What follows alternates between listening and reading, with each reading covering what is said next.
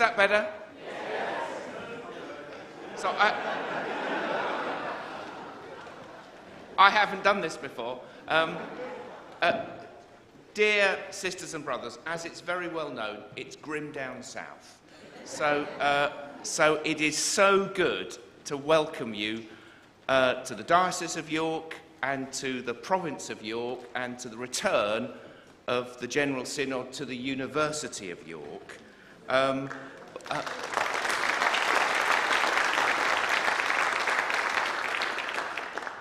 I think we're all delighted to be back here.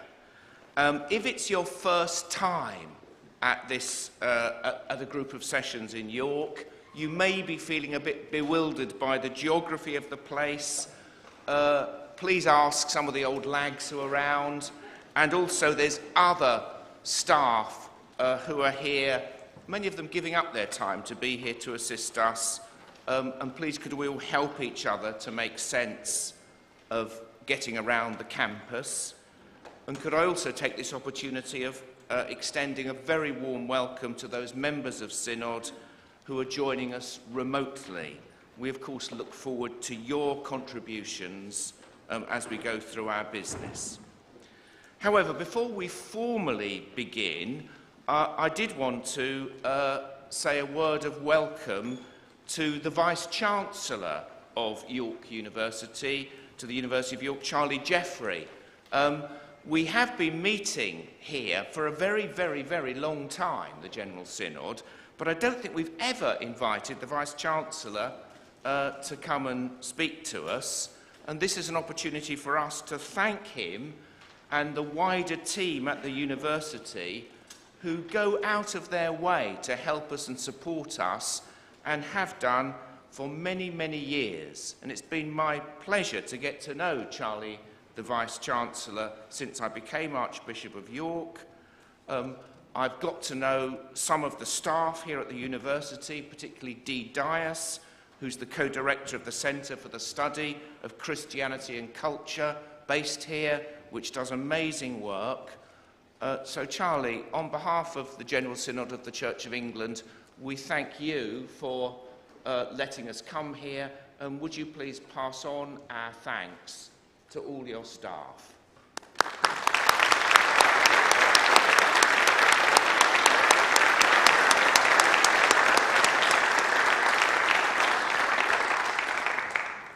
Your Grace, thank you very, very much. I will be delighted to pass that message on to Dee and all of our other staff. It really is such a delight to welcome you to the University of York and to see Central Hall, our graduation hall, transformed in this way. And it's a delight I'd like to express briefly in 3 dates. The first of those is 2019, when it was the last time you could be here. Something intervened, and it really is wonderful that we can move back to something of our regular rhythms. The second date is 1971, which is the first time the General Synod met here in University's Central Hall, brought here by the then Archbishop of York, Donald Coggan. And it's to Archbishop Coggan I return with the third and final of my dates, which is 1963, which is the year this university opened its doors to students. And to mark that, the then Archbishop Coggan decided to hold a service in the Minster to mark the inauguration of the university, and gave a sermon which was, I think, quite extraordinary in many ways, but especially in the expression of internationalist commitment that he gave. And he addressed that at 2 notional undergraduates of the university, Tom Smith and Betty Jones.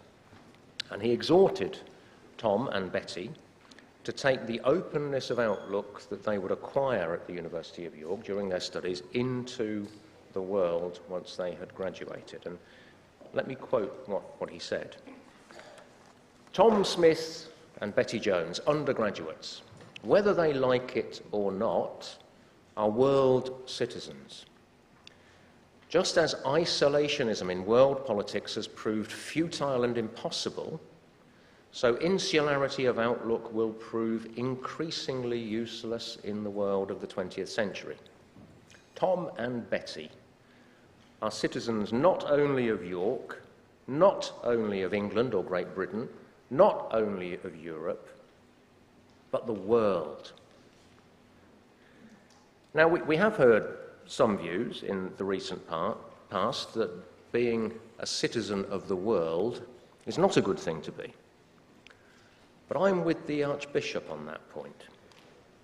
And I'm delighted and proud that openness of outlook was from the outset, and indeed remains, such an important principle at this university. Now, recalling that remarkable contribution of Archbishop Coggan takes me to a further foundational feature of this university, and that is its civic roots. The university exists because of the extraordinary commitment of leading figures in York, in the Minster, in the Roundtree Trusts, in the City Council, and beyond.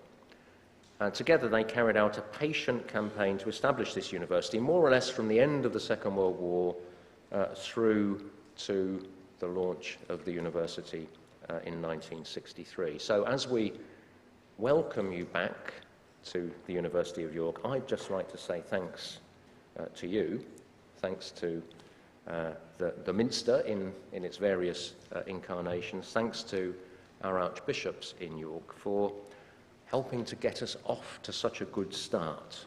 We really do appreciate it, and we hope that we are repaying the faith that you invested in us. So thank you very much and welcome.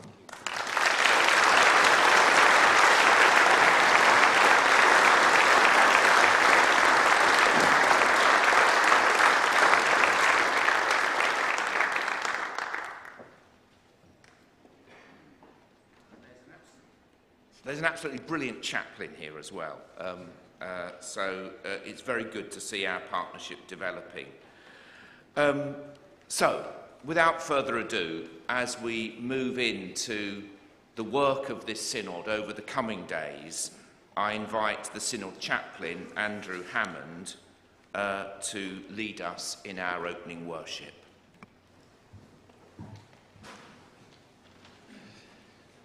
It's very good to be able to be with you. COVID kept me away in February. There are some slides. There we are. Our main acts of worship in this room during this synod will all have a theme, either specific to an issue that you're discussing or based on a fundamental characteristic of our being Christians together. And so we're beginning now with unity, not to be confused with uniformity. It's not about agreeing with each other about everything, but just about us staying together as sisters and brothers in Christ. And the New Testament has a lot to say about this, and we will hear passages, and we're going to take time in this act of worship to reflect on them in silence, which will also characterize some of the acts of worship. Sometimes our talking has to stop. I just want to say one more thing before we start, which is that the rubrics, which I've tried to make more gentle, are suggestions, not instructions.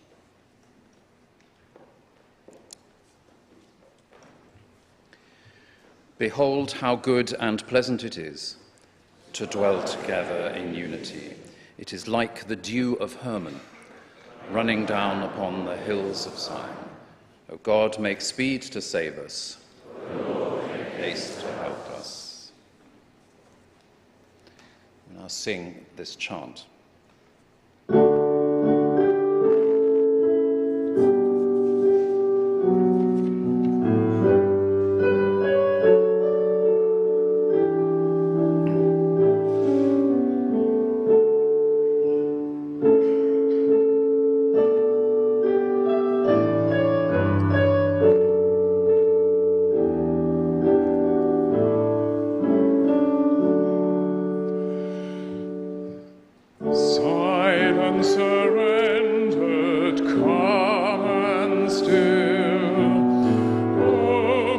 Open to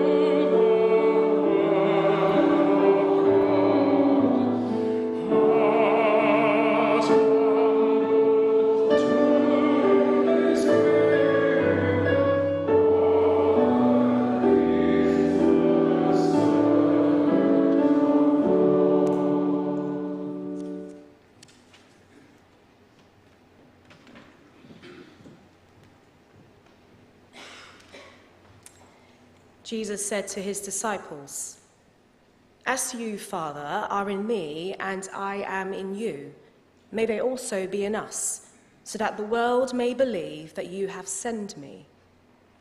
The glory that you have given me, I have given them, so that they may be one as we are one. I in them and you in me, that they may become completely one, so that the world may know that you have sent me and have loved them, even as you have loved me. Father, I desire that those also whom you have given me may be with me where I am, to see my glory, which you have given me, because you loved me before the foundation of the world." There is one body and one Spirit, one Lord, one faith, one baptism.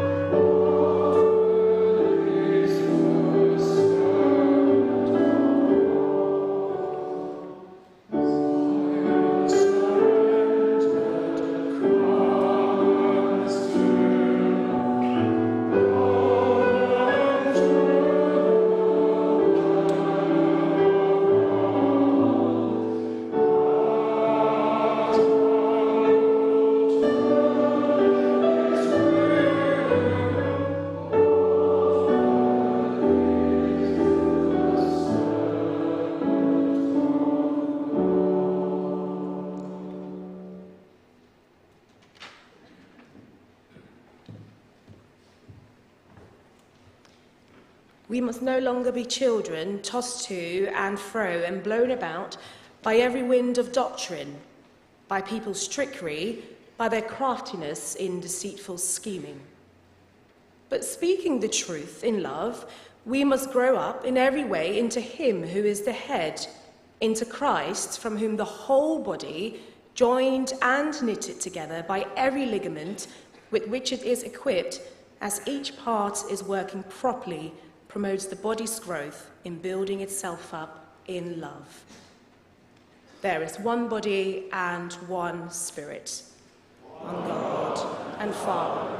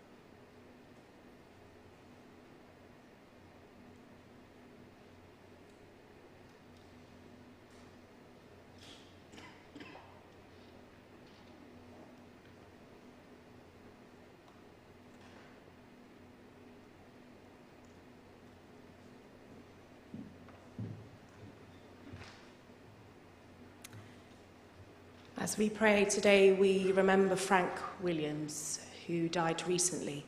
Frank was a member of Synod for 15 years, and he was also the vicar in the sitcom series, The Dad's Army.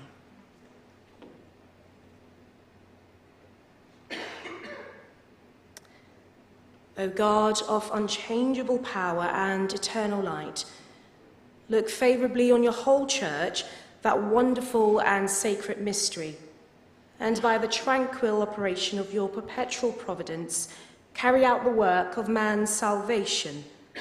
Let the whole world feel and see that things which were cast down are being raised up, that those which had grown old are being made new, and that all things are returning to perfection, through him from whom they took their origin, even Jesus Christ our Lord. Amen. Our Father, who art in heaven, hallowed be thy name. Thy kingdom come, thy will be done on earth as it is in heaven. Give us this day our daily bread, and forgive us our trespasses, as we forgive those who trespass against us. And lead us not into temptation, but deliver us from evil. For thine is the kingdom, the power, and the glory, ever and ever. Amen. Amen.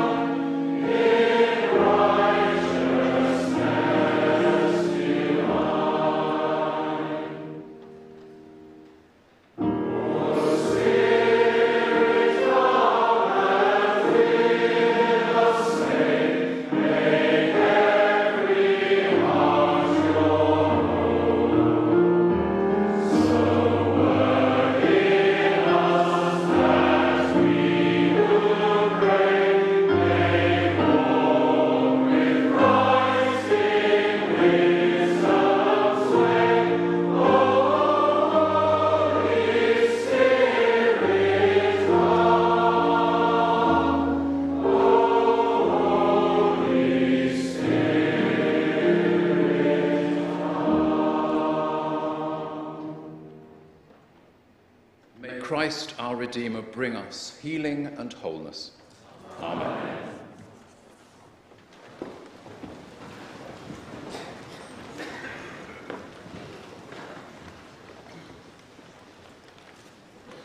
Andrew, thank you very much indeed. Before I welcome new members of Synod, we have a small bit of choreographed business to attend to, and I'm going to invite the Archbishop of Canterbury to join me on the platform, please.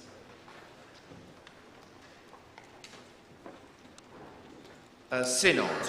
The pro-prolocutors of the lower house of the Convocation of Canterbury and the deputy prolocutors of the Convocation of York have been elected and are presented to us now, I hope.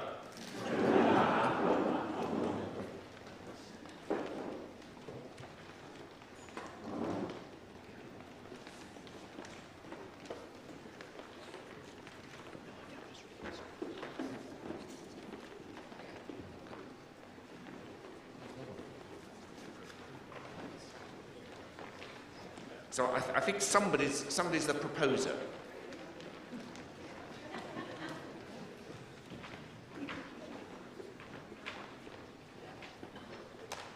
Archbishop, I present to you the Venerable Alistair Cutting, pro-prolocutor, I'll get it right, of the Southern Province, and Esther Pryor, also pro-prolocutor of the Southern Province. Do you have to take them to their seats?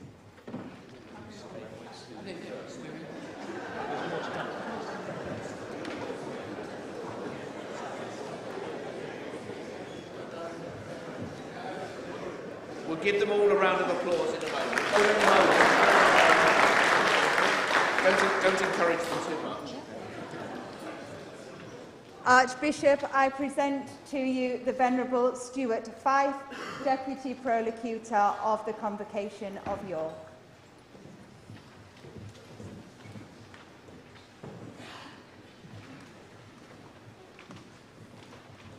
Archbishop, I present to you the Reverend Canon Andy Salmon, Deputy Prolocutor of the Province of York.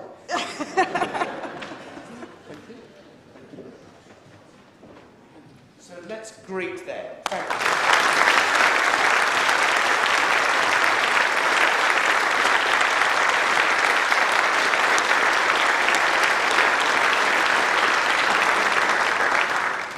Well, that all went well. Synod, we're off to a great start. So, I'm now going to read out the names of new members of General Synod who've been elected since the last group of sessions. If you are able, please stand, this is the new members, when your name is mentioned, and remain standing, and we will give one round of applause at the end. The new members are the Right Reverend Michael Beasley, who is the new Bishop of Bath and Wells, replacing the Right Reverend Peter Hancock. We'll make a note of that. The Right Reverend Jonathan Frost, Bishop of Portsmouth, replacing the Right Reverend Christopher Foster. He is up there. The Right Reverend Jonathan Gibbs, Bishop of Rochester, replacing the Right Reverend James Langstaff. Now, this is all this is doing is encouraging somebody to ask whether the House of Bishops is quorate. So it is quorate, but it's looking a bit dodgy. So the Right Reverend Stephen Lake, Bishop of Salisbury, replacing the Right Reverend Nicholas Holton. Is Stephen? Oh, Stephen, there you are. The Right Reverend Jill Duff, Bishop of Lancaster, suffragan bishops, replacing the Right Reverend Dr. Jonathan Gibbs. I'll keep going. The Right Reverend Mandy Ford, Dean of Bristol, replacing the Very Reverend David Ison. The Reverend, sorry, that was a prophetic statement, the Reverend Claire MacArthur, Diocese of Coventry, replacing the Reverend Stella Bailey. We're glad that somebody decided to turn up, thank you. The Reverend Howard Stoker, Diocese of Norwich, replacing the Venerable Karen Hutchinson. The Venerable Stephen Dunwoody, Armed Forces, replacing the Venerable Clinton Langston. The Venerable Giles Leagood, Armed Forces, replacing the Venerable John Ellis. Well, it says on my notes, may we greet them all. Well, obviously, we're very glad that they're all joining Synod. We're particularly glad that 3 of you are here. So let's give them a hand.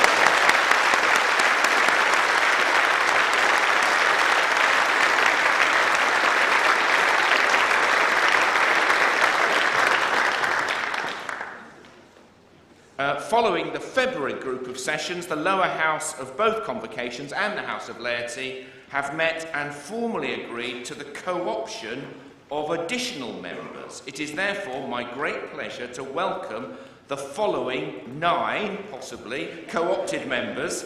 And again, if you're able to stand when your name is mentioned, we will applause at the end. So from the Convocation of Canterbury, the Reverend Anil Apadu, Onzu, excellent. The Reverend Prebendary Sandra Makala.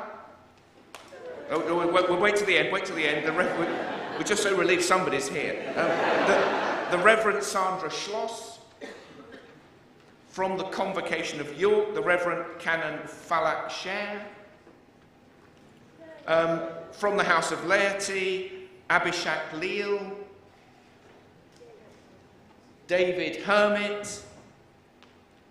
Jesvin John, Kenson Lee, and Wendy Casanini. Well, some of you are here. Brilliant. Thank you so much.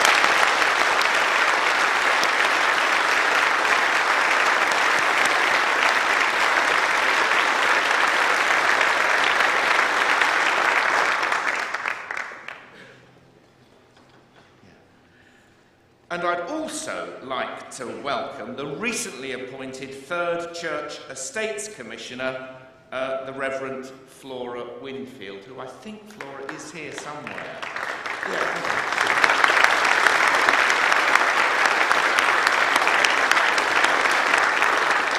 Flora, we are all so delighted with your appointment. Synod, we are nearly there. I'm now going to read out the names of the bishops who are possibly attending this group of sessions under Standing Order 123. The bishops attending this group of sessions in place of the diocesan bishop are the Bishop of Berwick, the Right Reverend Mark Rowe for the Diocese of Newcastle, and the Bishop of Southampton, the Right Reverend Debbie Sellin for the Diocese of Winchester. I think I'm going to move quickly on. And last, but by no means least, it is always such a pleasure to be joined by sisters and brothers from the Anglican Communion and our ecumenical colleagues. 1 or 2 of them have had to pull out because of COVID, but I particularly wanted to name, we welcome all of you, dear friends, but I've particularly been asked to mention 2 guests from the Anglican Communion. First of all, the Most Reverend Mark Strange, Bishop of Moray, Ross and Caithness and Primate of the Scottish Episcopal Church, and the Most Reverend Titre Ande Georges, Archbishop of the Congo and Bishop of Kindu. Could we greet them and all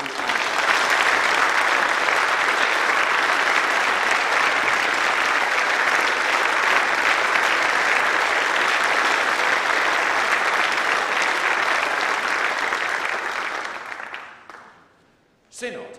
That concludes our introductions and welcomes, and we move to our next item of business with a change to Order Paper 1. It did say item 2 was omitted. You'll be very pleased to hear it's back on. And so it gives me great pleasure to invite His Grace Archbishop Titre to bring us greetings from the Congo and from his Diocese of Kindu.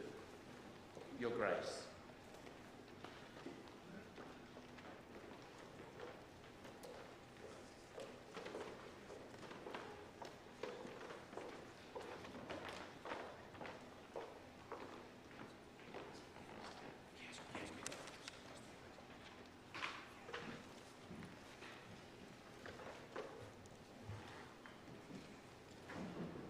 I want to greet you all in the name of our Lord Jesus Christ. My name is Titre Ande. I've been Bishop of R for 16 years, and now I'm the Archbishop of Congo since January this year. I'm grateful to the Archbishop of Canterbury and the Archbishop of York and the organizing committee to have invited me to join you, to be with you here. May the Lord bless you. I'm from Congo, and in Congo, we hold our synod, provincial synod, once in 3 years. I've heard here it's twice every year, but in Congo it's different because Congo is a huge country, and the transport is a problem. You can't gather people easily. But when you meet once in 3 years, it comes with a lot of challenges, because when after 3 years, you discover a lot of things have changed. So that's our problem. And when we meet, we discuss a lot of issues. In Congo, the church, I mean different churches, are more responsible to the life of people than the government itself. So we do a lot of stuff, education, we fight against poverty, health issues, and all these issues are discussed in our synod. And if we don't do it, probably people will suffer more than that. And also we have issues like peace, because you have heard on news that the fighting is still going on in eastern part of Congo, and we have been working a lot for peace, and that's also, it keeps us busy. And I would like for you to pray for that, because people have been praying for that. Now some members don't go to church because they are saying, we have been praying a lot, but God is doing nothing. The situation is still going on. As you gather here as the Church of Lord, and I will ask you to pray for that. These are challenges we are facing in our places. I know here the context is different, and the issues you are discussing are also different. I saw the papers, and I'm happy to be with you and see how you run your synod, what issues, challenges, and so on you are discussing. But in our province, these days we are busy with mission and evangelism. As I said, we also stand for the people, doing a lot on behalf of the government, because if we don't do it, then we'll suffer. So we are much involved in education, health, and also development, because here, you may talk about poverty, but it's different. The meaning is different. And in our places, the meaning is also different. So thank you to have invited me. I'm sure I will learn a lot from you.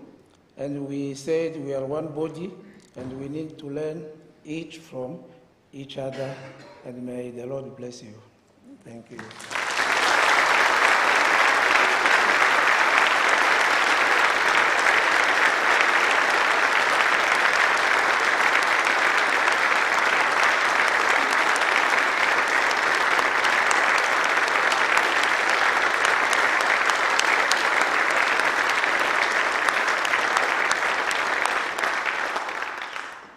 Before we conclude this item, let us pray for Archbishop Titre, for the Church in the Congo, and for peace in that land, and for our Anglican Communion as the Lambeth Conference approaches.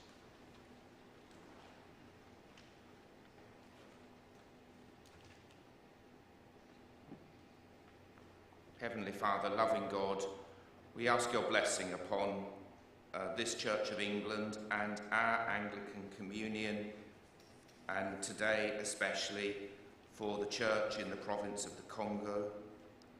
for Archbishop Titre and the responsibilities he carries.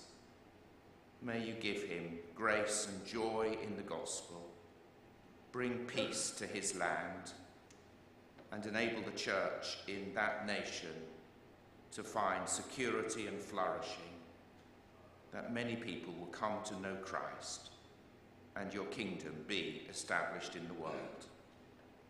For we ask it through Jesus Christ, our Lord and Saviour. Amen. That concludes this item.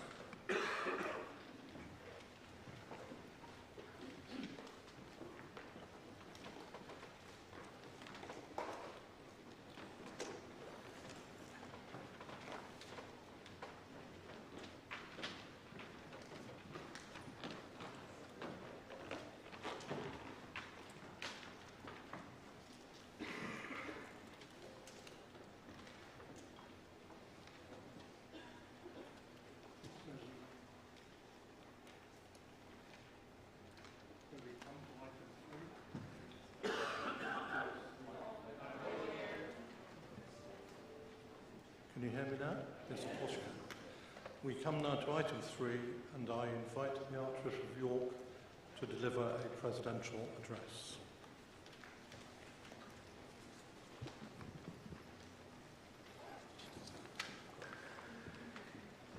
In John Henry Newman's poem, The Dream of Gerontius, which will be known to many of you, as Gerontius' soul comes close to the throne of God, his guardian angel says to him, "For one moment thou shalt see thy Lord," one moment, "but thou knowest not, my child, what thou dost ask.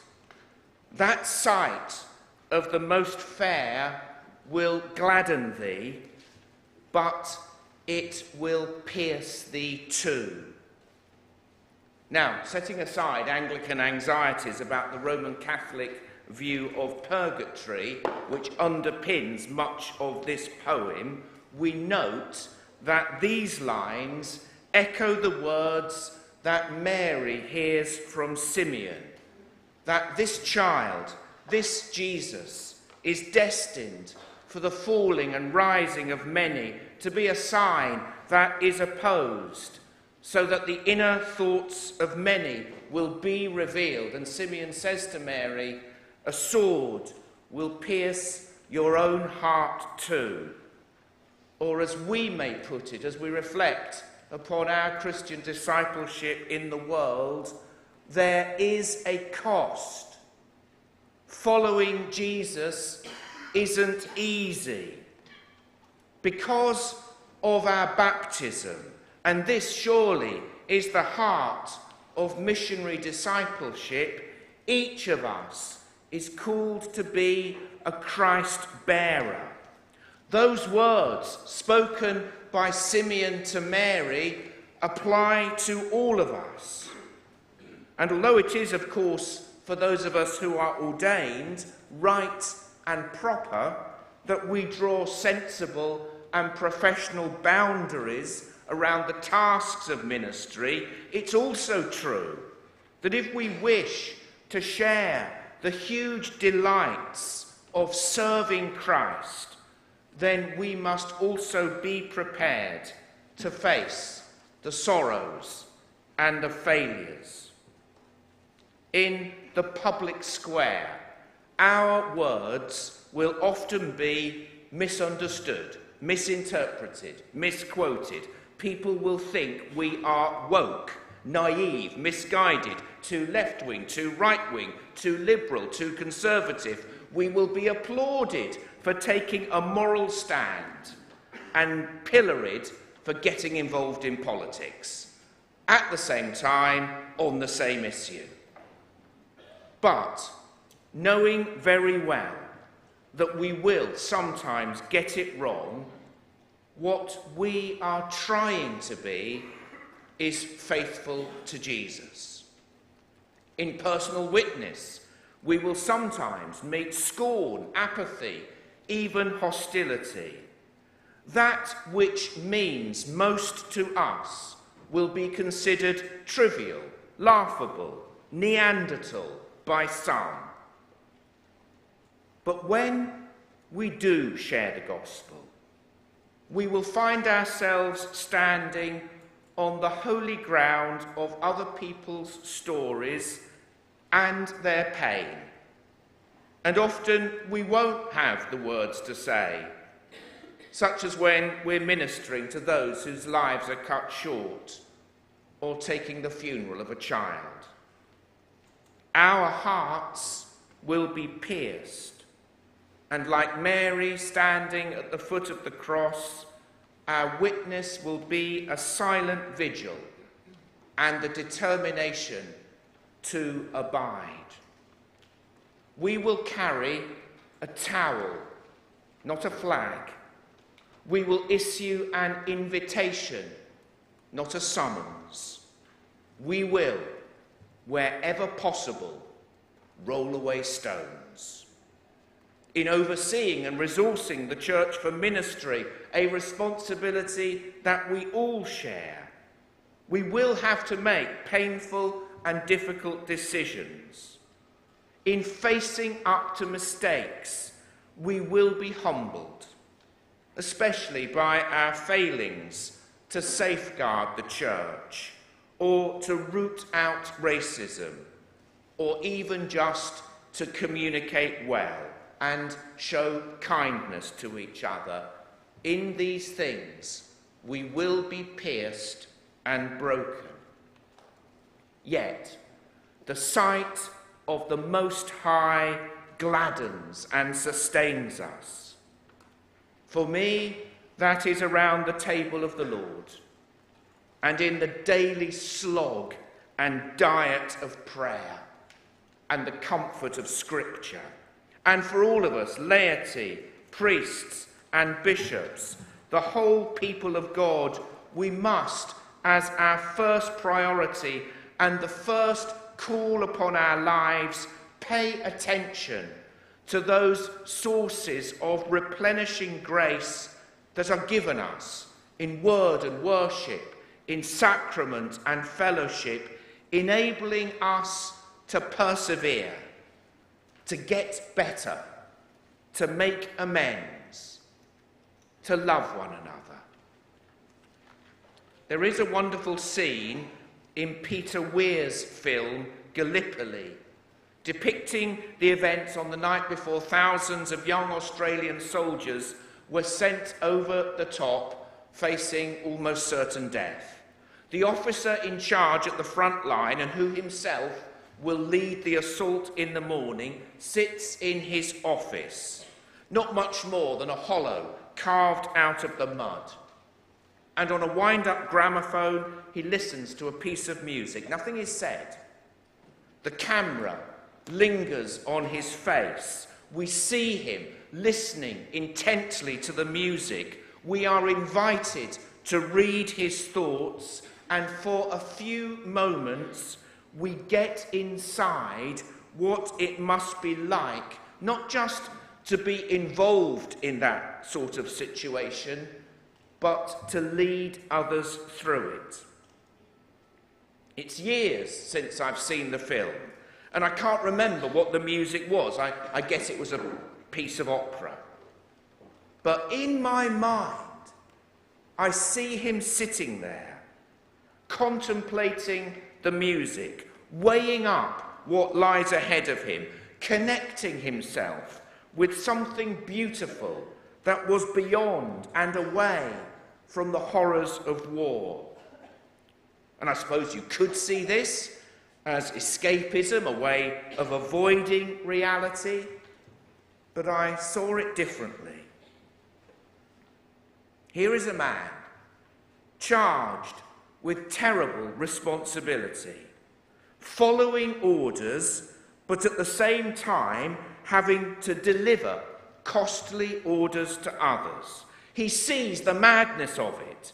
He feels and holds the pain of it, is trapped and constrained by the choices that others have made, knows what he must do, but still looks beyond it.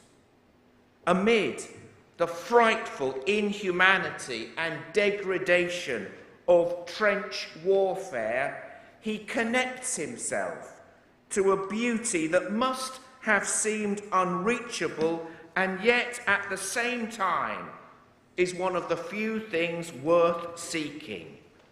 In those few moments of contemplation, he is able to compose himself and discover within himself the resources he needs to lead others. What we see is not the leadership itself, but someone discovering resources to lead others by retreating to a place of stillness and contemplation. In the midst of horror, he stops, and in stopping is better able to carry out his responsibilities, drawing on resources outside himself. Writing to the saintly Bishop King in 1861, his predecessor as Principal of Cuddesdon, H.H. Swinney, wrote this on the importance of meditation, contemplation in the Christian life.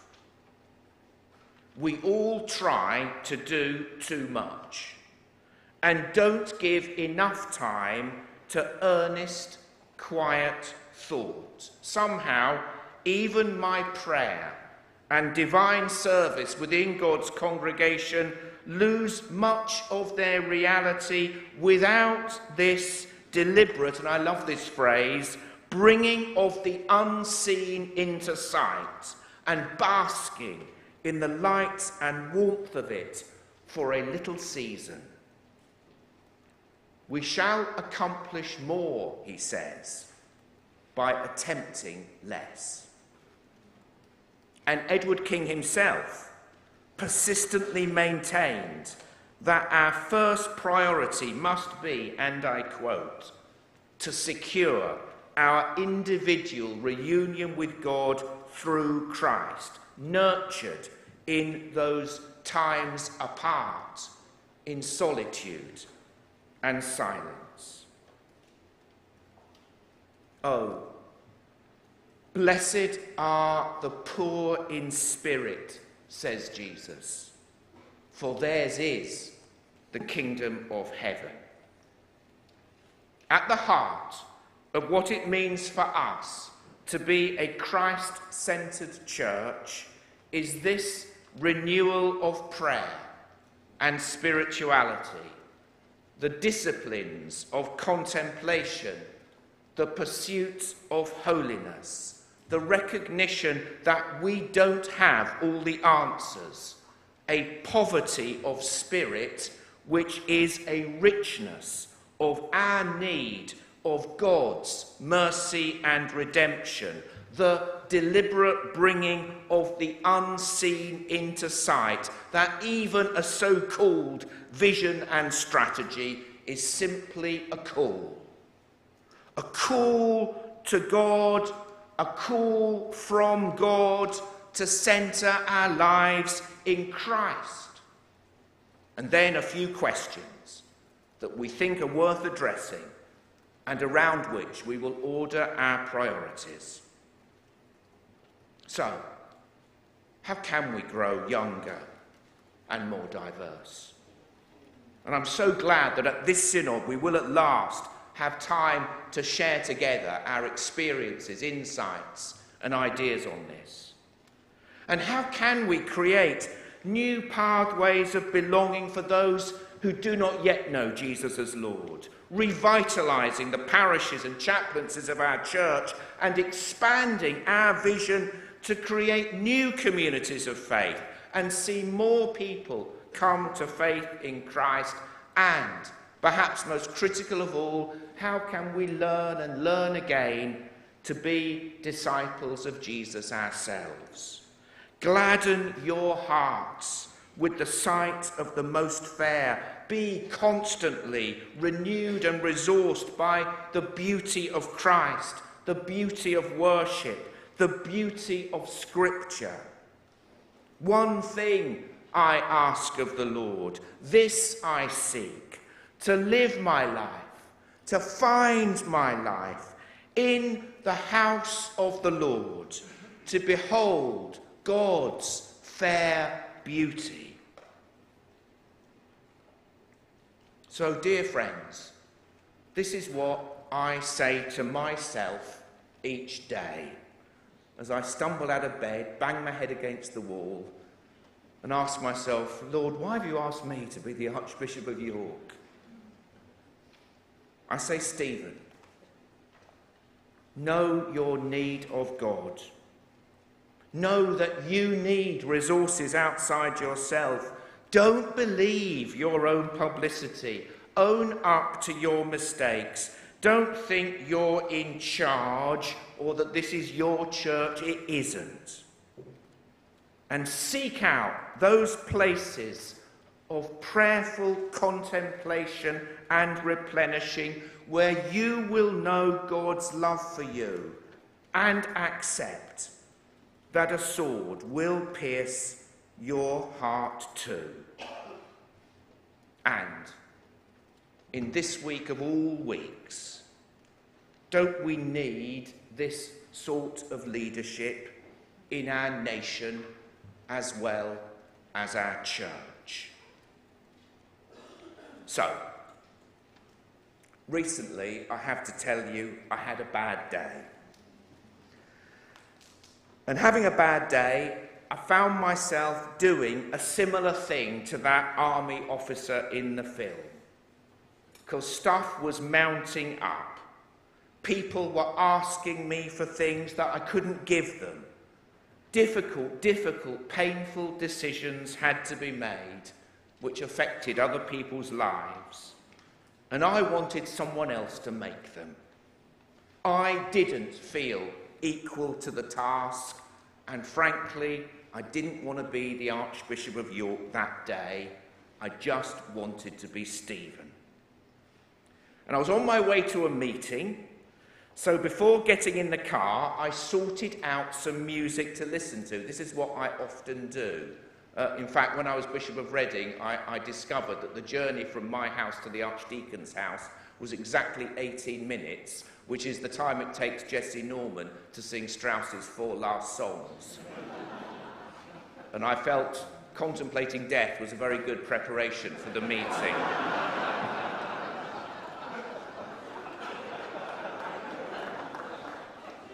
On this day, however, I needed something to lift my spirits and take me, well, even to a place where I might catch a glimpse of the Most High, the Most Fair God. So I reached for Elgar's setting of The Dream of Gerontius.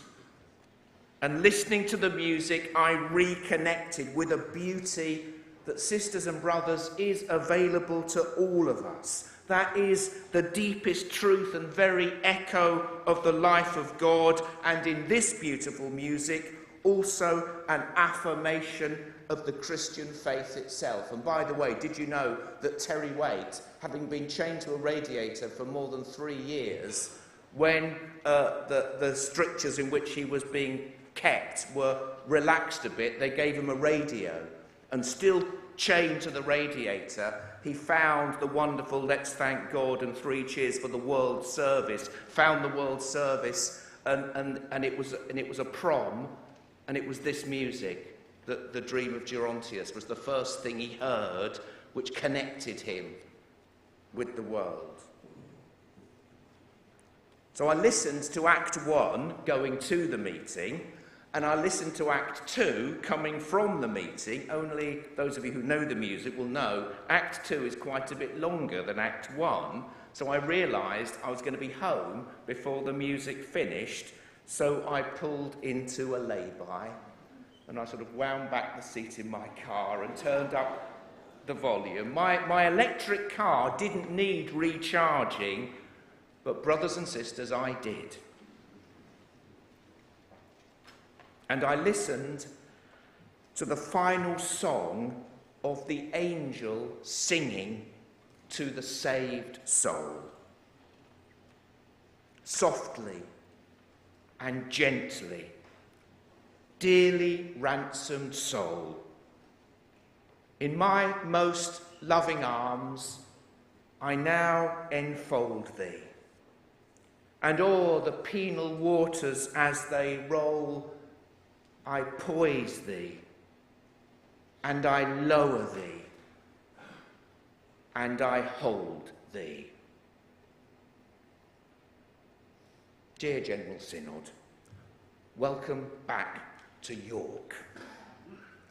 And amazingly, I'm going to say, may we find here a place of peace and restoration.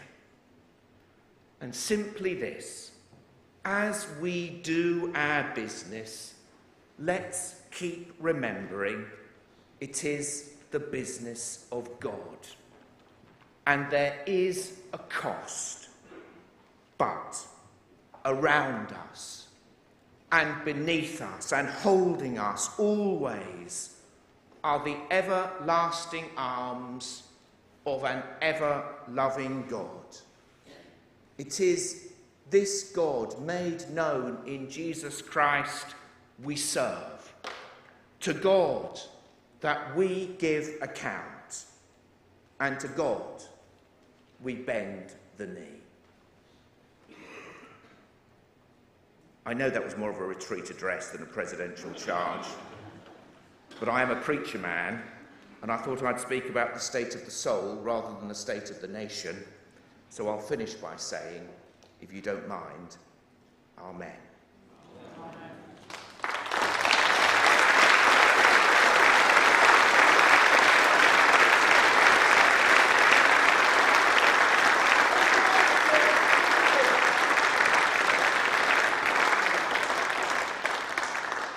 Sewell, Rochester 391. It isn't a point of order, but I have received a text from David Lamming, late of this place, saying that the live stream isn't working. And could I please report that, and perhaps we can get something done about that. At least I'll have done something useful in this Synod. Thank you very much. Well, it's not a point of order, but we're grateful for the information. So that concludes this item of business.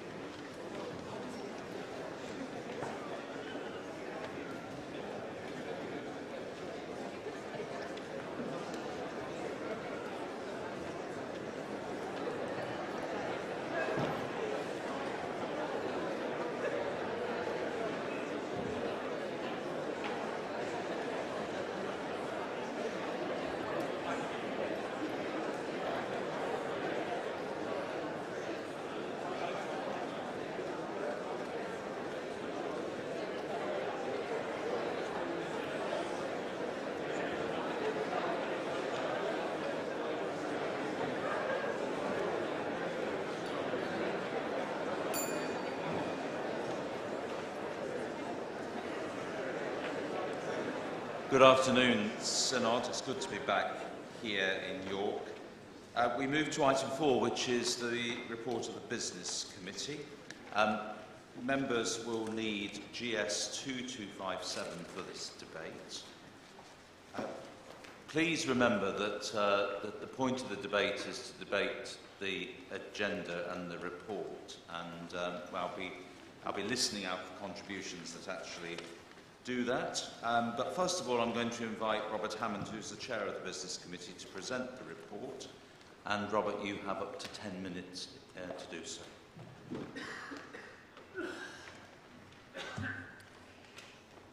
Robert Hammond, Chelmsford 273. Thank you, Chair. Well, as been said before, isn't it good to be back in York? For those of you who haven't been here before, I hope you found the Central Hall. Hopefully you found your bedroom. Tomorrow you'll all be sharing stories of the showers, believe me. And later I hope you'll find your dining room. That's really all you need to know. The campus is extensive and complex, so when you get lost, ask someone for help finding your way to that fringe meeting, group work venue, or anywhere else. And please remember that we haven't been here for 2 years, so it may take us all a bit of a while to get back into the York swing of things. As with the last 2 groups of sessions in London, this is an in-person synod with some hybrid elements. We hope this will work well, and we've had a great deal of support from the university technicians, synod support, Lumi and others, but please bear with us if there are any problems. We will try and sort them as quickly as we can. We hope that you found the revised Business Committee report with its short summary of each item on the agenda and the link to the papers helpful. The Business Committee has listened to and acted on feedback that we've received, and we hope this guide to the items gives you a bit more information on them. We have an extremely full agenda this time, and so the Business Committee took the decision to have an evening session on Monday. Some members will recall that this was normal practice in the past to have evening sessions, and we're trying it with just 1 session this time. We've allowed time for a second question time in the hope that more questions will be answered, but of course we set the time before we know how many questions there are, and we have allowed an afternoon for group work on LLF, vision and strategy. We've tried to ensure a balanced agenda of business. There's a lot of business which requires legislation this time, and can I encourage members to engage fully with those items? As we did for the CNC elections last year, we're again having a debate on the broadly non-technical policy proposals to change the way Canterbury CNC operates on Saturday, followed by consideration of the amendments to standing orders required to implement those proposals on Tuesday. This means the legal team and the Standing Orders Committee have time to consider them, but we can deal with the whole item in 1 group of sessions.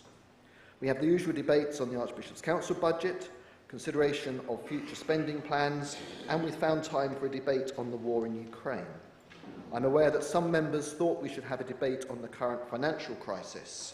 The Business Committee felt that with several debates about finance, budgets, spending plans for both the Church Commissioners and the Archbishop's Council, there are many opportunities for a wide range of views to be heard on this important matter.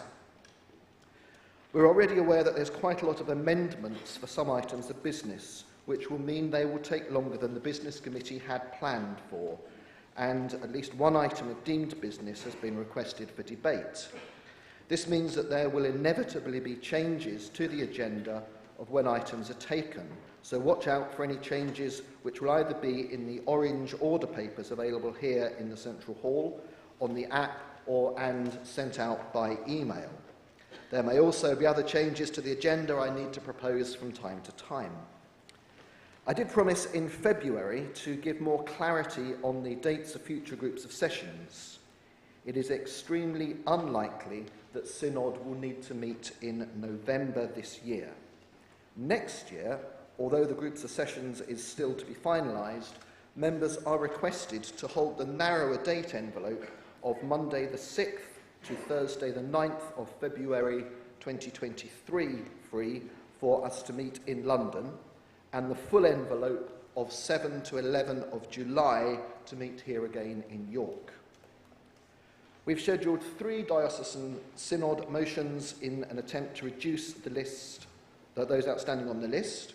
We have important private members' motions on assisted suicide, a debate on resourcing ministerial formation, and the Business Committee is pleased to have been able to schedule time for a debate to affirm the place of disabled people in the life of the Church, and is equally pleased that the work on the Clergy Conduct Implementation Group is ready to come to this group of sessions. We've also had to schedule voting for the central members of the Crown Nominations Commission.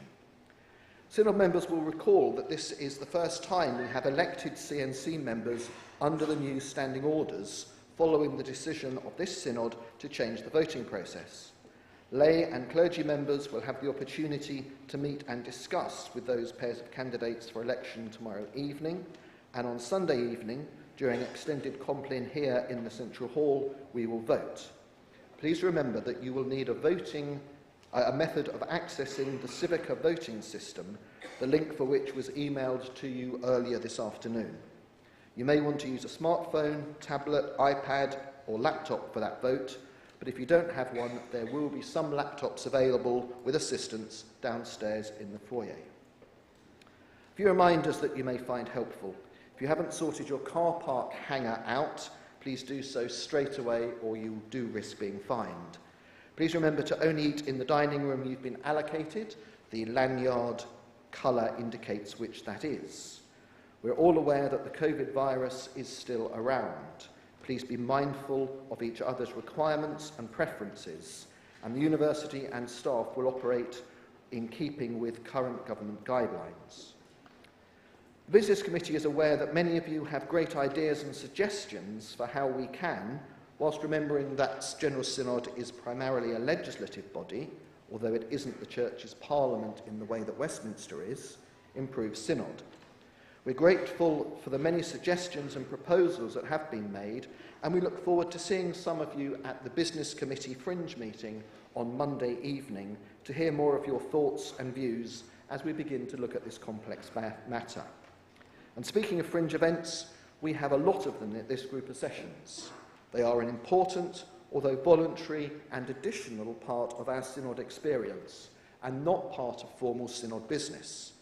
I'm sorry that we had to change the rooms for some of them. That was simply because the university changed the rooms we've been allocated for some of the meetings, but we've sorted all that out.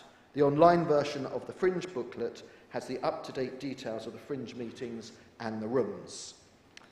Members of Synod, you will know that we have a voluntary code for how we conduct ourselves here at Synod. The Business Committee encourages you to read that and to conduct yourselves within its guidelines. Over the last couple of years, there have been questions and comments about whether that code of conduct should be an enforceable one, and whether it should be widened in its scope and its application. The Business Committee will be considering this and the considerable work that would be needed by it, Synod staff, and indeed by this Synod at its future meetings, and we would be very interested in your views on that. But at this group of sessions, as we live and work alongside each other these next few days, could I urge you to remember the words of Paul in his first letter to the Corinthians? As it is, there are many parts, yet one body. The eye cannot say to the hand, I have no need of you, nor again the head to the feet, I have no need of you. On the contrary, the parts of the body which seem weaker are indispensable. If one member suffers, all suffer together. If one member is honoured, all rejoice together. Please remember that in our discussions and deliberations and questions here at Synod, whether in the chamber, the dining room, in fringe meetings, on social media, in your own private discussions, and continue to act in a way that really shows Christian love to everybody. Finally, can I thank everybody who's helped to ensure that this group of sessions can go ahead. University and staff, my Business Committee colleagues for their work, and you, the members of General Synod, but especially the staff at Church House, particularly in Synod support. Many of the staff who have worked to deliver this group of sessions haven't done a York Synod before, so have been learning on the job, as it were. The Synod support team and other teams we rely heavily on are down on numbers at the moment. We don't have a permanent clerk to the Synod either. So in closing, can I thank all the staff for working above and beyond to enable us to be here. Thank you, Chair, and I look forward to the debate. I'm not trying to stop the applause, but thank you, Chair. I look forward to the debate that will follow. I move the motion standing in my name, and let's thank the staff.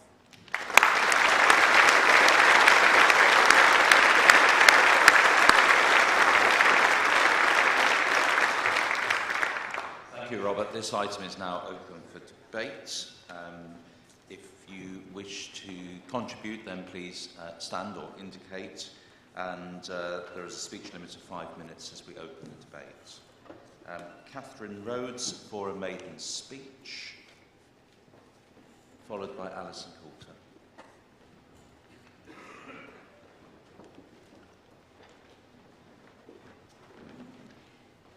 Cathy Rhodes, Sheffield 410. Thank you for the opportunity to speak. As set out in the report by the Business Committee, the next agenda item is the route map to net zero carbon by 2030. And this plan of action follows the February 2020 motion, which called upon all parts of the Church of England to urgently examine what would be required to reach net zero emissions by 2030.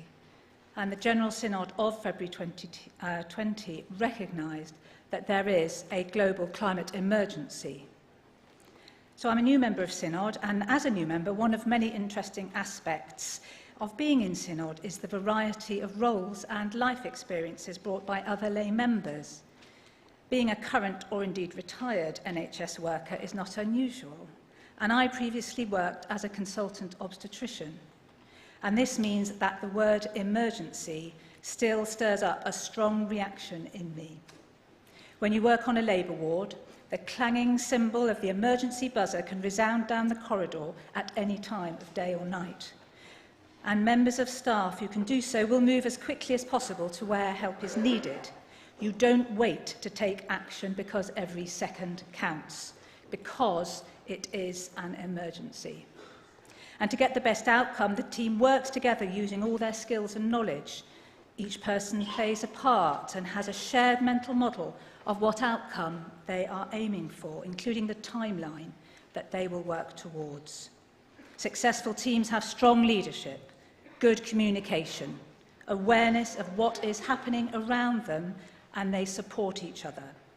And I believe that for this synod to successfully work together on the climate emergency that it declared, it must practice what it preaches.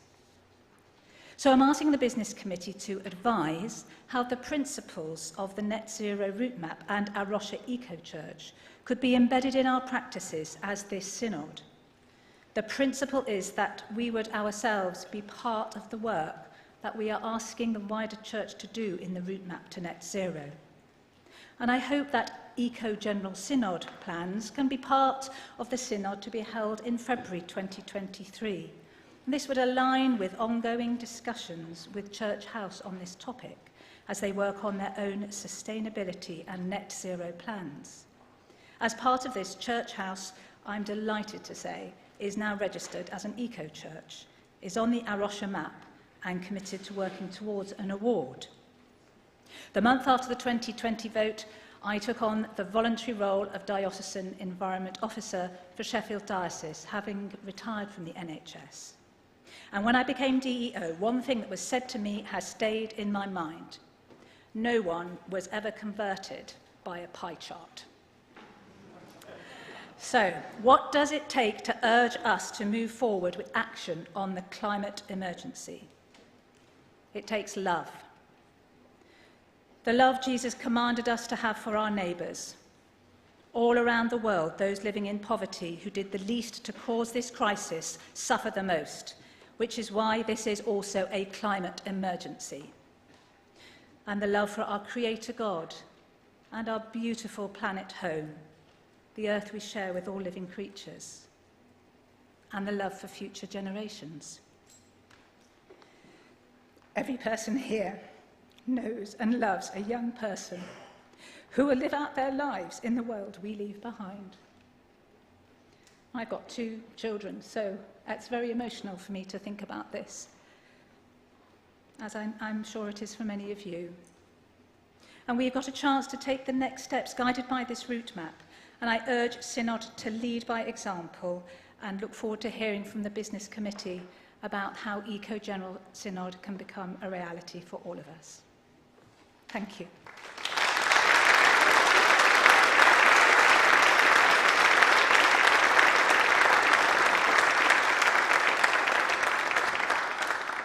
Before I invite Alison to speak, I just need to point out, Synod members, 17.1 of Standing Orders requires us to stand if we want to contribute to a debate, unless we're unable to stand. So it's not a choice as to whether you stand or put your hand up. If you're able to stand, you have to stand. Now, if you don't like that, then we can change Standing Orders, but at the moment, you have to do that. So I need to see people standing, or indicating if they're unable to stand, if you can understand that. Alison, you've got 5 minutes, and then I'm going to call Andrew Corns. I'm going to be reducing it to 3 minutes at that point, Andrew. Thank you. Alison Coulter, Winchester 428. Thank you, Canon Robert, for reminding us about the Code of Conduct. I, for one, will be happy for this to be reviewed, but I'm wary about making this enforceable. Brothers and sisters, for that's what we are in the family of Jesus Christ. We have before us 4 days in the most beautiful sunshine, and my son-in-law, and I'm sure Archbishop Stephen too, will remind us that we are indeed in God's own county of Yorkshire. It's been so lovely to catch up with many of you already, to share a taxi and lunch, and I feel very blessed to be here. And I really hope that this joyous and friendly spirit can continue as we've prayed together in our opening worship about our unity. So together we have the potential to make this a life-giving, encouraging and uplifting time together. I'm looking out at the most amazing group of people, and I'm very grateful that we're a little bit more diverse than we were the last time we met. We've each chosen to be here, and we can choose now how we want our experience of York 2022 to be. We choose the culture for this synod, as culture is created by our behaviour together. Yes, we're elected to do the work of synod, which can be passionate and adversarial, with necessary disagreement that different views bring. But how we live and work together is our choice. I hope we won't need to have an enforceable code of conduct, because if we are followers of Jesus and leaders in his church, we will choose to love one another. This doesn't mean we will agree with each other, but it does mean that we'll listen, treat one another with respect and with great kindness, and we will work hard to be a generous and welcoming community. I would love us to take this moment to commit to be this kind of synod, because we choose this together rather than because of a code of conduct. And I'd so love for our journeys home on Tuesday to be full of hope and joy, having done good work together, but having made new friends, and having had a fresh experience of the love of Christ here in York. Thank you. Thank you. Andrew Corns for 3 minutes, followed by Barry Hill. Andrew Corns, Chichester 94. Thank you for calling me. I want to thank the Business Committee for again allowing 2 slots for questions.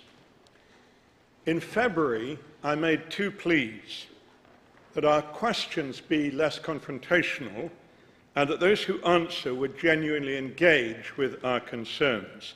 Thank you. It seemed the questions were gentler and the responders gave fuller, more illuminating answers. Yet still we didn't get through all the questions. We won't this time. So I have 2 further pleas. For those of us who ask questions, do we really need a supplementary? Sometimes, of course, we do, but not always. And let's make sure the question we originally submit is the question we really want the answer to. Sometimes our written question is relatively bland. It's really an excuse for a much more pointed supplementary. I've done it myself.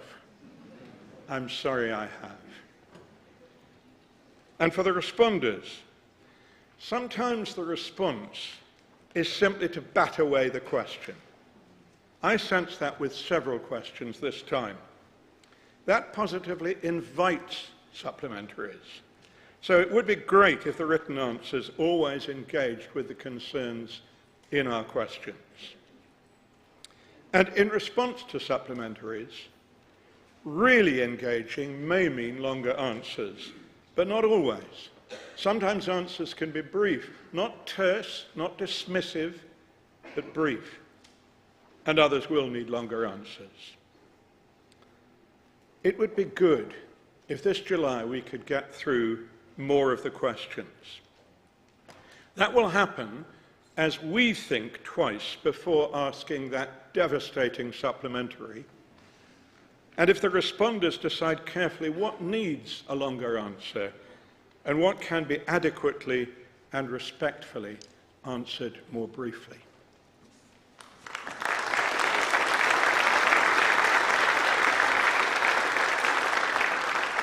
Barry Hill, followed by Jane Ozanne. Thank you, Chair. Leicester, Hill 142. I'm an odd beast, though maybe not in this room, in that I enjoy a good synod paper. So it was very much like Christmas Day when 64 of them, totalling over 1,000 pages, landed in the inbox. And they are of extraordinarily high quality. It's no critique of those. I've helped write papers. I know how much time they take, and we're indebted, I think, to those that have prepared them. As I was basking in Boxing Day morning in the joy of all of these reports, a further 181 questions arrived. Now, nearly all of these papers and questions are important, and they're complex, and sometimes complexity needs all the words that it can manage. But like a sermon, at least so my parishioners keep reminding me, sometimes shorter is better. And on quick calculation, if someone preached an uninterrupted sermon of our papers before us, it would last for somewhere around 83 hours. In my 7 years on Synod, it feels like the number of papers and the length of them has got longer and longer. And so I wonder if we can appeal through the Business Committee to authors for maybe a little more brevity, or the use of appendices, or whatever it may be, and friends to us who may ask questions for self-restraint. If the Church grew as rapidly as the number of questions we ask of it, we'd be in a very different place indeed. I ask this not because it makes our lives easier. We've signed up for this. But to make Synod more accessible to the very people who maybe haven't time to listen to the 83-hour sermon, arguably, to pick up Archbishop Stephen's address, the very people we need more of in this Synod. Thank you.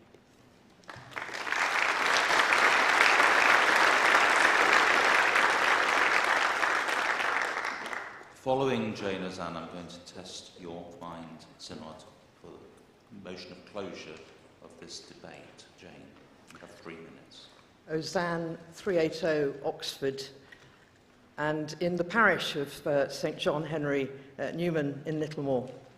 And I was not planning, forgive me for those of you who are playing Synod Bingo, originally to speak in this debate, but having spent over 2 hours in traffic on the M1, I felt really quite called to stand and talk about the need for a code of conduct. And whilst I hear what my dear friend Alison has said, for those of us who have endured years in Synod waiting for the debate on LGBT matters, those of us who sat through the shared conversations, through the debate on the Bishop's same-sex relationships paper, which then became the long-awaited LLF, we have had to endure years of homophobic abuse, some of that by members here. Some are clergy, and yes, we can take a clergy discipline measure if we want to, but many others have been lay members. And whilst we have debated many times about a code of conduct for the laity, we have yet to settle on any action. Instead, we constantly appeal for love and understanding and mutual respect. But I'm afraid the only people who pay the price for that are those of us who are LGBT. And there's never been a clear line. And goodness knows we need clear lines at the moment in the public square about what is acceptable and what isn't acceptable. And Synod, I'd suggest that there is behaviour that is unacceptable and needs calling out. Because what hurts more than the homophobic abuse is the silence, the deafening silence, that comes from both the institution and those in power to speak out and protect those of us who are being hurt and slandered and called out. So I do hope, Chair, that you will consider an implementable code of conduct as we go into the quite difficult discussions in the year or so ahead. And I would ask that you would look to table Mrs. Barron's private member's motion, which has been on the books for nearly as long as I've been on Synod, that instead of just engaging with the LLF next steps in February next year, we actually have some decisions that are made. But we do so knowing that there are safeguards in place and that there is a code of conduct that we can appeal to if we feel a line has been breached. Thank you.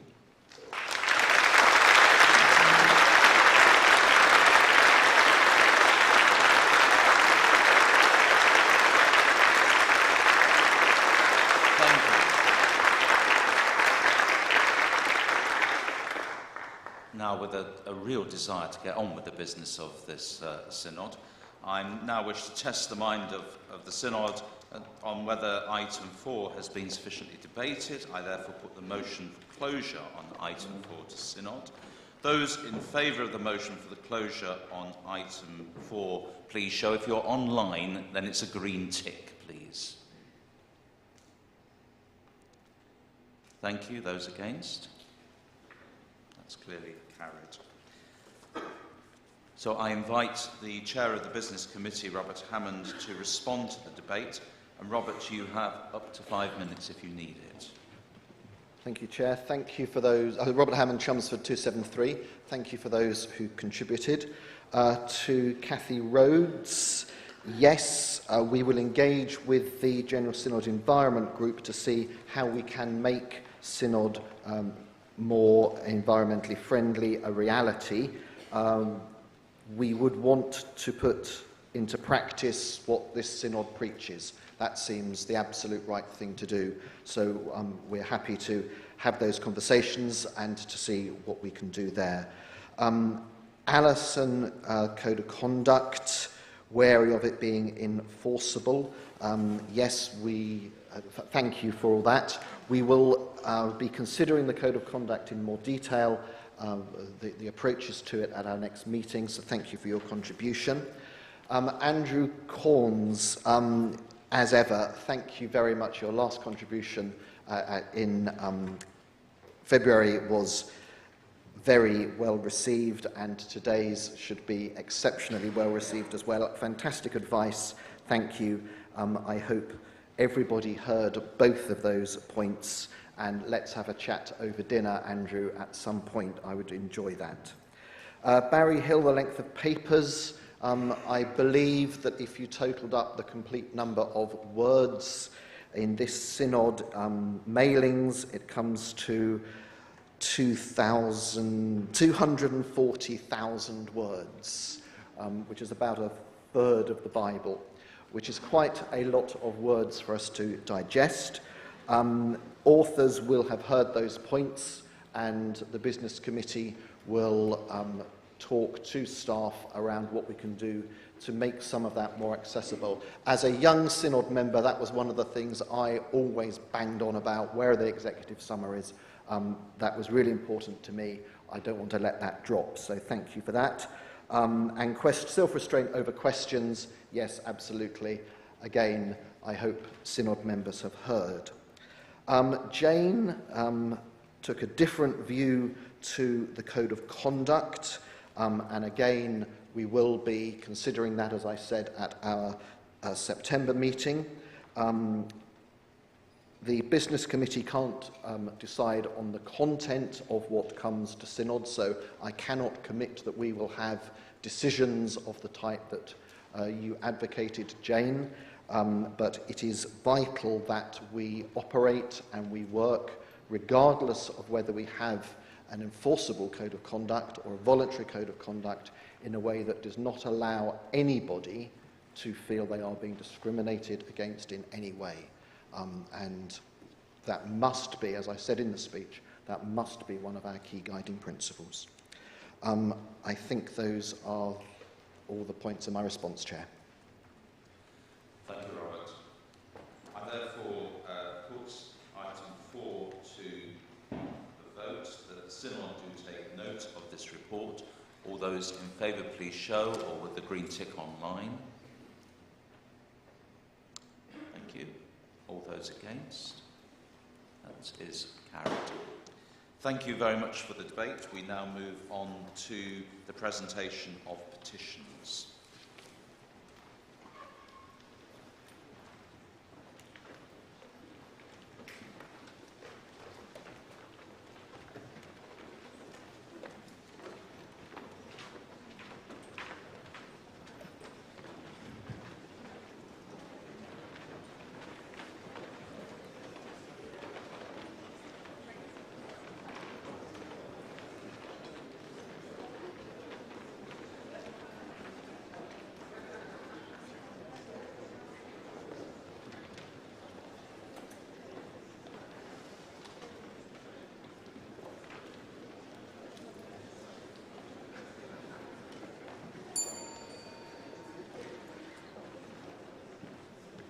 now come to the presentation of petitions under Standing Order 43, which I'm sure you're very familiar with.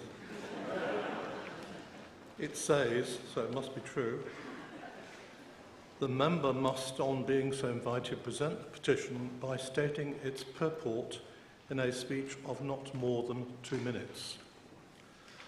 That allows Mr. Margrave, who has given notice of a desire to present 2 petitions, at 2 opportunities to speak for 2 minutes. He may speak about the substance of the petition, but should not descend to the detail. Mr. Margrave. Sam Margrave, Coventry 295. Sam Margrave, Coventry 295. I present this petition which raises serious allegations and calls for an independent investigation and asks for a report back to this synod.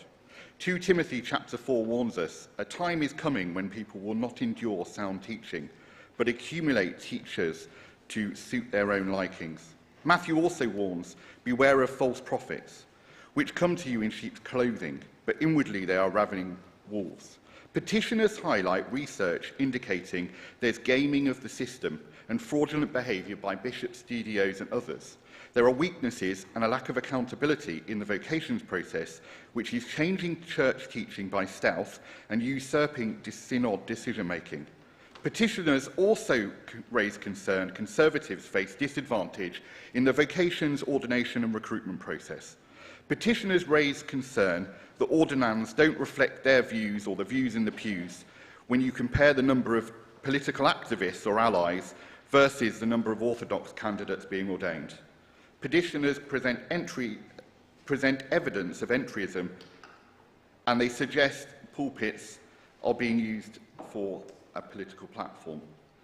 Rules, integrity, honesty and transparency matter, so we need an investigation. Whatever the outcome, we need to hear the thoughts and views of the petitioners. So I can commend this petition and ask for action and pray the petitioners may find truth and justice through this process. Thank you, Mr. Chairman. Thank you, Mr. Margrave. I should have said at the beginning that there is no opportunity for debate and that no interruption will be permitted. You now hand up the petition to the Chair.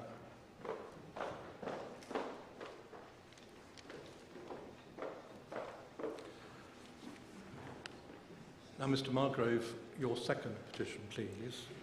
Sam Margrave, Coventry 295. I present this petition on behalf of those who are unhappy at the treatment of Calvin Robinson and have lost faith in the Church of England. Due to threats and harassment, I came offline, so that has impacted the circulation of this petition.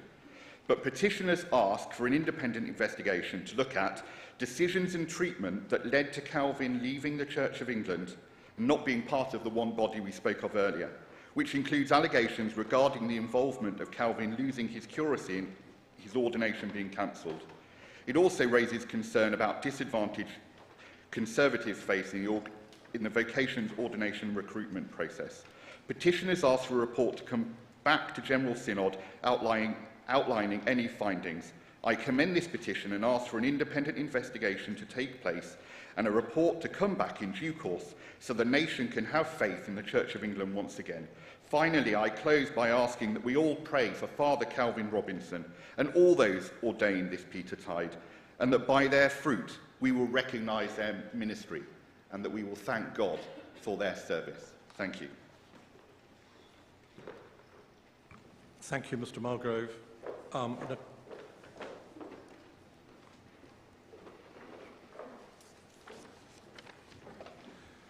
in accordance with Standing Order 43.4, the petitions will be available for inspection by members at the information desk, and at the end of this group of sessions, the petitions will stand referred to the Business Committee. And that concludes this item of business. Thank you.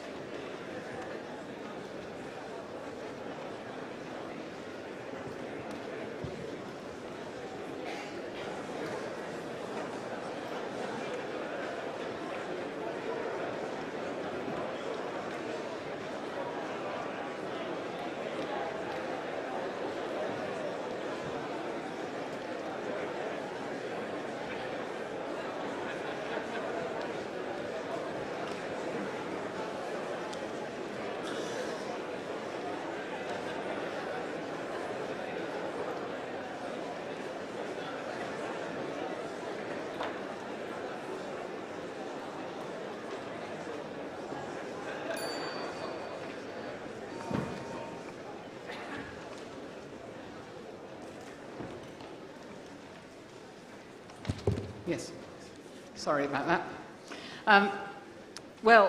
We come now to item 5 on the agenda, which is dealing with progress to net zero carbon by 2030. For this, you will need 3 papers. GS2258, which is the paper itself, obviously. You will also need reference to notice paper 4, the financial memo, since there are there's obviously financial impact arising from this, and order paper number 1, which deals with the amendments. We will begin with the speech by the mover of the main amendment, who's the Bishop of Norwich, and I will ask him to speak to and move item 5, and he may speak for up to 10 minutes. We will then have some debate on the main motion, then we will move to deal with the amendments, and then we will return to the main motion as amended or not, according to how we voted at that stage in the process. So we'll work through in that kind of way. So I call upon the Bishop of Norwich to speak to and move item 5 with a 10-minute speech limit. Thank you. Graham Usher, Norwich 029. Thank you, Chair. Friends, in 2020, Synod voted for an amended motion to reach net zero carbon by 2030. We made a bold commitment, but we had no idea how we would get there. It's my pleasure to present the route map that was asked for then. This route map is just that, a route map. It's a positive and voluntary plan to achieve Synod's goals. It's not legislation. And I'm grateful to the Bishop of Selby and the Net Zero Subcommittee for working so hard to develop it, and for all who responded to the consultation. I welcome too the Business Committee's commitment earlier to work towards Synod meetings being more net zero. Synod, the Intergovernmental Panel on Climate Change, is clear in their latest report that we are at code red for humanity. We are accelerating towards a devastating global tipping point. Every month or year that we delay our progress towards net zero will lead to suffering and death for our human neighbours and the rest of God's creation. The 2030 target is hugely ambitious, but the process is as important as the target. This work is central to our story with God and creation, central to our story about God and creation. And I see it as a key part of our obedience to God's call to be stewards of creation. The route map before you has been refined in consultation. It's pragmatic, it's step by step. It charts the territory into an unknown landscape with the best knowledge that we currently have. But no doubt it will need to flex and adapt as the picture emerges in the coming years. Its focus first is on those simple steps that every church community can take, changing to LED lighting on a renewable energy tariff, reducing drafts, good maintenance. Each are part of how we live this out, especially for our rural churches, as does heating people rather than the angels carved on our church roof bosses. If we think of reaching net zero as a list of 10 things, 8 of them are fairly straightforward, and let's work together on the other 2. Finance and permissions will both be crucial, and I'm grateful to the Church Commissioners for pledging £190 million over the next 9 years to support projects across the Church and to build capacity and practical support for our parishes. The aggregate costs of getting to net zero carbon are not yet fully known, but we've costed examples of where churches and schools have already adapted, and the costs are coming down. Just think, Synod, of the missional messages that this will send, of what we treasure and what we value, of what we want to repent from and seek justice for, what it is to be part of, not apart from, but in communion with the whole web of creation. Not only these messages within and from our church communities, but also from our schools, where potentially 1 million lives will be learning and living net zero from within their classrooms. For when I look at Norfolk's churches, I see how they've adapted and changed down the centuries, incorporated the latest technology or architectural innovation. Now is the time for our church buildings to speak of our care for God's creation within their very fabric story of salvation. And like you, I suspect I keep hearing the prophetic voices of the young. But we come up all the time with all sorts of excuses to delay their calls. So please hear just one young voice from KwaZulu-Natal who wrote to me this week, Mandisa Gumada, who has experienced flooding in her own home due to climate change. Mandisa wrote, "The Church of England needs to make sure that carbon emissions are lowered drastically as they directly impact us here in Africa." And let me share with you some other voices. Now, in this film, from some of the 7% of our church buildings that have already reached net zero.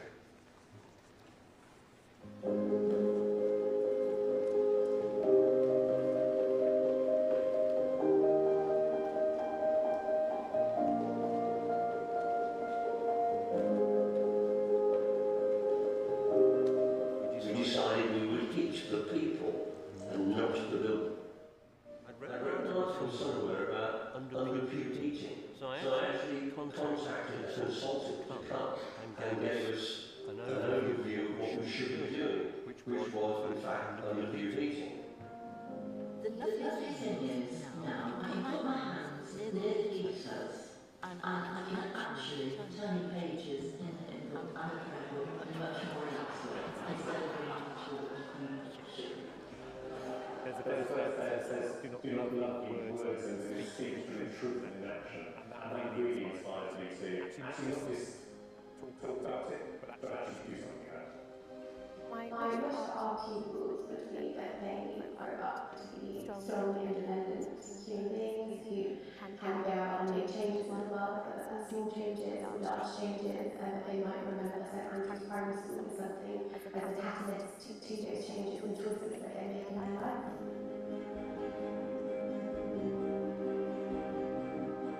Very important in the Revelation, new heaven and new earth, heaven and earth brought together, the good in the physical creation, fulfilled in God's ultimate plan. And the fact that is God doesn't discard the creation that we have now, He fulfills it. To me says what we have now is so important, we need to take care of it because it has eternal value.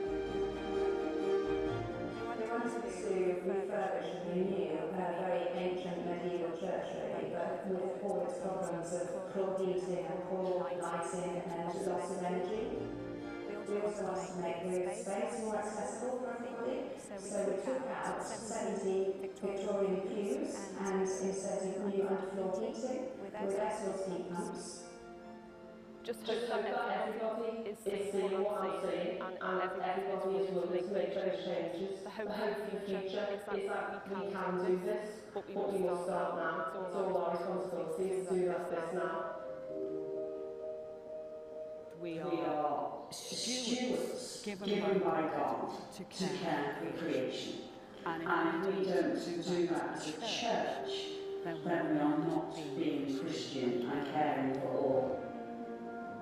We take advice from our mechanical and electrical consultants and also from many other people. And we try to make the building within the cost constraints as good as it can possibly be so that we can achieve net zero by 2030 at the latest. The first real lesson is this is possible. We can make existing schools a complete mix of old and new.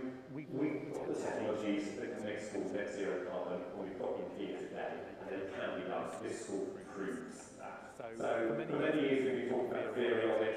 This demonstrates what is possible. We were using thousands of pounds worth of fuel every year and realising that actually if we itself, that would be much more efficient and beneficial all round. People have found them very useful, the fact that they can use that cushion in a variety of ways. So you can either sit on it, you can have it on your lap and put your hands on it. Wherever you're feeling cold, you can direct that heating away. I think anything that we can do to help the effects of climate change is good, because where we're heading, if we don't do something, I mean, it's just going to be a disaster. So it's really good that what we've been able to do here is going to take us to zero emissions. My prayer for all of this would be that we as the human beings, the custodians of so much, begin to grow in our understanding of the wholeness of the world that's around us and all that we've been given, and to cherish it for the future, for our families, our children, our grandchildren, future generations, but, really, just because it's worth cherishing in itself. My prayer is always for wisdom. My prayer is always for knowing what the right thing to do is. And my prayer is always for energy, especially in this as well, because we need to work hard to make the changes to achieve net zero. We all need to work hard together. Synod, this is the crucial decade to keep the global temperatures below 2 degrees C. I commend this route map to you. We need to scale up and speed up, but we are people of hope. Let's take this bold step together in tackling climate change, and I move item 5. Thank you.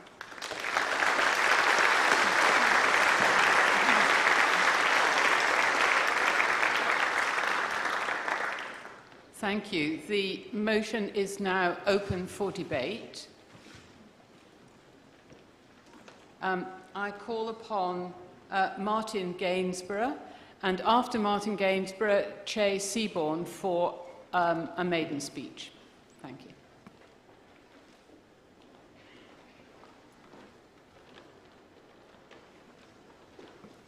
The speech limit at this stage is 5 minutes. Thank you.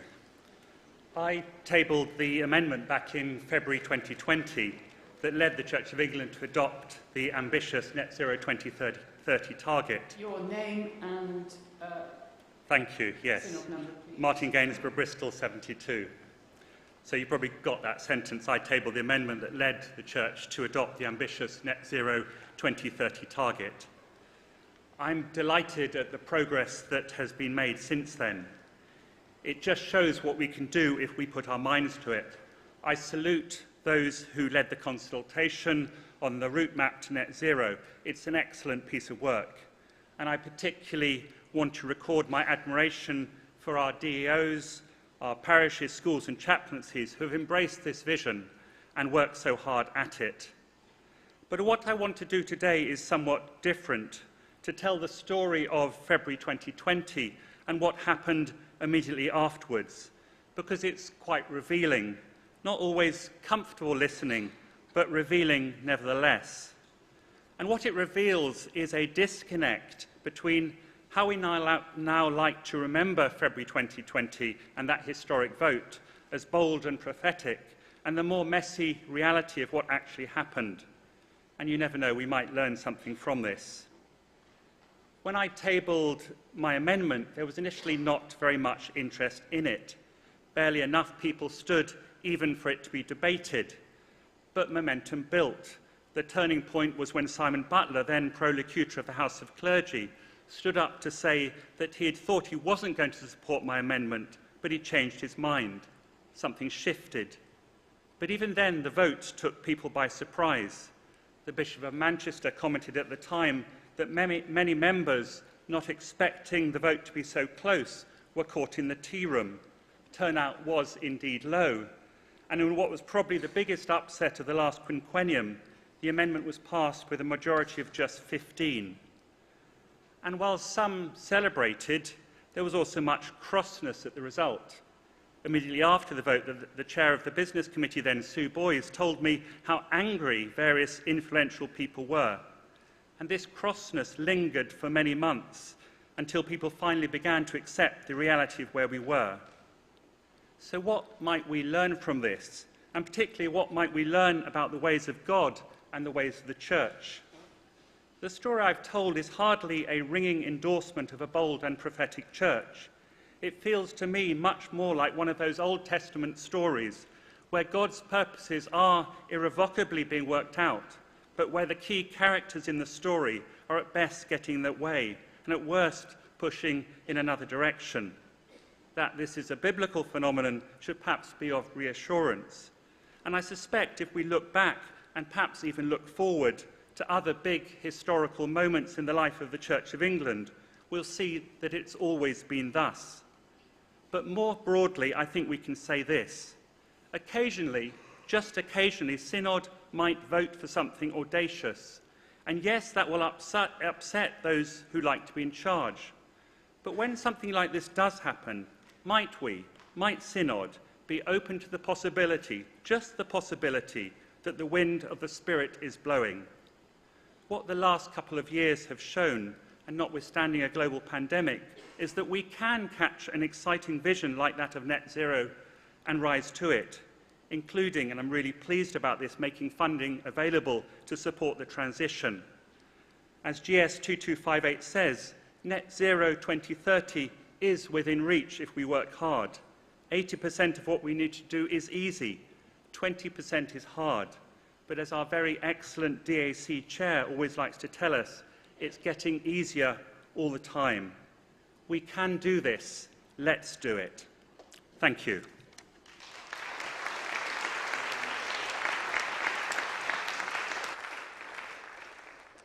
Thank you. Che Seaborn, as I've previously called him, for a maiden speech, and then Sonia Barron, please. And then I'm minded to move to deal with the amendments, and then we'll continue the debate after that. Che Seaborn leads 138. Synod, I am a climate hypocrite. It's true.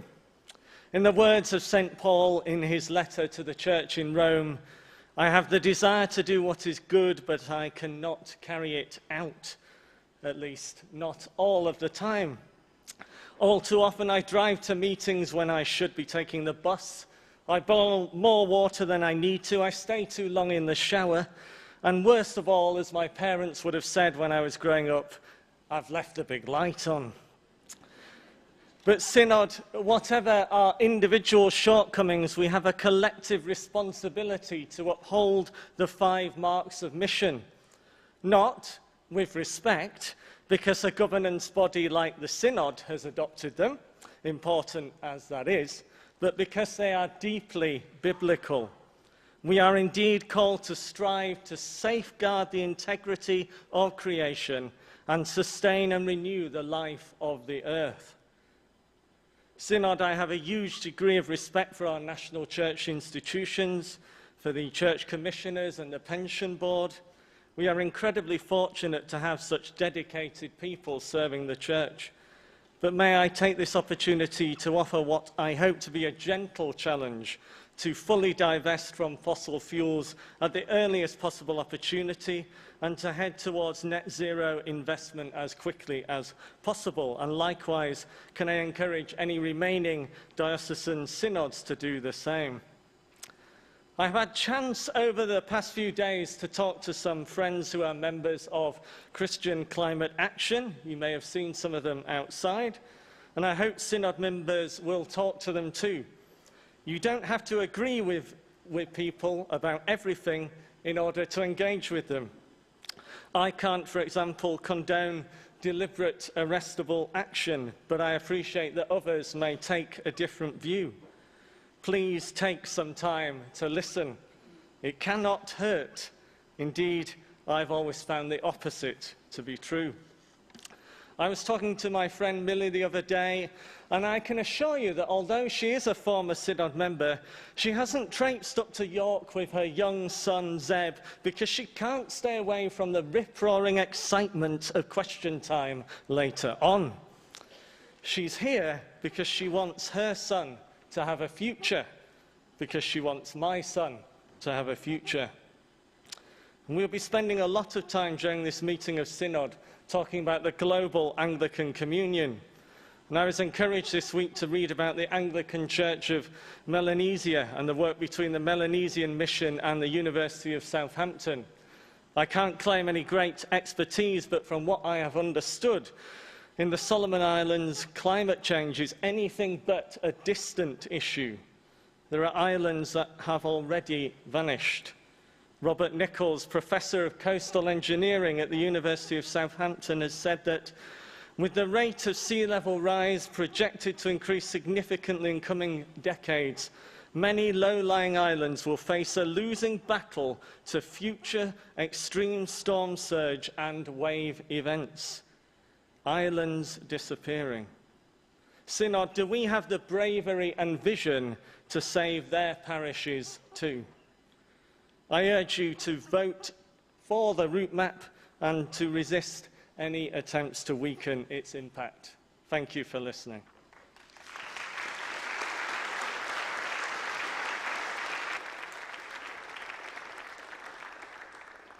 And next, Sonia Barron, and then after that I shall be calling Mr. Clive Scowen to propose his amendments in order. Thank you. Sonia Barron, Lincoln 149. I stand to speak in favour of this motion, not just because there's a theological underpinning of it, which there is, nor just because of concern for my future on this planet, but because of the responsibility I have for my brothers and sisters in countries that are much more affected by the effects of climate change already than we are in this country. For some of them, they're already at or beyond crisis point. In 2019, our diocese hosted a conference, Navigating Climate Change for Planetary Health, with guests from our link diocese, Polynesia. These participants were invited to tell the stories of rising tides and severe storms. Before the conference, our former Bishop, Christopher Lowson, said, "Water can take life and give it. It is easy for us to lose touch with nature, but the reality is rising tides and tropical storms combined with drought and failing reservoirs leaves us with too much water and not enough water." In the UK, we are somewhat shielded from the impact of such threats, but places like Fiji and Tonga, which have endured immense changes in weather patterns, are a wake-up call for all of us. I remember having an informal conversation with one of the young participants who told us of how, as a young boy, he would play in his uncle's big back garden. But now, as a young man in his early 20s, there is no longer any garden, and the sea is not far from his uncle's home. Another country that is suffering the effects of climate change is Uganda. I spent 5 years in the southwest of that country as a missionary, working on the top of a hill in a little-known village called Muyebe. When I was there, the dry seasons were clearly defined. Friends who I'm still in touch with tell me the effects of climate change have turned the seasons round, and the country now has shorter or longer rains and harsher droughts, especially in the eastern and northeastern Uganda. The Diocese of Lincoln has committed to becoming an eco-diocese and actively supports churches to sign up to Aerosha's Eco-Church as a toolkit for change. Our Diocesan Advisory Committee has produced a raft of wide-ranging suggestions to help parishes make their churches and churchyards more environmentally friendly, many of which are straightforward and of minimal cost. The smallest action taken by many has a cumulative effect, so it is important that we accept this route map.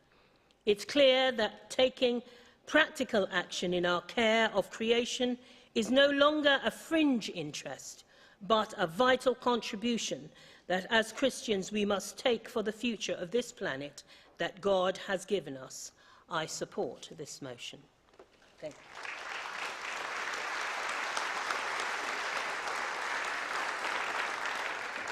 Thank you. As I indicated, I'm going to move to the amendments now. They will be taken separately.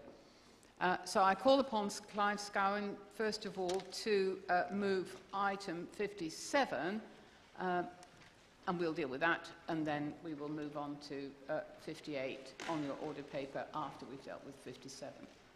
Thank you, Chair. Clive Scowen, London 35. You have 5 minutes Thank you. for each. Thank you. Very generous. Don't think I shall need it. Clive Scowen, London 358. Both amendments, actually, I am moving on behalf of the Diocese of London team because they arise from points that were made to us by our Diocesan Environmental Officer. The first one seeks to insert the word generally before endorse. This is not an attempt to water down our support for this. Actually, it's designed to achieve the opposite. It's designed to maximise support for a document which, on the whole, we believe thoroughly deserves to be supported. But it is a lengthy, complex and technical document, and it is inevitable that different individuals may have different issues with particular parts of it, while believing that it generally deserves to be welcomed and adopted. Now, some people, I suppose, I don't know how you describe it, have a sort of big picture mentality that says, oh, well, I can live with the bits I don't agree with because of the bigger picture. Other people, of which I confess I'm probably one, take a rather more forensic approach and find difficulty voting to endorse something unless I agree with every word of it. And there are probably other people in between. If we want to maximise support for this motion this afternoon, I suggest that inserting generally recognises the reality that there will be bits with which many of us don't agree, but nonetheless, overall, we think it's important to go forward with this document as a whole. So, on behalf of the diocese, and particularly the concerns raised with us by our environmental officer, I move the first amendment standing in my name. Thank you. I call upon the Bishop of Norwich to respond. Graham Usher, Norwich 029. Thank you, Chair. I'd like to thank Mr Scowen for his thoughtful amendment, but I'd like to urge Synod to resist it. We really ought to be speaking about the whole motion, the whole issue at hand. That's where we should be putting our time now, this limited time for this debate, so we can really explore the mind of Synod about it, rather than a minor amendment. This amendment will also, despite what Mr Scowen said, be heard and seen as watering this whole thing down. Friends, we need to be bold. We need to be prophetic. The route map is the response to what was asked of us in 2020. But it's full of words such as should, encourage, request. So there is some flex within it. And young people keep on telling me that we're forever watering down our commitment to this whole area. I think of Rachel Mander, who wrote from Young Christian Climate Network. We want to really encourage the Church of England to wholeheartedly adapt the net zero carbon route map. The more we choose to delay, the greater the human cost. Synod, please resist this amendment so that we can get on with the detailed discussion before us and be bold and prophetic in what we seek to do, to walk more gently on this planet, this single island planet home of ours. Well, as the Bishop does not support the amendment, it will lapse unless 25 members stand in their places or otherwise indicate that they wish the debate on the amendment to continue and a vote to be taken on the amendment. So I therefore now invite members to stand in their places, or if they are unable to do so, otherwise indicate. And for those on Zoom, please use the green ticks to indicate if you wish the debate on the amendment to continue.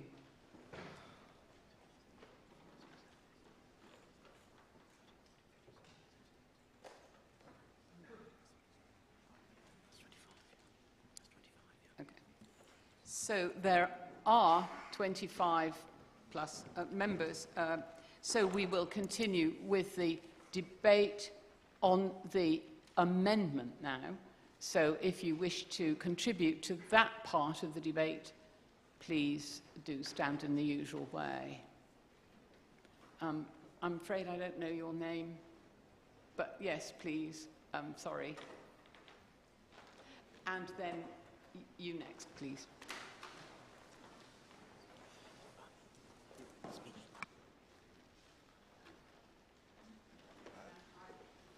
And I think the speech minutes should be 3 minutes at this point. I might even lower it a little bit more later on. Thank you. Gavin Drake, Sutherland, Nottingham 421. I want to resist Clive Scowen's amendment and encourage you to do the same. I understand where he's coming from. There is a lot of concern that if the Church of England fails to reach net zero by 2030, the headlines will be that the Church of England has failed. And therefore, there's an attempt to water this down so that, to avoid that. But actually, we won't have failed. Setting a net zero target by 2030 is a challenge. It's difficult, it's hard, but actually we should congratulate ourselves for trying to do it. If we fail to do it, we won't have failed, we will have succeeded in trying, and that's all we can do. So I think, as Bishop Graham said, the original proposals, while the commitment has got the shoulds and so on, I think we should resist this and get on with trying to do what we can to ease the environmental pressures that we are creating. Thank you.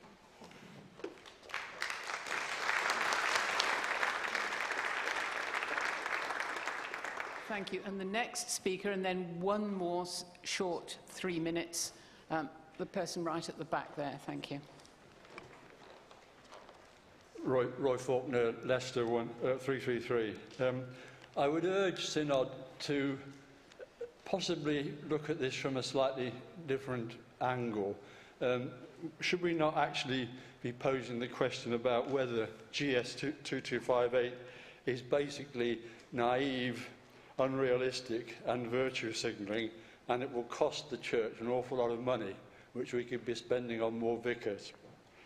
I say this because I think there are, as Clive said, a number of areas. I'm not saying all of it, because a lot of it is very good, but there are a number of areas which events are catching up with us at the moment. For example, in item 3.5 rather, green tariffs are mentioned. You won't get a green tariff anywhere at the moment in the light of the change in the oil prices, which has changed the whole way in which the electricity generation companies sell their power to us. And probably one of the most fundamental points I want to make in relation to this whole issue, I haven't got much time to do any more, is that there's this discussion on section 3.2 of climate justice and ending poverty. Now, these two terms, in my opinion, are completely paradoxical. If we try to go for climate justice by stopping driving, stopping economic activity, which is a lot of what this proposal makes for us, essentially we stop industrialising and carrying on with our own industry, which in turn gives taxes which will help us to provide the welfare state so that we can help those people in poverty. So I would argue that by going down this very, very green route of stopping all industrial activity, we are in danger of causing more poverty than we're trying to eliminate by going down the original route of climate change. So I leave it there, but I think Synod should look at the other side of the argument a lot more seriously.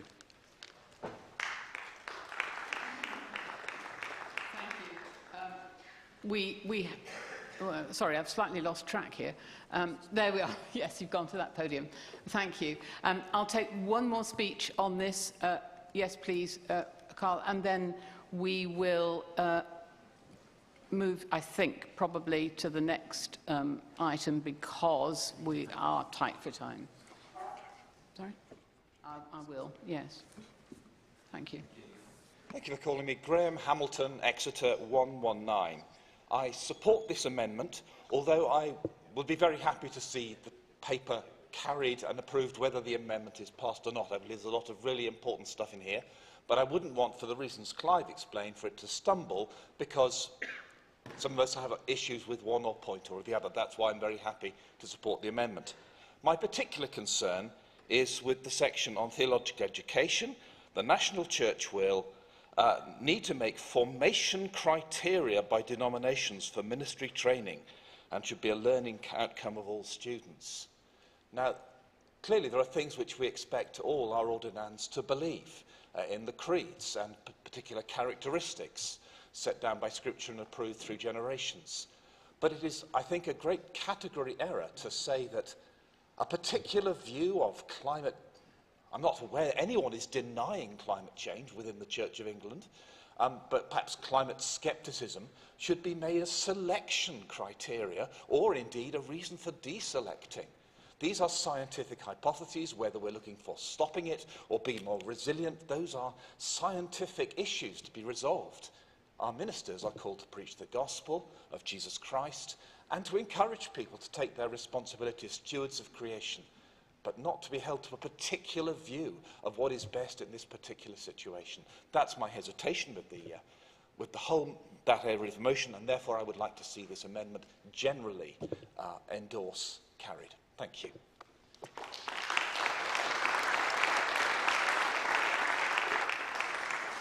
After the next contribution, I propose testing the mind of Synod as to whether we might proceed with dealing with this motion. Madam Chairman, Carl Hughes, 416 Southwark. I am standing to support Clive's amendment, and actually very much for a similar reason that the DEO of Southwark Diocese has also raised with us a number of issues relating to the report, and therefore I think that generally applies more appropriately. I'm wholly supportive of the motion and the direction of travel, and I'm really encouraged by the examples that we saw in Bishop Graham's video. But I do want to just raise a couple of points for the National Environment Team and also for those who are looking at environmental issues at a diocesan level.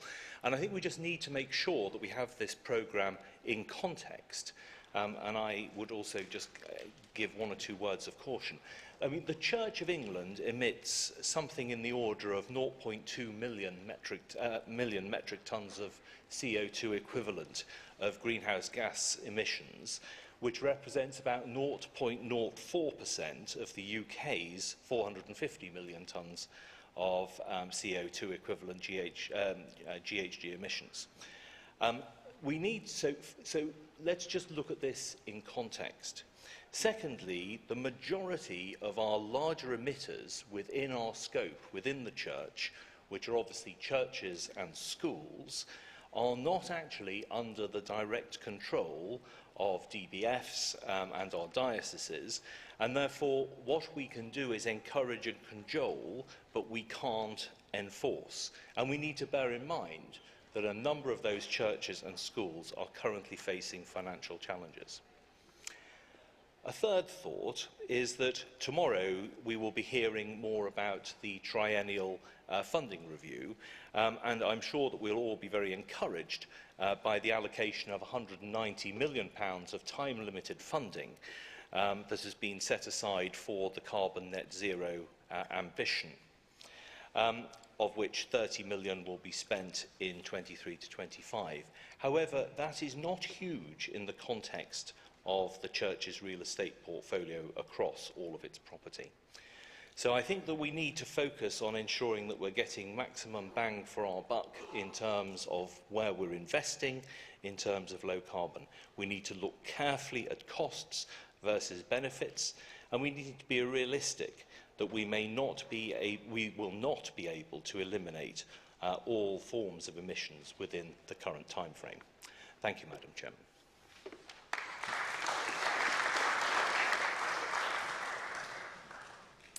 Thank you. As I indicated, I now wish to test the mind of Synod on whether item 57 has been sufficiently debated, and I therefore put the motion for closure on item 57.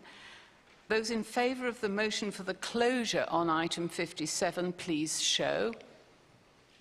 And those against the motion for closure, please show. So that motion is clearly carried. We can consequently move on to item 58, and I call upon Mr. Scowen. I beg your pardon. It's not my afternoon this afternoon. I'm really not concentrating hard enough. I put item 57 to the vote. All those in favour, please show. All those against, please show. So that motion is not carried, therefore. I move on to item 58 and invite Mr. Scowen to propose this amendment. Thank you. Thank you, Chair. Scowen, London 358. As members will know, paragraph B of the main motion requests every diocese and synod to debate the route map as it applies to their structures, parishes and BMOs. We feel that the word structures in this context is deeply obscure and ambiguous. Does it refer to physical structures or organisational issues? It's very unclear.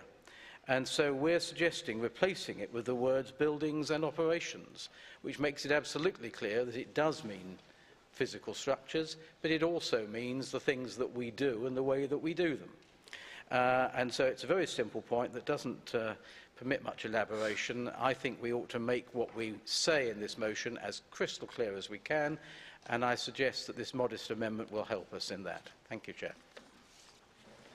Thank you. I call upon the Bishop of Norwich to respond. Thank you, Chair. Graham Usher, Norwich 029. Thank you, Mr. Scowen.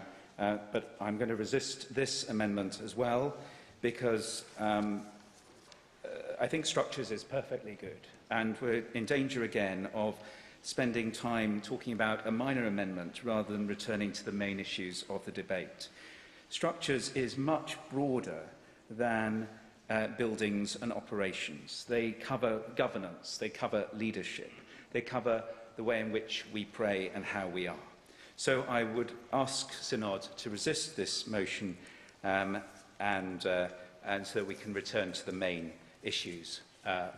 Resist this amendment so we can return to the main issues of the motion. Thank you. Thank you. The Bishop does not support the amendment, and so it will lapse unless 25 members stand in their places or otherwise indicate that they wish the debate on the amendment to continue and a vote to be taken on the amendment. I therefore now invite members to stand in their places, or if unable to do so, otherwise to indicate. For those on Zoom, please use the green ticks to indicate if you wish the debate on the amendment to continue. So I invite people to stand if they wish the debate to continue on the amendment.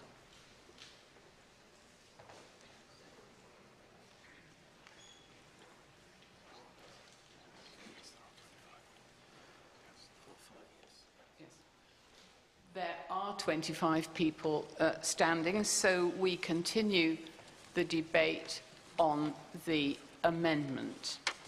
So the debate on the amendment can be continued. Is there anyone who wishes to contribute to that debate? Please, yes. Luke Appleby, I think, yes?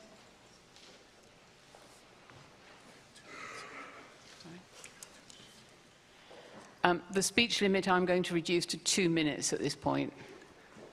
You were close. It's Luke Appleton. I beg your pardon. 309. That's all right. Of the Lake District, you know. Thank you very much. I really support Clive's amendment. I think we need to be as specific as possible. I think otherwise things can be ill-defined, and I think structures can, especially in the sort of culture war we're in at the moment and all the different things people talk about, I think it's really important to stay focused on practical things and not get caught up in other things. I think structures is too broad, so I would really support what Clive said and I would commend it. Thank you. I didn't call the second person, but because I didn't see one standing, but I do now. Andrew Nunn. Thank you. And after Andrew Nunn, the person there, and then we'll see where we go from there. But Andrew Nunn, Deans, 55, and I want to resist this amendment for exactly the opposite reason that we've just heard, because I think the breadth of what is contained in this word will allow us to properly look at all the issues that face the Church, often which are structural, as we all know in this synod. So I think it's the ideal word. So I'd encourage Synod to resist this amendment. Thank you.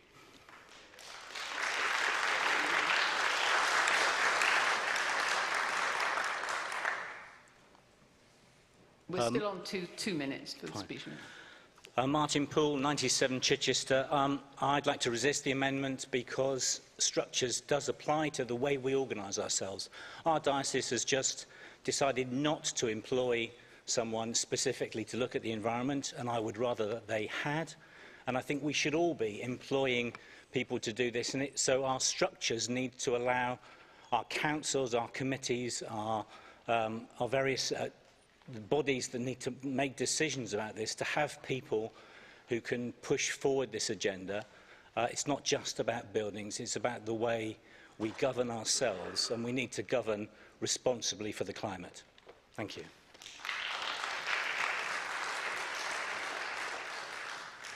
Thank you. So I'd now like to test the mind of Synod on whether item 58 has been sufficiently debated. And so I put the motion for closure on item 58. Those in favour, please show. Those against, please show. That is clearly carried. And this time, I'm not going to forget that we actually do need to do the vote for real. So we're going to do that on item 58. All those in favour of the amendment, item 58, please show. Those against, please show. So the amendment is not carried. We continue with the debate then on the main motion. And I call Stephen Croft. And after Stephen Croft,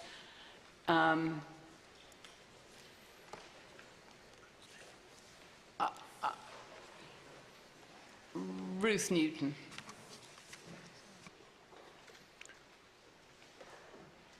Thank you, Chair, for calling me. Synod, I welcome this route map. We see the consequences of environmental catastrophe everywhere in the world, and that is going to accelerate in the coming years. The climate, the science tells us. This is an emergency, as was said eloquently earlier. We have only a limited time to take action as the whole of humanity. I'm very privileged to sit on the House of Lords Select Committee on the Environment and Climate Change. Most weeks with my 12 colleagues, I listen to evidence about what is happening in the world and what is doing to combat the environmental disaster. The world is not at present on course for net zero emissions by 2050 and limiting global warming to 1.5 degrees. That target is slipping away from us with devastating consequences. These issues are currently moving down the global and our national agenda since COP26 because of other events in the world. The climate crisis demands a response from every household and every person. The Climate Change Committee in the United Kingdom estimates that 60% of the change required to get to net zero involves personal behaviour change by individuals and communities, change focused in the 3 areas of transport, of heating and of diet. We should be in no doubt whatsoever that there is a strong and deep possibility of change. This can be done. Humankind can respond creatively. We know how to be just stewards of the earth and tend the environment. We know how to work together. We know how to work globally as well as locally. But the global climate emergency demands hopeful, positive leadership from every sector of society, from national and local government, from homes, from businesses. We have a huge amount still to do. Please let this debate reflect the urgency of the situation and the action needed.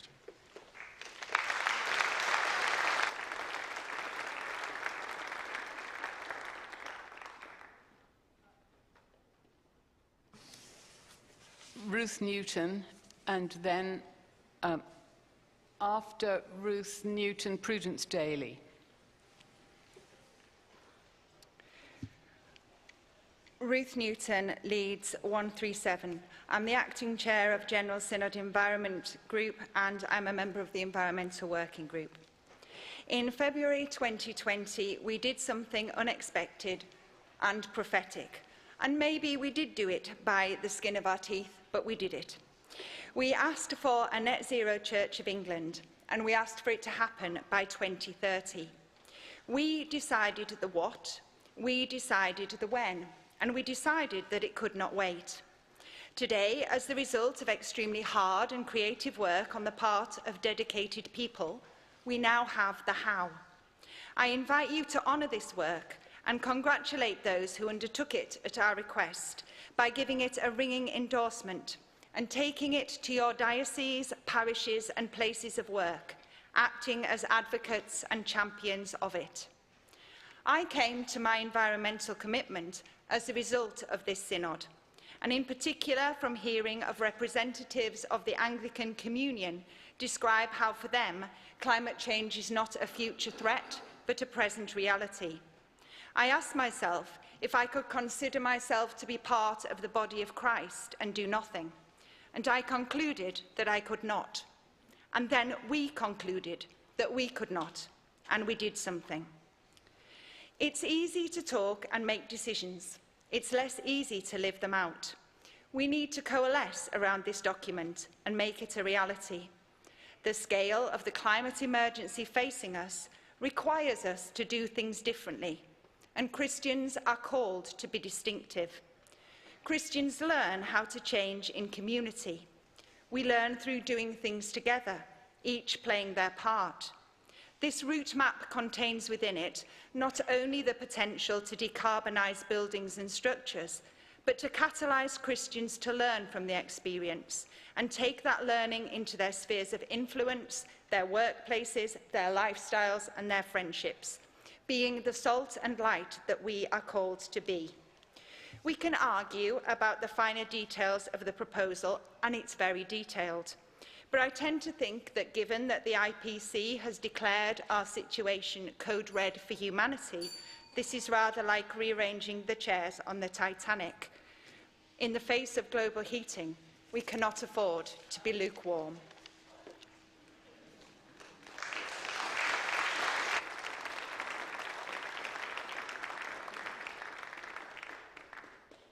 I call upon Prudence Daly, and then after Prudence Daly, John Spence. Prudence Daly, 376 Oxford. For most of human existence, life has been nasty, brutish and short in an environment which is fundamentally, in many ways, hostile to human existence. And then came the Industrial Revolution, since when our lives have improved immeasurably in both length and quality, and poverty has reduced dramatically around the world. And of course, the Industrial Revolution has been driven by fossil fuels. So I hope we can all agree that the use of fossil fuels is not in itself a sin. The question is practical consequences. And so our concern has to be only in relation to the practical consequences. And so I ask whether we've actually done a cost-benefit analysis of what is proposed. What is the quantifiable benefit of the Church, just the Church of England specifically, following this net zero pathway? What will be the effect on global temperatures if that's achieved? Now, I can understand the argument is made that if we all do a little, it'll all add up. But the truth is that if we all do a little, it'll all add up to a little, because this is fundamentally a technological problem. And fortunately, technology is moving on. And when the technology is such that it becomes cheap and efficient to use non-carbon emitting forms of energy, then that's what everybody will do. Meanwhile, the Church is under enormous financial pressure. Many dioceses are effectively insolvent. Parishes are struggling. And so I would ask this Synod just to stop and consider whether this is what we should be doing until we've considered that it's actually the best use of our resources. Thank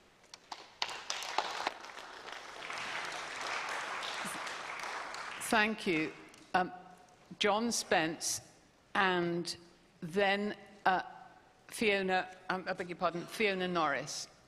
And I may, under pressure of time, then find it necessary to test the mind of Synod on closing the debate. John Spence, Archbishop's Council 467, and to Martin Gainsborough, I confess I may have been one of those people who felt a bit cross in February 2020, but please don't be confused. I have never, ever felt I'm in charge, I can assure you. I am here to serve, and sometimes when you see more priorities being asked of you than you think you can financially accommodate, you worry. So I commend the Environment Group for the brilliant work they've done in creating this route map, because it doesn't just set out the how, it creates a vehicle for the transfer of ownership, because this work will only ever be completed if we create a church-wide movement. This can never be driven by General Synod alone, so well done for that. And I just ask you for patience. Never confuse a sense of emergency from the pace it will take to properly spend money.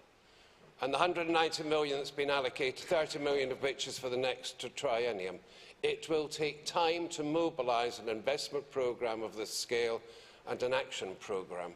And if we come back in a year's time, or 2 years' time indeed, and you are worried that the money is not really going out as quickly as you hoped, please be patient with those who will seek to do prudence just what you want, to ensure that the funds are spent well, to achieve the goal that you ask of it, and in the best possible way.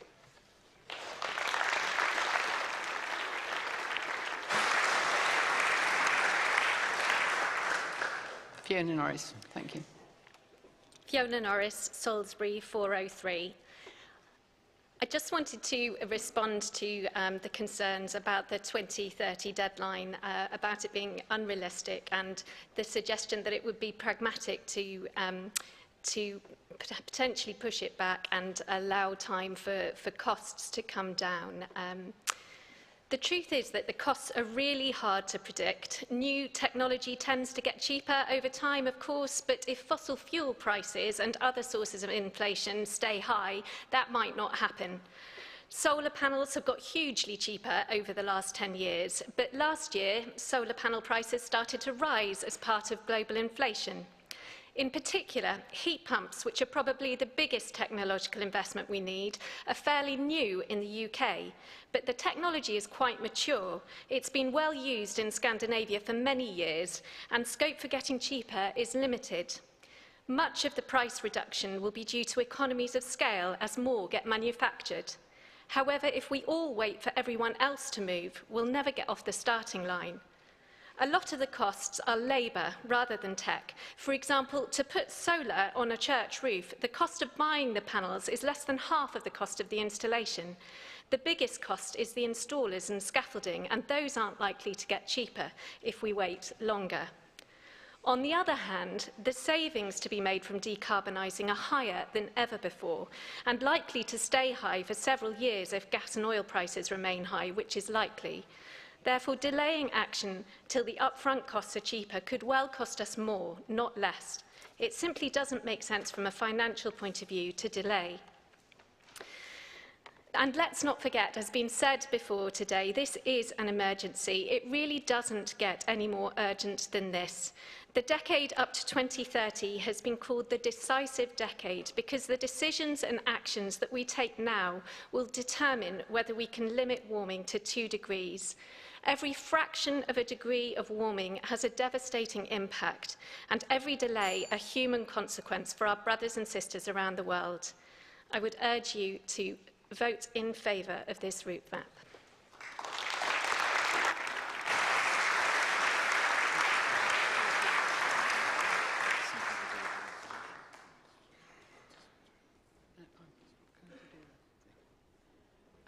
I now wish to test the mind of Synod on whether item, what was the number of it? 5 has been sufficiently... I have to pause the meeting for the moment and to ask the people of the Christian Climate Action to remove themselves from the chamber.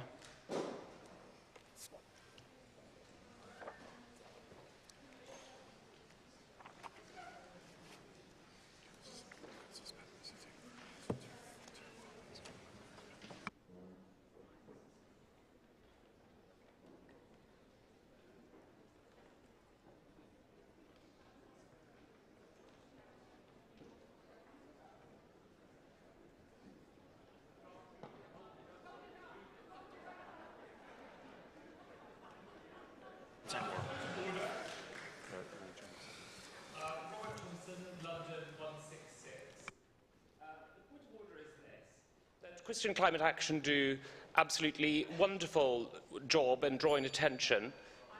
I have to ask you to stop. And well, the point of order is, can I ask you to suspend standing orders so that a member of Christian Climate Action can address the Synod?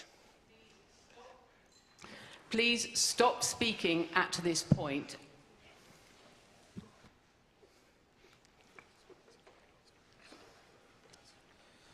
So you just say that you're going to adjourn the sitting of the Synod for 10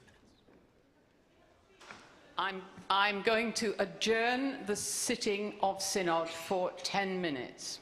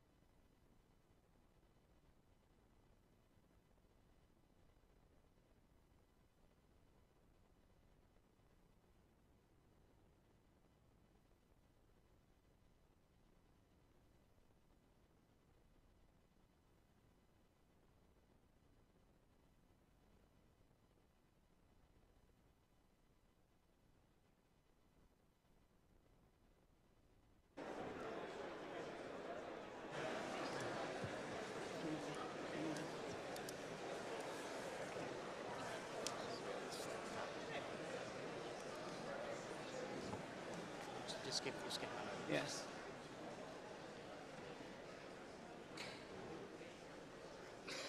We will resume our business where we left off, which was the motion for closure. But before we do that, may I just remind you of the relevant regulations about interruptions from the public. Members of the public are admitted to sittings of the Synod under the terms of its standing orders. The standing orders require that members of the public remain silent while in the hall, and I therefore remind people in the gallery that they must not interrupt or disturb the proceedings of the Synod. And if the interruptions continue, I won't hesitate to use my powers to order one or more individuals to leave the public gallery. Let us continue with the business.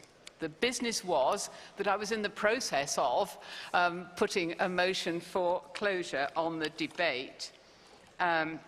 So I now wish to test the mind of Synod on whether item 5 has been sufficiently debated, and I therefore put the motion for closure on item 5. Those in favour of the motion, please show. Those against, please show. And the motion is clearly carried, and therefore I invite the Bishop of Norwich to sum up for us. You have 5 minutes. Graham Usher, 029 Norwich. Thank you to all of the Synod members who've spoken in this debate and contributed from your rich knowledge and experience. I'm particularly pleased that we heard some profound stories from the wider Anglican communion, where people are already impacted in their daily lives by climate change.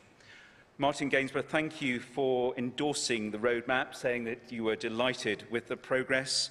You asked this Synod in your amendment in 2020 to take a much bolder stand, moving from 2045 to 2030. And what that did was certainly increase this whole area to the top of our agenda at the start of this crucial decade. Che Seaborn and Sonia Barron, thank you very much for your contributions, reminding us of the 5 marks of mission and the experience of people in Fiji, Tonga and Uganda.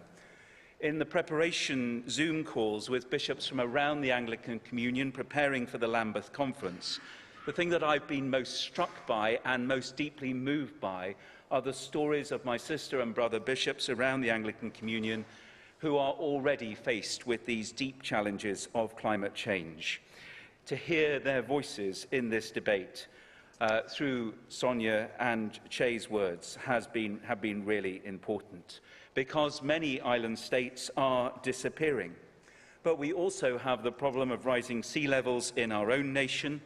Some of our own dioceses may well shrink in the future, including my own. The Norfolk Broads are under threat. Many of our churches there, our parishes, need certainly saving from being drowned, and I fear that Great Yarmouth Minster could become the municipal swimming pool.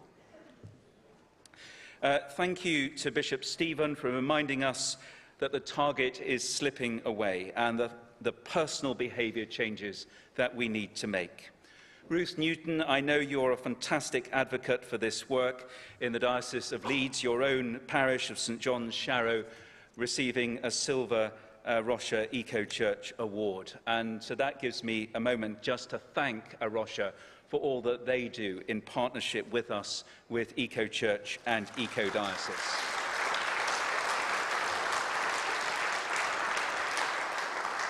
We heard in the amendment debate about clergy training. I think we're preparing clergy and lay ministers to minister in a world impacted by climate change. To be able to speak theologically about that is important. And also my hope is that the triennium funding will provide expert support in dioceses to enable us to move to net zero. So thank you, John Spence, for all that you do with as the man with the till, and for all the support that you are personally giving to this piece of work. Thank you also to Fiona Norris for reminding us about the costs and savings that mean that we should not be delaying. Prudence Daly, you reminded us of the Industrial Revolution. At that time, parts per million carbon dioxide in the world's atmosphere stood at 280, as it had consistently for many, many centuries, millennia, since the last ice age, when in an ice age the amount of carbon in the atmosphere dips to around 180 parts per million. As we come out of an ice age, it goes up to around 280. We now are at 400 parts per million of CO2 in the atmosphere. The world has not seen that level of CO2 in the atmosphere for probably 6 million years. And 100 parts per million of that increase has happened in the last 10 years. Synod, we are entering into a global experiment that we do not know what the results will be. So 66% of our emissions from our churches come from the 20% largest churches. That's where our focus needs to be. And I hope that this roadmap will really help the whole church to find a way through to the future, to a net zero future for us all, that will speak prophetically, particularly for the world's poorest people, the people who are not able to adapt, cannot make the changes that are impacted already now and will be impacted even more in the future. I beg to move the motion standing in my name. Thank you.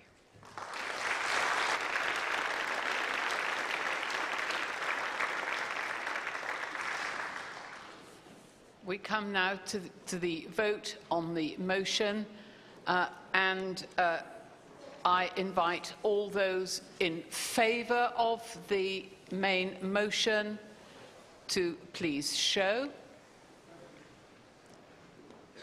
All those against, please show. Thank you. That is clearly carried. We now move to the next item of business on the agenda, which is item 6, the war in Ukraine.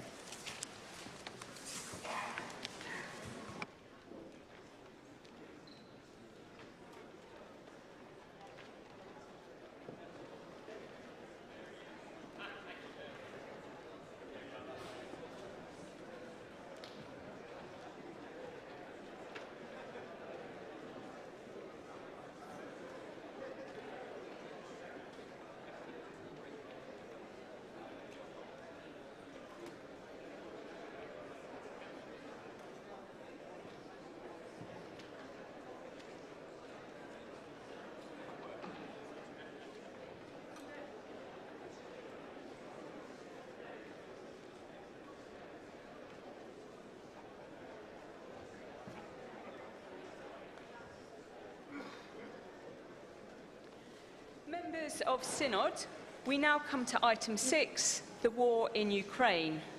For this, you'll need GS 2259 and also the yellow order paper. You'll see from that there are 3 amendments and that questions start no later than 5:45 p.m. So once the Bishop of Leeds has given his opening speech, I will indicate how I intend to proceed on this item. Bishop, over to you.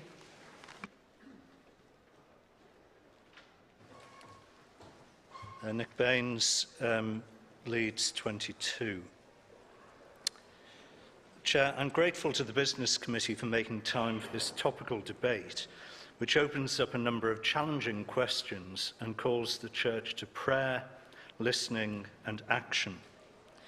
It's important for the Synod to debate this as, first, the conflict is impacting the whole world, energy resources, economics, migrations and humanitarian catastrophes, food security and so on. And secondly, there's an unavoidable church element to the conflict. If you look at the Moscow Patriarchate's uncritical support of Putin's ideological vision and nationalist dogma, And I could also speak about the impact on chaplaincies in the diocese in Europe and our partner churches are directly impacted. But this is also about politics. And politics is about people, the right ordering of society and the distribution of power. All issues that go to the heart of the Judeo-Christian scriptures and tradition. There might be disagreement as to the specificity of particular policy recommendations, but that shouldn't discourage us from a necessary engagement with matters of people and place that sit at the heart of any incarnational obligation. The Church exists for the sake of the world, not the other way round. For the sake of this debate, our understanding of neighbour is both local, those affected in our own congregations by the effects of this war, such as the immigration of Ukrainian refugees, high energy bills, food shortages, for example, and global, including those fighting on the front line in the Donbass, or seeking safety in a makeshift air raid centre in Kyiv, or Russians seeking respite from and truthful understanding of President Putin's authoritarian regime. We have a responsibility to provide generous refuge to those displaced by this conflict. And I hope we hear more about this remarkable work in the debate that follows. But we must also engage with the causes of their displacement, both the immediate Russian aggression and the more long-term, including wider missteps in the West's relations with Russia since the end of the Cold War. We also have a responsibility to think through how this war affects those in other parts of the world.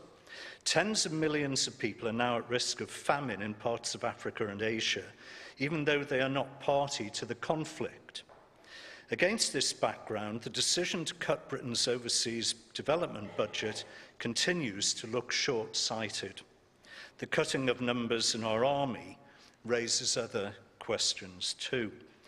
Now, beyond the humanitarian fallout, we're all conscious that the risks of strategic miscalculation are very real, threatening not only human life on a scale unimaginable a few months ago, but also the very integrity of God's creation.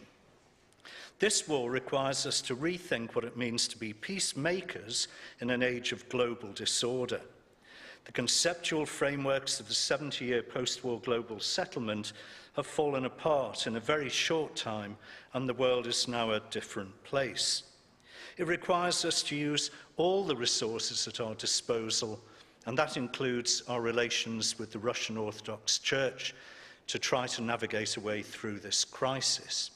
In an age when many politicians appear to have lost their moral compass, it's important that we do not doubt the reason why issues like this matter and why we get involved in the way we do. Our starting point is our obedience to God, and it's very different from that of governments and others. It leads us to take a much wider and a theologically searching moral view. Given this, it's perhaps not surprising that we sometimes find ourselves at odds with government.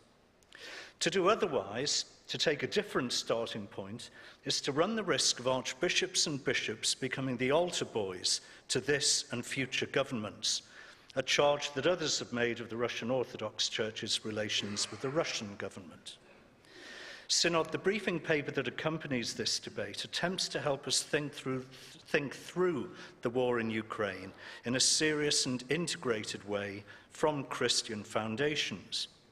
Contrary to what you may have read in the press recently, this paper, produced by the newly formed Faith and Public Life Division, does not articulate a fixed position. What it does do is raise from first principles questions that need to be grappled with and the consequences that need to be considered. In doing so, it recognises that it is the politician, not the bishop, who has to make decisions and to bear responsibility for the consequences. Loosely put, the questions mirror those that arise from the set of criteria known as the just war principles. Now, to avoid confusion or uncertainty, let me be crystal clear. Russia's invasion of Ukraine constitutes an act of evil that cannot go unchallenged. Ukraine has a legitimate right to self-defence and a right to seek assistance from others in doing so. The government and the wider international community must stand with Ukraine and provide financial, humanitarian, military and diplomatic support as part of its broader efforts to uphold international law and the norms underpinning the international community. Yet, as the MOD suggested last week, such support cannot realistically be unlimited, and this war cannot be waged without restraint. The focus of our efforts must be bringing this conflict to an end in a way that respects Ukraine's independent sovereign status. This objective risks being thwarted by the lack of clarity amongst states as to whether the aim of Western actions is the upholding of Ukraine's territorial integrity, weakening Russia, or even regime change in Moscow. And such ambiguity invites mission creep and increases the risks of strategic miscalculation. It's these broader objectives that risk Britain becoming embroiled in a protracted and proxy war in the Ukraine. It is for Ukraine to decide if, how and when the war might be ended, and on what terms. It would be morally problematic to oppose a conclusion to the war that would save Ukraine from further devastation in the hope that we might secure wider geostrategic advantage if Ukraine so decides. Military force has utility, but it does not follow that military force alone will be sufficient to reverse the territorial gains that Russia has secured since February 2022, or even 2014, when Putin's money was flowing through the sewers of London. The risks of this conflict spreading beyond its current borders are real. It is therefore reassuring that the armaments that the UK has provided are of a defensive rather than offensive nature. Britain's support must remain proportionate to the ends we are seeking and those owned by Ukraine itself. Now, we know that atrocities have been committed in this conflict, the full horrors of which will probably only be known well after this war ends. It is incumbent on all parties to the conflict to uphold the principles of discrimination and non-combatant immunity. Where atrocities have been committed, these should be documented and those responsible held accountable, even if that is at a much, much later date.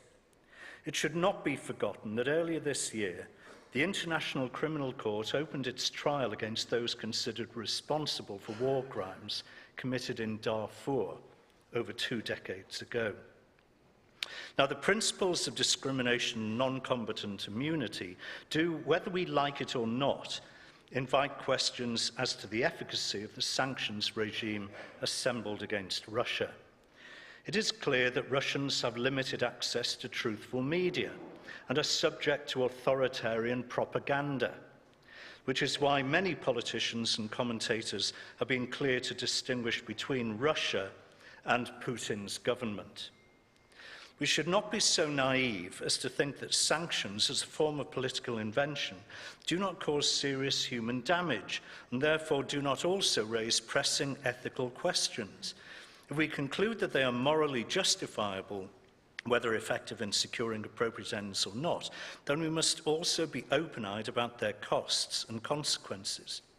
Russia's invasion of Ukraine has descended into a brutal war of attrition with outstanding questions over how long Ukraine's forces can continue to resist Russian advances.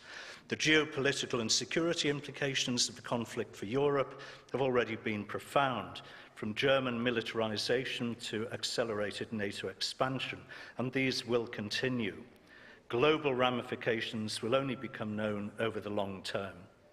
So in conclusion, Synod, in a world which looks more dangerous and unstable, we need to look again at what it means to work for the reconciliation of humanity to God.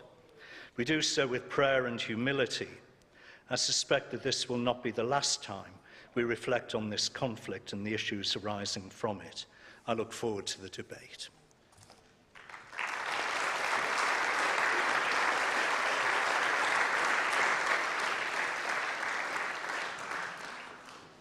Thank you.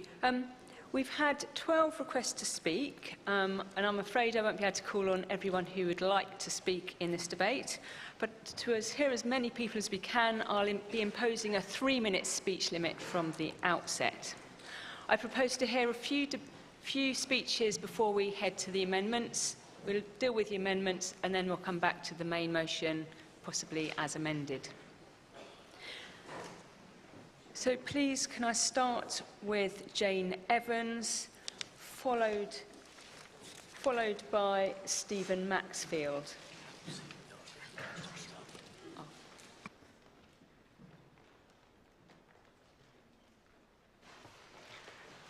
Jane Evans, Leeds 326. Many years ago, a very long time ago now, I studied Russian language and literature at university. Then for the last 15 years of my working life, much more recently, I worked for World Vision, one of the large humanitarian aid agencies and a member of the DEC.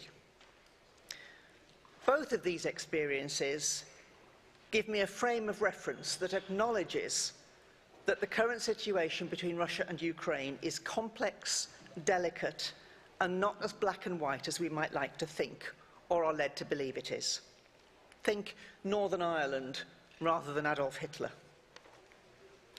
Professor Paul Rogers, Emeritus Professor of Peace Studies at Bradford University, speaking at the Bradford Literature Festival last weekend, said, "This is classically a war that neither side can win and neither side can lose." He went on, "This war has to end at some stage by negotiation." That's a very hard thing to swallow, he said, but it has to happen. The Diocese of Leeds, at its March Synod, debated an emergency motion on Ukraine. We started by wanting to call for the overthrow of the Putin regime, but acknowledged that this might not be the best approach for a number of reasons.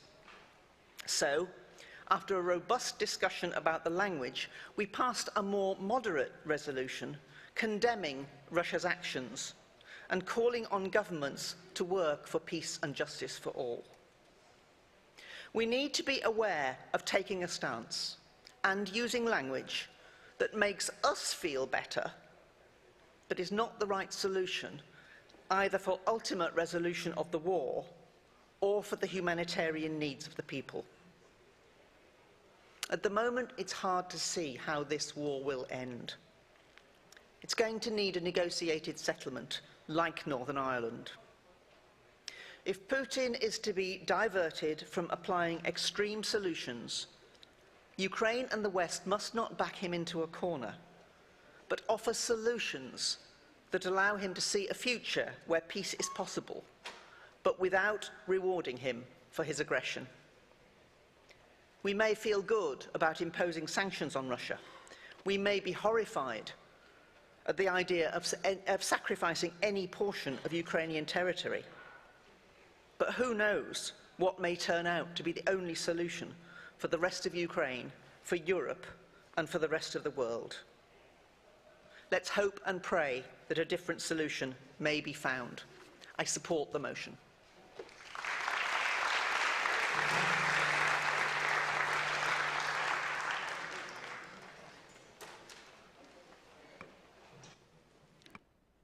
Father Stephen Maxfield, ecumenical representative of the Archdiocese of Theatera in Great Britain, 482. If you can refer to the Appendix 1, the central question is whether the Church and people of Ukraine are or are not part of the Church and people of Russia. I just want to add one or two things that have not been mentioned here. The first is that the Ukrainians speak a different language to the Russians. There are 3 different vowel letters. There's also an extra consonant letter. And in the past, when Russians and Ukrainians have been speaking to each other, they have needed interpreters. Then, to point out that the Ukraine was one of the signatories of the UN Charter in 1946, as was Russia. And one wonders if international law and rules are not to be trampled over again and again, this charter needs to make sense and people need to live by it. So even if the things that the Russians are saying about the Ukrainians, that there are Nazis and so on, well, there are Nazis in Britain too, whatever they're saying about this, nothing, absolutely nothing, justifies in any way this war.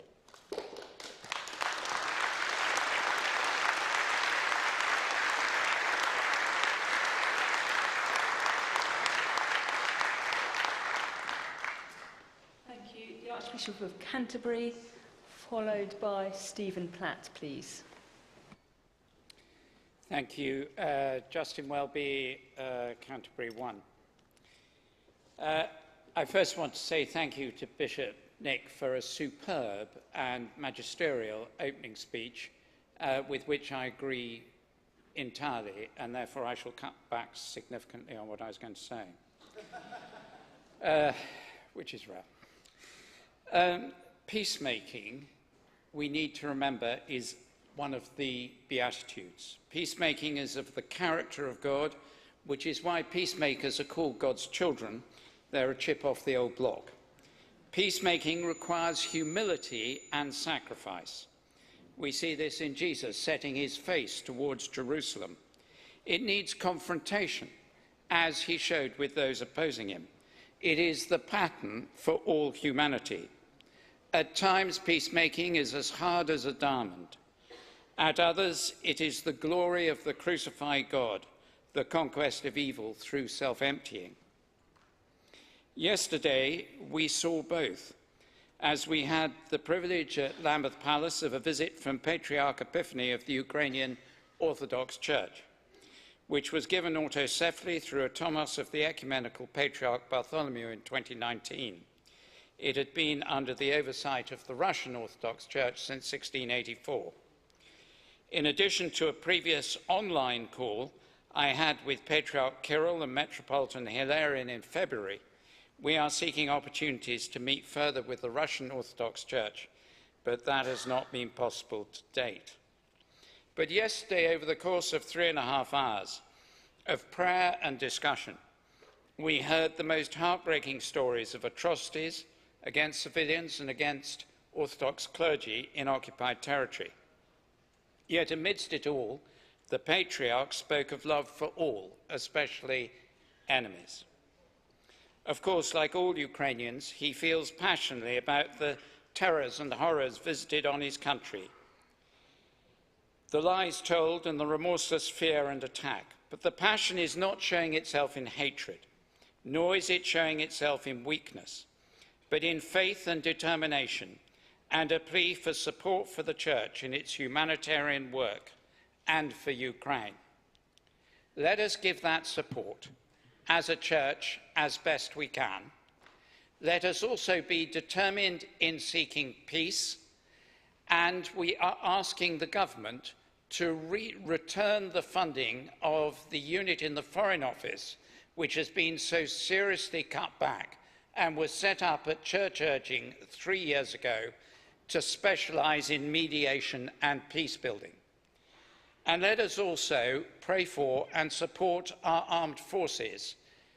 Nick mentioned they were being cut back, and particularly pray for the chaplains. The Armed Forces Synod is represented here. Thank you. Mr. Stephen Platt. Stephen Platt, then I'll be asking Clive Scowen to move his amendments. Stephen Platt, Ecumenical Representative for the Russian Orthodox Church, 478. Very grateful to the Bishop of Leeds and to the authors of paper GS 2259 for an extremely sensitive and nuanced and detailed appraisal of the situation following the Russian invasion of Ukraine in February. This is a war which we find to be atrocious, unjustifiable, and please remember that what you will hear in the news coming from Orthodox in Russia does not represent the whole picture, as has been pointed out already clearly in a number of places. The picture is far more complex. It's not for me to comment on the politics of the situation, but one might simply recall the words of Pope Francis in an interview recently when he said, "We do not see the whole drama behind the war, which was perhaps somehow either provoked or not prevented." What we do see as Orthodox is the need for peacemaking. Those of you who know the Orthodox will know that we are first and foremost Eucharistic and liturgical creatures. And the Orthodox liturgy, after an opening invocation to bless the kingdom of the Father, the Son, and the Holy Spirit, that is a kingdom which is not of this world, goes on to pray for peace, for the peace of the whole world, the stability of the holy churches of God, and for the union of all. And, in fact, in many churches on the Sunday Eucharist, we would go on to pray in the words of Psalm 146, "Put not your trust in princes or in any child of man, in whom there can be no salvation." We are extremely grateful for the channels that remain open for dialogue, for discussion, for listening, and for help. And I would ask you not to close these channels. It is not the first time in history that there have been tensions or a shutdown in relations between countries of the world. In the 19th century, the Russian priest in London, Father James Smirnov, at the time of the Napoleonic War, remained as the only voice and channel of communication and work for peace between Britain and Russia. So the Church, in being first and foremost an agency for peace and for listening, has a great role to play. And we thank you for what you are doing. Thank you.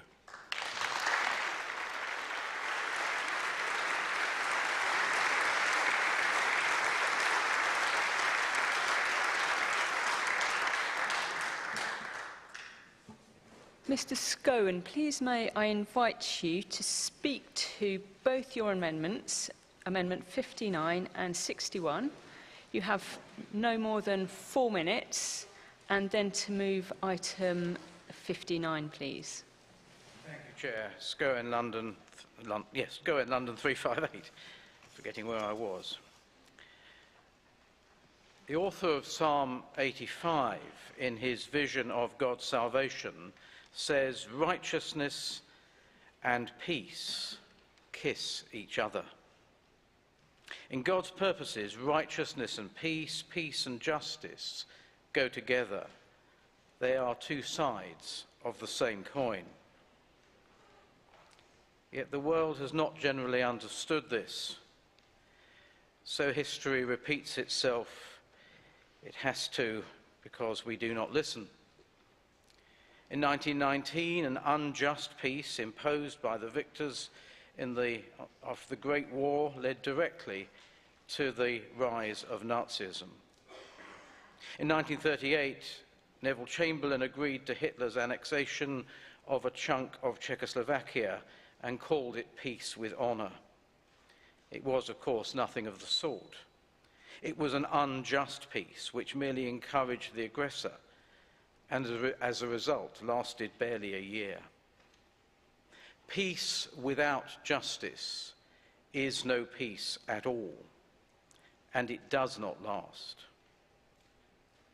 Now, a negotiated peace can lead to a good outcome, but a negotiated peace which gave away chunks of Ukraine to Russia would not be just. It would encourage further aggression by Russia and possibly by China and others as well. And it almost certainly would not last. Ultimately, it's for the Ukrainian nation to decide on what basis it may be willing to end the conflict.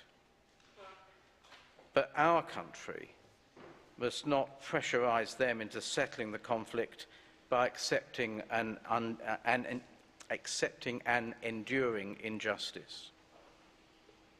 So the resolution that we pass today should be clear that the peace for which we pray and for which we ask our government to work is peace founded on justice. And that is why I asked Synod to add the word justly in paragraph B, so that we're praying for the war in Ukraine to be ended justly, and to replace the word negotiated with just in paragraph D, so that we call on the government to work to secure a just peace that provides for the flourishing of relations in Ukraine and so on. So, Chair, I move item 59, the amendment to paragraph B, and in due course will do the same with 61 when invited to do so. Thank you. Now, there will be opportunity for more speeches on the main debate later. So at the moment, we're just debating item 59. If you wish to speak, please stand. Oh, sorry, I have to call the Bishop of Leeds. Do you support this, please?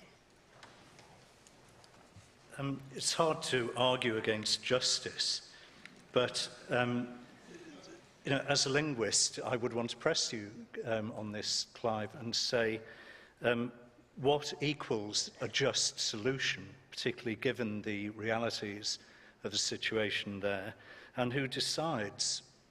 But I'm not going to resist the amendment because he can't argue against justice. If I can just tackle the second one because he raised it now, save me doing it later. The emphasis on negotiation is not that negotiation might lead to some poor compromise. The emphasis is on the fact that negotiation has to happen. Even if one side thrashes the other into non-existence, you still have to have negotiated diplomacy afterwards to establish what the peace will look like, or whatever that arrangement is, given the realities that for the next 100 years, the seeds of the subsequent violences are already going to be there. You have to negotiate. So that's what the emphasis of that was, but I'm not going to resist either of them. Thank you. Item 59 is open for debate. I can see Sean Morris standing. Sean, if you're speaking on this item, thank you.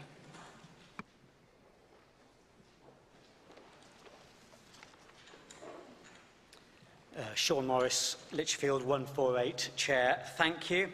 5 weeks ago, our personal lives changed forever. A mum and 2 teenage children came to live with us, having fled Kharkiv under shelling. Dad remains behind. Their story is one of devastation, burnt-out tanks, dead bodies at the end of their road. War is the most terrible thing, our new friend tells me repeatedly. Of course, I knew that, but I now realise that I didn't really. Clive, thank you for that amendment. I think you're absolutely right. A just settlement. Peacemaking, that word again. Yes, that is rightly our starting point, because peacemaking is the heart of the gospel. God reconciling us to himself through the cross.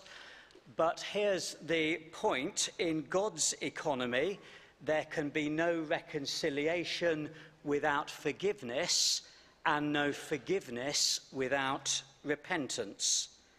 Just as us personally, there can be no lasting peace without repentance. And it is difficult to see how repentance will not involve Russia leaving the Donbass and the Crimea and other territories they have occupied, substantial reparations and prosecutions. In decades to come, maybe Ukraine may find it in her heart to forgive there may be real peace, but not if she's bullied into submission by military might, not if she is guilt-tripped by surrounding nations affected by world food and oil crises, not if she is forced into a negotiated settlement that does not have some tangible expression of Russian repentance. A just settlement is right wording.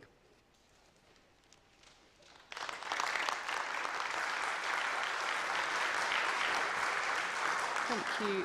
I'll call on the Bishop, and then I will test the mind of Synod for a motion of closure on this item 59.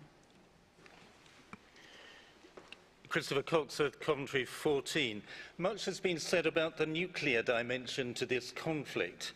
Even if on the face of it, nuclear deterrence seems to have played out exactly as expected, certainly to Putin's advantage, somewhat to NATO's advantage, and to Ukraine's catastrophic disadvantage. If only Ukraine had kept its nuclear weapons, many say. Others say nuclear weapons have saved the world from a third world war. Under the logic, though, of more nuclear weapons will make us safer, the conclusion many have drawn, we assume that their acquisition by any state is a straightforward affair, that other countries can simply buy for themselves a slice of the supposed ultimate security, which some states have enjoyed for decades. We speak of nuclear weapons as a kind of oven-ready deterrent. In thinking about security in this way, we conflate the possession of nuclear weapons per se with the determined and responsible efforts by states until recently to bring about strategic stability, to reduce risks, engage in dialogue, commit to arms control and disarmament, and resolutely uphold the principle of non-proliferation. A world that fails to appreciate the precariousness of our security and which gives up on the principle of non-proliferation will not be safer for anyone. Nuclear weapons are unique in their existential risk they pose, and some states may go to unprecedented lengths simply to counter the possibility of another state acquiring them. Add to that the inherent risk and instability of nuclear deterrence itself. Because of this war, therefore, Christians need to help reinvigorate the commitment to disarmament and non-proliferation, which is not a fringe pacifist concern, but is enshrined in the Non-Proliferation Treaty, to which 191 states are party, including all nuclear armed states. Where there's a danger of sleepwalking into a volatile new world, which there is, we have a duty to draw attention to reality, to wake people up. Professor Neil Ferguson said last week that if we are indeed facing Cold War II, he would much rather skip the Cuban Missile Crisis and go straight to détente. And because God hasn't constrained us to a history bound to repeat itself, Ferguson's hope can be our urgent mission, holding ourselves to account on our commitment to non-nuclear proliferation in the face of this war, which again relies on the commitment to nuclear elimination, is a good place to start. Thank you.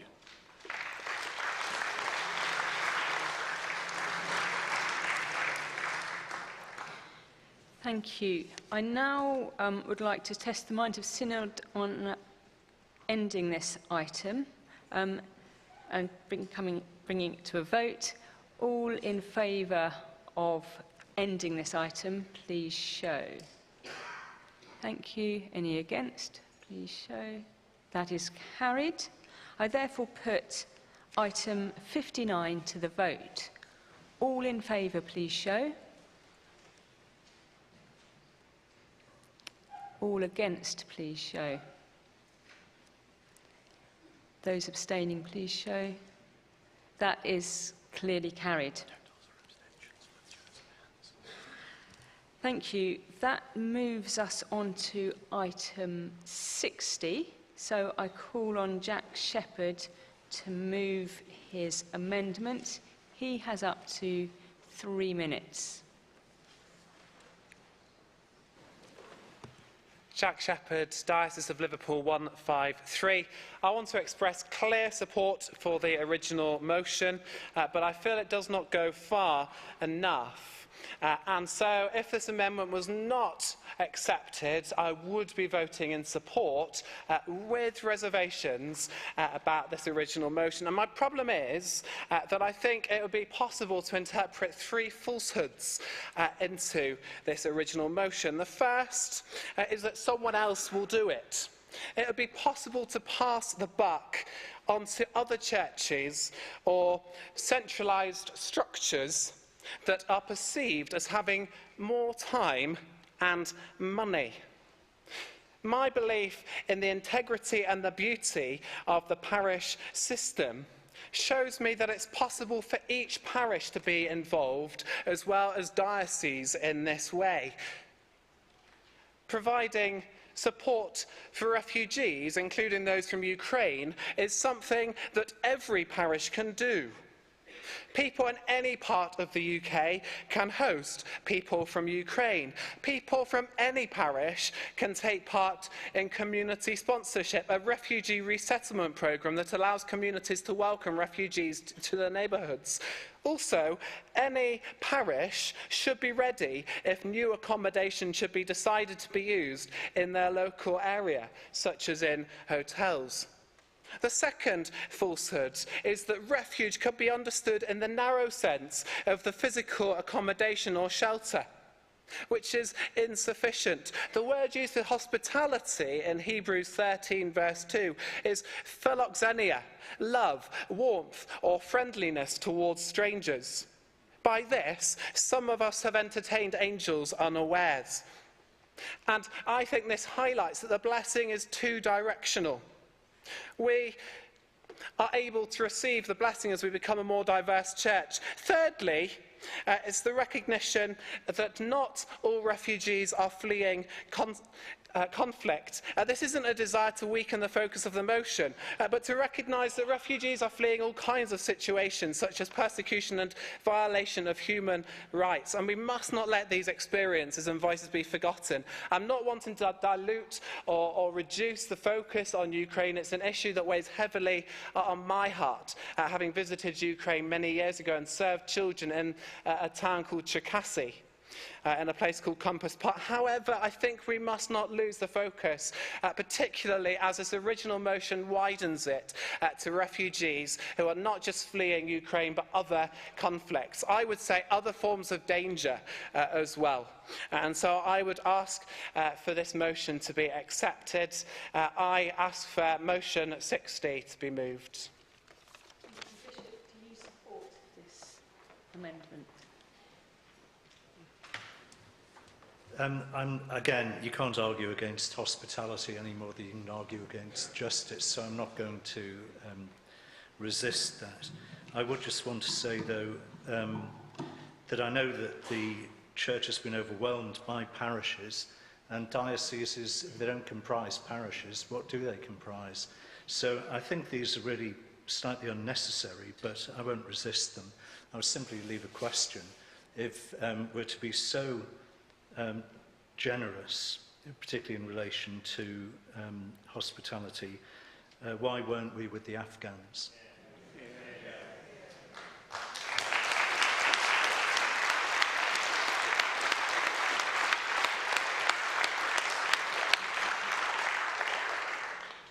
Thank you. Item 60 is open for debate. The speech limit is 2 minutes. I see you standing, sir, please.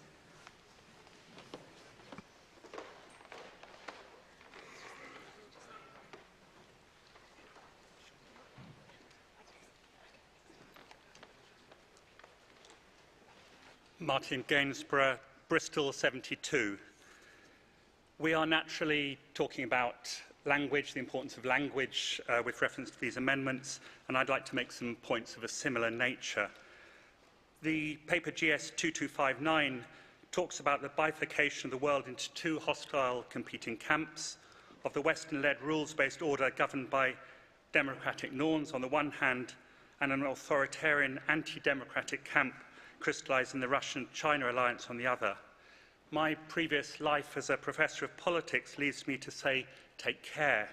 What is this rules-based order governed by democratic norms of which the paper speaks? And what complexity lies behind the rather too easy use of the term authoritarian?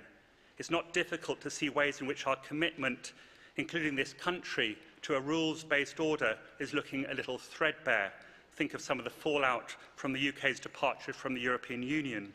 Equally, we know that political liberalism on which our politics is based is in some serious difficulty, with concerns raised in perfectly respectable quarters that we're witnessing a slide into autocracy, significant displays of illiberalism. And then what about the use of the term authoritarian?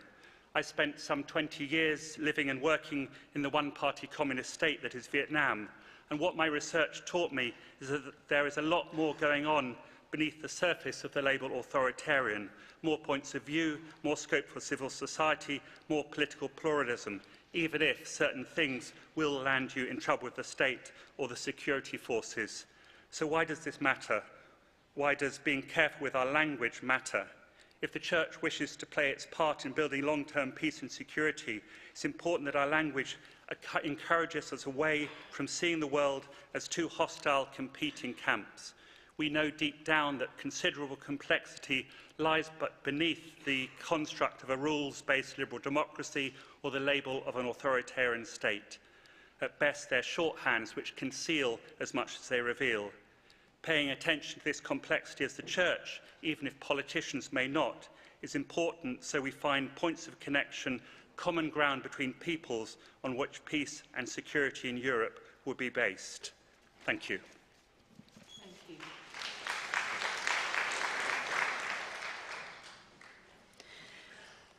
Members of Synod, because of the earlier disruption, curtailing this debate, and also timed business of questions next, I will need to adjourn this debate, which means that the Business Committee will find time to finish it later in the agenda. So we now move to item 7. Thank you.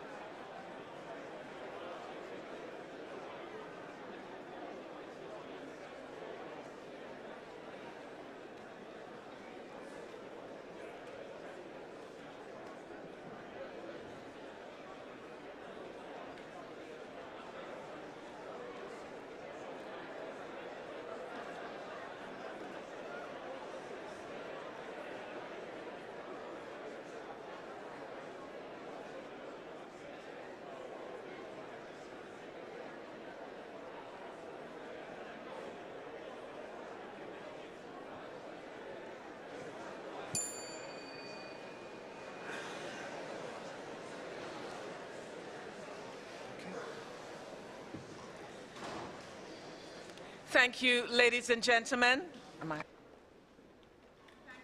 Ladies and gentlemen, no, they can't hear me still. Thank you. We come now to item 7, questions. Members, you've been sent the full questions notice paper by email, and it may be helpful to refer to it during this item.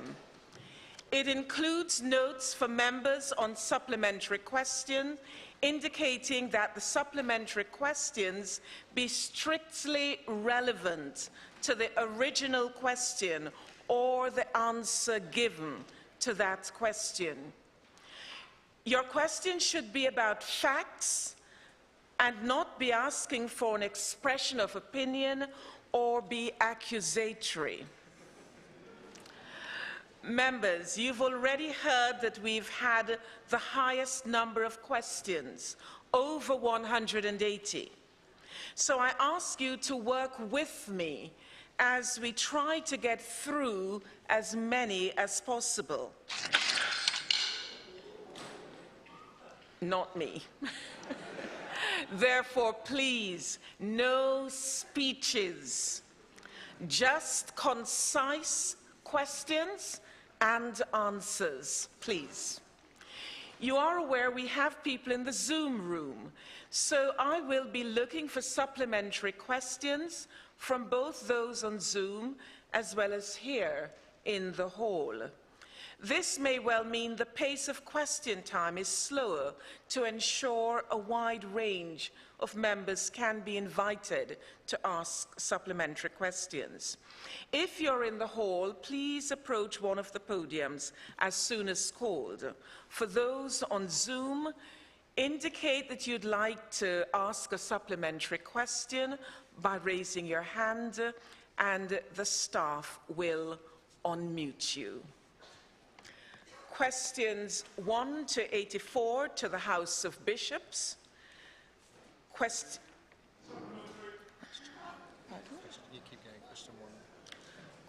1, the Archbishop of Canterbury. To St Albans. Thank you, Archbishop, for your encouraging answer. This week has shown us the importance of honesty, accountability and integrity in leadership in our nation.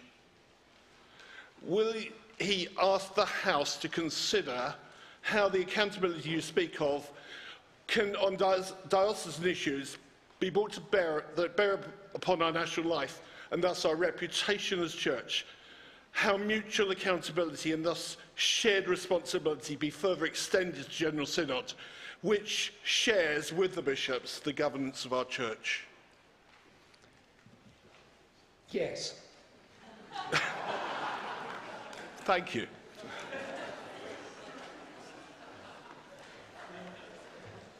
Supplementary. Sam Margrave, Coventry 295. Thank you, Chair. In relation to the question that's been asked, if we are episcopally governed and if we are episcopally led and synodically governed, what role does Synod play in resolving the issues raised in the question? And has the House of Bishops considered the role of Synod? That's 2 questions, Sam, but I'm sure the Chair will allow me to answer both of them.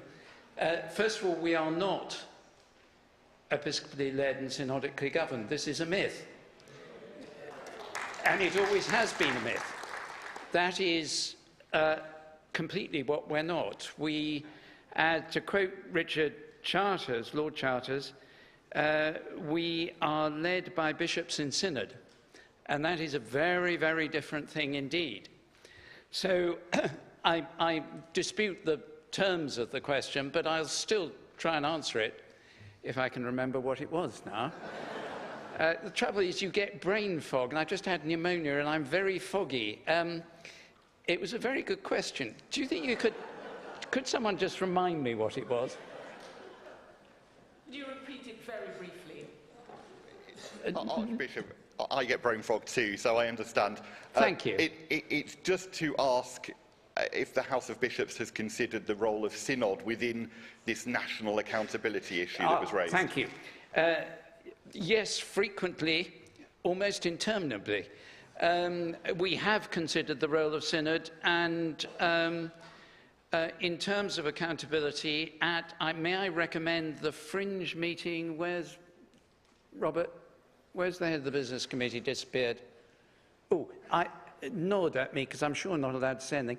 But Monday evening, the fringe meeting?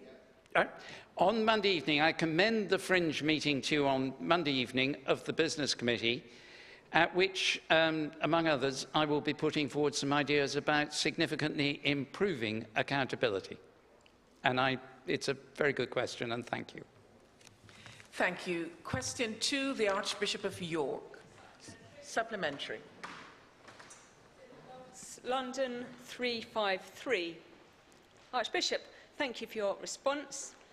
Given that different forms of dress are understood to have no particular theological significance, and given that most of what is currently worn is historically un-Anglican, is there a theological reason not to immediately adopt a less ostentatious style?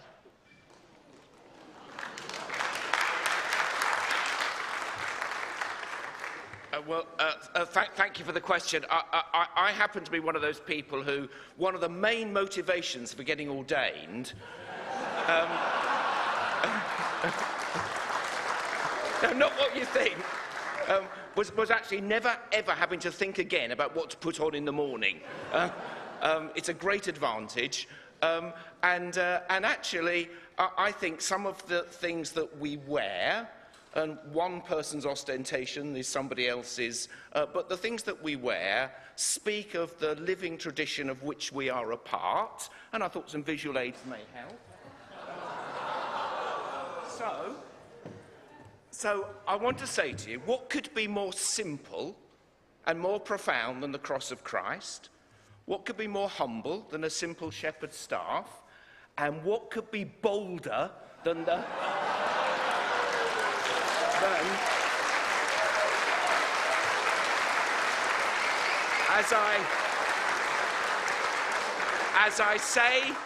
As I say to children when I go to the school, a bishop wears on her or his head the fire of the Spirit.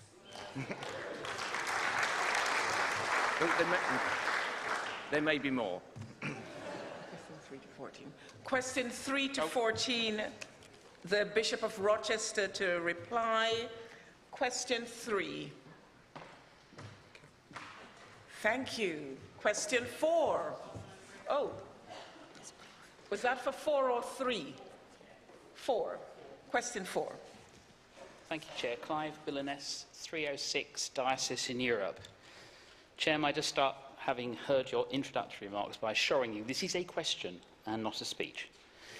Bishop, thank you for your answer, which clearly shows some evolution of the role of the Independent Safeguarding Board from February 2022, when in our paper GS2244 it was declared that the ISB is not a reinvestigation body, does not have powers to sanction, direct, regulate or insist, to the answer now that it can perform review activity to bring forward lessons, and this is not unwelcome.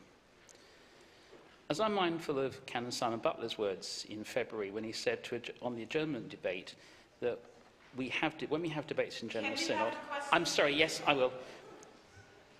The question I have is that normally we expect to have papers that are properly prepared and proposed, and my question is therefore, when the paper GS2263 is considered tomorrow afternoon, will you please be prepared to provide Synod with full information about the extent of this not unwelcome evolution of the Independent Safeguarding Board, including when the extension of its role will be brought to Synod for approval?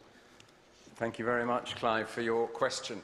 The name Independent Safeguarding Board means what it says, and it is the ISB who set their own terms of reference. What we'll have tomorrow afternoon from Maggie Atkinson and her colleagues is a presentation on, an update on the work of the ISB. You've got the paper in front of you. There'll be an opportunity for questions as well. I hope I'm not stealing too much of Maggie's thunder, because you will also hear from her tomorrow that their own independent website of the ISB will be launched next week, on which a great deal of this information will be available. But the whole point is, it is a work in progress, and the responsibility rests with the ISB, not with us, for setting its terms of reference, for instance. Thank you very much. Question 5. Mr. Martin Sewell. Martin Sewell, Rochester 390. Just following on from that, in February, we are a scoping ISB. In April, we suddenly seem to be a fully functional, able to create and implement a review ISB. And what I think has been missed out in between is... We have the question, please. Here's the question. What happened to the intermediary stage where this body scrutinised what was happening? What is the mechanism by which we can properly, respectfully and effectively call the ISB to account for process inadequacy that is becoming increasingly apparent? Tomorrow, as I've said, Martin, the ISB will be giving a presentation and there'll be an opportunity for questions. The alternative, of course, to the ISB being able to continue with its work, reflecting its independence, and B, so that it can move forward, is precisely that it has carried on evolving and doing its work and defining the terms of its work. The alternative would be, well, we have to wait until we've had the chance for someone at Synod to ask the question. So there is an opportunity for questions, it is an evolving work, and it is independent. Supplementary.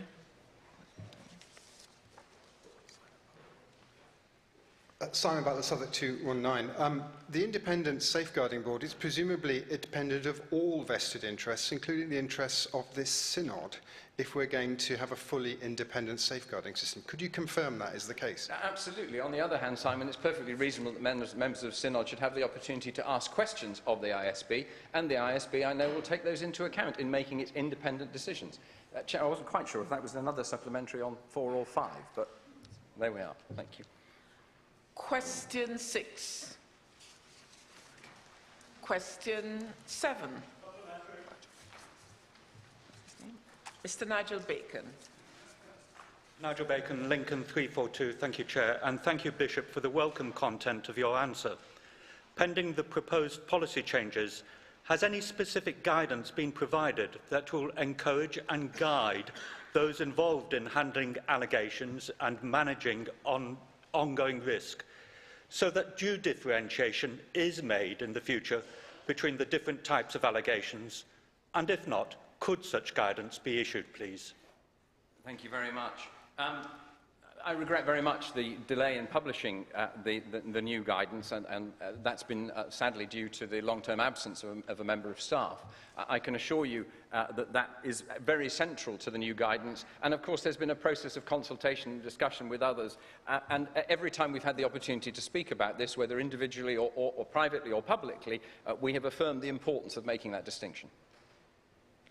Question 8.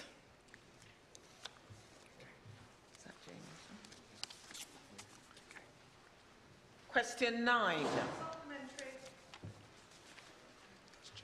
Jane Rossum. Jane Rossum, Rochester 389. Thank you, Bishop, for your answer, in which you tell us that any individual failings will be addressed by the relevant HR process. So, could you please tell us what HR process exists to address the issue of a failing or negligent bishop?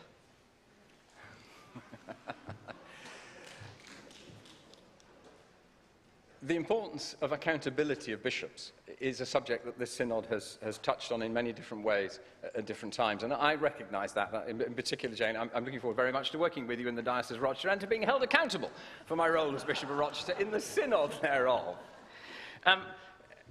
We'll be well aware, of course, that in terms of bishops are not employees, we're office holders, The processes for holding bishops to account, at the moment, those are in terms of the development of the clergy discipline measure, primarily, rather than HR processes.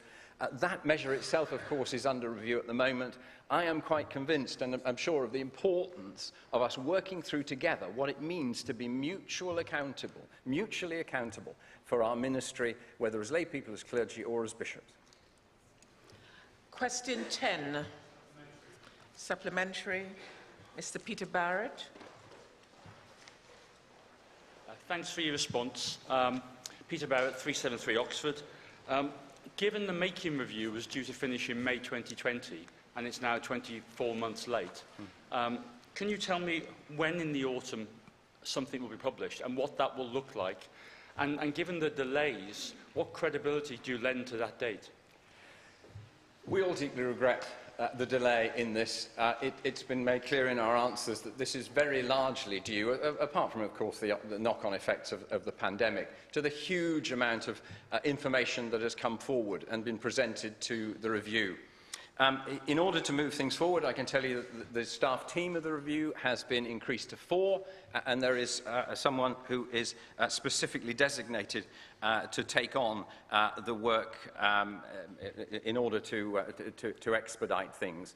It is independent. We're in the hands of the reviewer. We're putting in as much resource as we can, and as they ask for to bring that forward, it is hoped that we will have an initial sight of the review early in the autumn. I'm thinking September, but there will then be a process of what's called maximalisation, of representation, whereby people are given the chance to respond.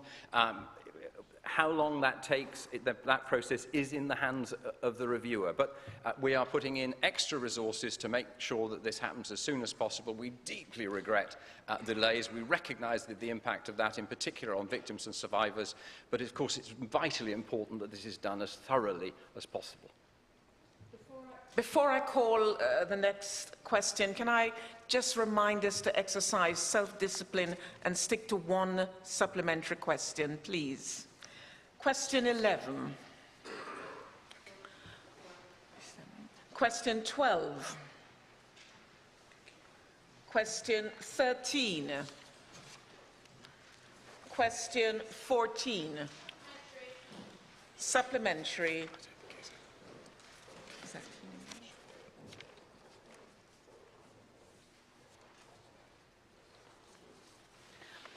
Felicity Cook, Ely 303. This is a supplementary to the real question 14, which is digitally available but is not printed in the yellow sheets. It's about the Standing Commission. So is that? Sorry, I've got the printed one. Okay, so there was a duplication of 2 questions from Nikki Pennington on the questions paper, and question 14. I'm sorry, can I suggest that we come back to that tomorrow if it's not there? Well, it's digitally available. It's on the digital paper.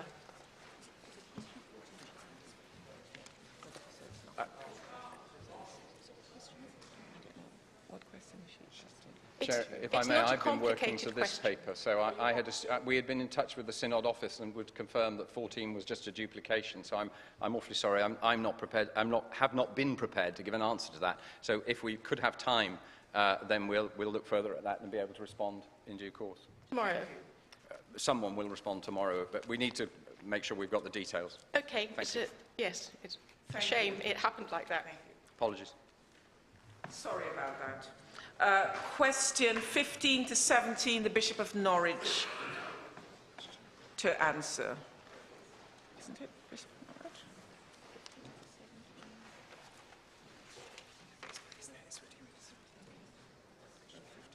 Question 15. Go ahead. Jonathan Baird, Salisbury, 400.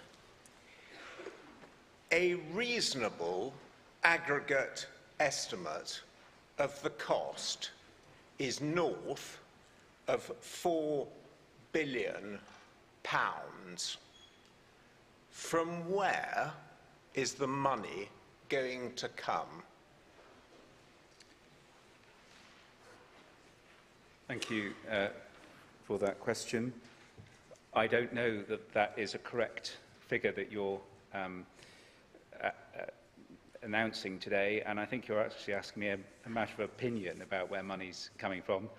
And, you know, as with any work in parishes, a lot of the funding will be raised locally in conjunction with the funding that is being made available through the Church Commissioners. There'll also, we hope, be funding available through grant schemes, which we're actively looking at.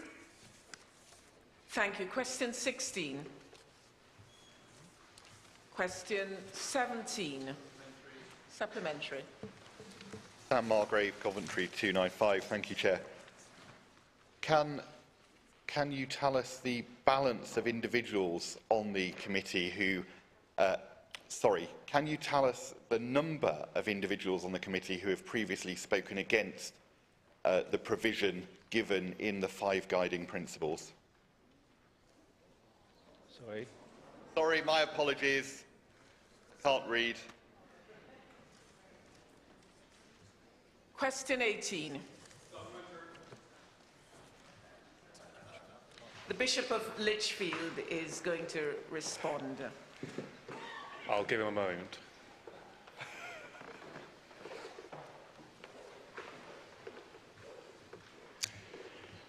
Mark Wallace, Chelmsford, 86. Thank you, Bishop Michael, both for your answer and for your willingness to chair this standing commission. While I hope we can agree that the Reverend Charlie Screen is a wise and experienced priest, he serves on the standing commission only until the appointment of the new Bishop of Ebbsfleet. When he steps down, presumably in only a few months' time, the number of traditionalist parish priests on the standing commission will be precisely 0. Zilch. My question is, was this intentional? Thank you for the question. I'm aware of that dimension of the membership. We were seeking to achieve a balance between the 3 houses of bishops, clergy and laity, and between those who are supportive of the ministry of ordained women and those who are not, and between the provinces of Canterbury and York. So the figures to try to include people to match all those various diversities, that was the result. And I'm aware that there are no members of the House of Clergy who are opposed to the ordination of women. Could I just take the opportunity also to thank those members who have agreed to serve on this commission? I'm really grateful. Of course, thank you. Can I just check, Felicity? Was this the question you wanted to ask, the subject matter you wanted to ask a question on?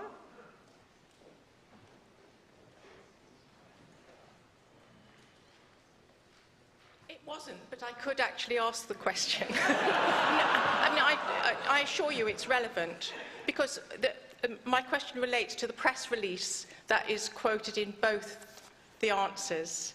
Okay, if you could quickly ask a I question, will ask the question very quickly. So the press release refers to the remit for the Standing Commission, and one of those is to receive and disseminate good practice in relation to the implementation of the 5 guiding principles.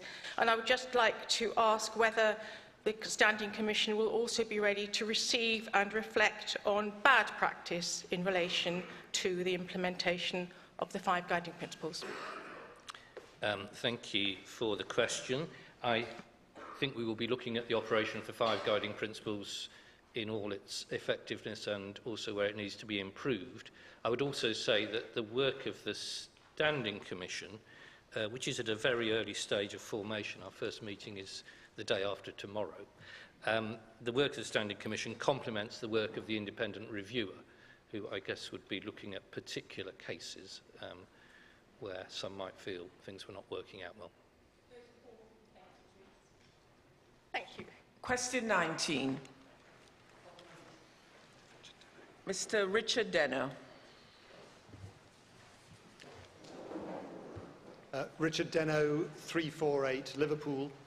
Thank you, Bishop, for your most helpful answer, and our prayers are for you and the whole team as you begin the work. My supplementary refers to an obvious objection for those who are of a complementarian viewpoint, that they are in the minority, and that a minority viewpoint is too small a matter to discuss. So what good practice could you suggest when that is an objection to entering dialogue in a diocese? I take it that's a question about the composition of the Commission in terms of how it reflects majority and minority views. No, sorry, Bishop, sorry, I've not been clear. the question. My question is about how you would support dialogue in the diocese. And that was the original question, and the supplementary then is, given the obvious objection, oh, this is a minority interest and therefore we haven't got time for dialogue, what is the example of good practice you would give to overcome that objection? Well, thank you for the question, which I think just maps out some of the ground that the Commission will need to be looking at. As I say, we are at a very early stage of formation and have not yet met, but I think those are just the kind of questions that we'd be looking to explore. Question 20. Mrs. Valerie Hallard. Valerie Hallard, Carlisle 267. Chair, I ask this question on behalf of a deanery synod to whom I report General Synod business. And I suspect they might feel that they haven't had an answer. Is it at the discretion of the House of Bishops as to whether Synod receives any report back on the work of the group? The working group is a House of Bishops working group, so in principle, yes. I mean, what I can say is that the working group has focused, as members of Synod are probably all too well aware, on particular issues around the administration of the sacrament and the use or not use of individual cups. And I anticipate that our work over the rest of this year will particularly focus on the celebration of Holy Communion on digital media and to what extent people can participate, in what sense people can participate in the Eucharist online, and the meaning of spiritual communion, those kind of issues. And General I Synod hope that fills out the... General Synod will receive some... You only have opportunity for one question, I'm sorry. Supplementary. Supplementary. Sam Margrave, Commentary 295. Will General Synod receive a copy of this report? I think the report will go, well, I know the report will go in the first place to the House of Bishops, which will then consider what its destination should be. Question 21. Supplementary. Prudence Daly. Miss Prudence Daly.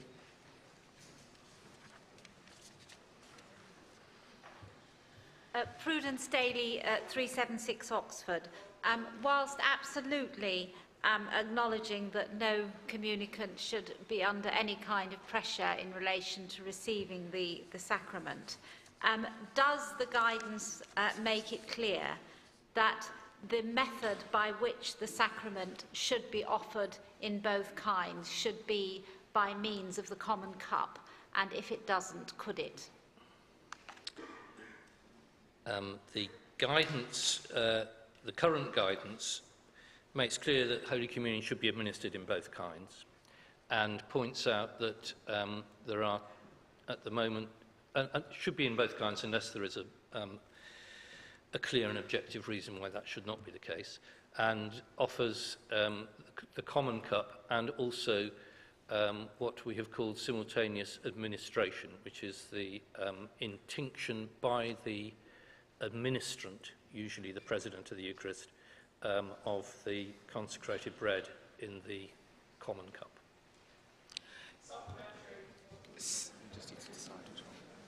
Supplementary, gentleman there.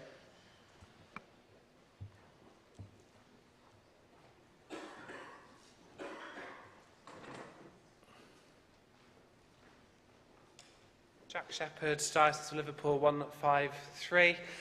Can I just ask what changed in between the February Synod, when it was responding in answer to a question that I asked, that people were experimenting with communion in that season, and that there was no desire to oversee the way in which communion was taking place in terms of the common cup and individual cups, and the 3rd of May, which is a period of about 80 days.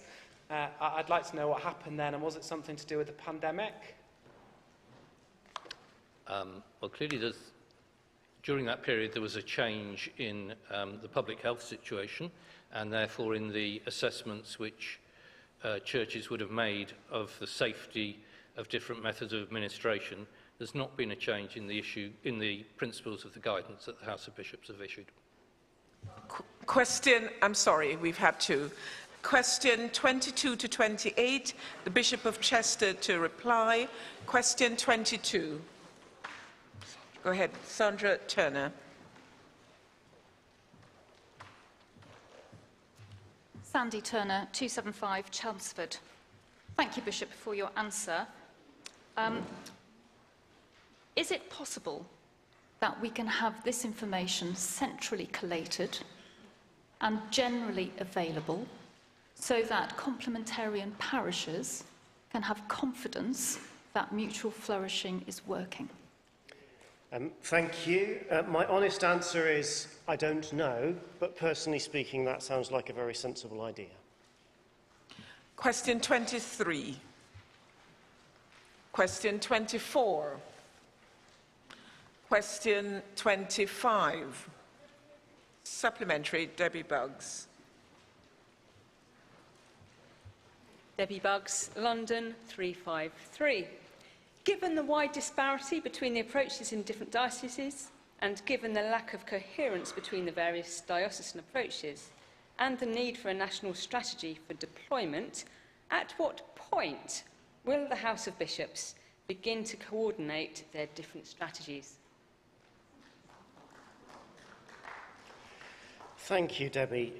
Again, I'm afraid the answer is I don't know. If my response, though, my written answer, implies that we do none of that, I think I have inadvertently misled you, because that's not what I'm trying to say. It's simply, as the House, we try to balance our shared responsibility with the responsibility that each diocese has. So it's a continually evolving conversation, and the House of Bishops seeks to be corporately responsible in it.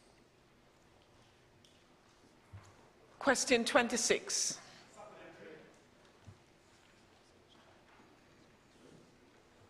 Reverend Jeremy Moody. Jeremy Moody, Oxford 187. Thank you, Bishop, for your reply. In your answer to my, and indeed to another question on the C4 faculty guidance, you refer to the early stages of a review into this guidance. This is to be welcomed, but could you confirm, please, who is undertaking this review, and also whether the reviewers will be open to receiving representations from those with an interest in the C4 faculty process, and how such representations might be made? The honest answer is I just can't, because I really don't know.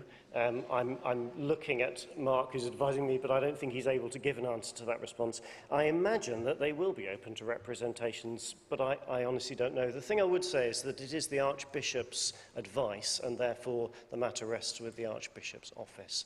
Am I able, I don't know the answer to this, sorry, this is the first time I've given answers, to provide a written answer later? Is that something I can do? In which case, I will commit to try to do that. Yes, that is possible. Thank you. I think there's a second supplementary here.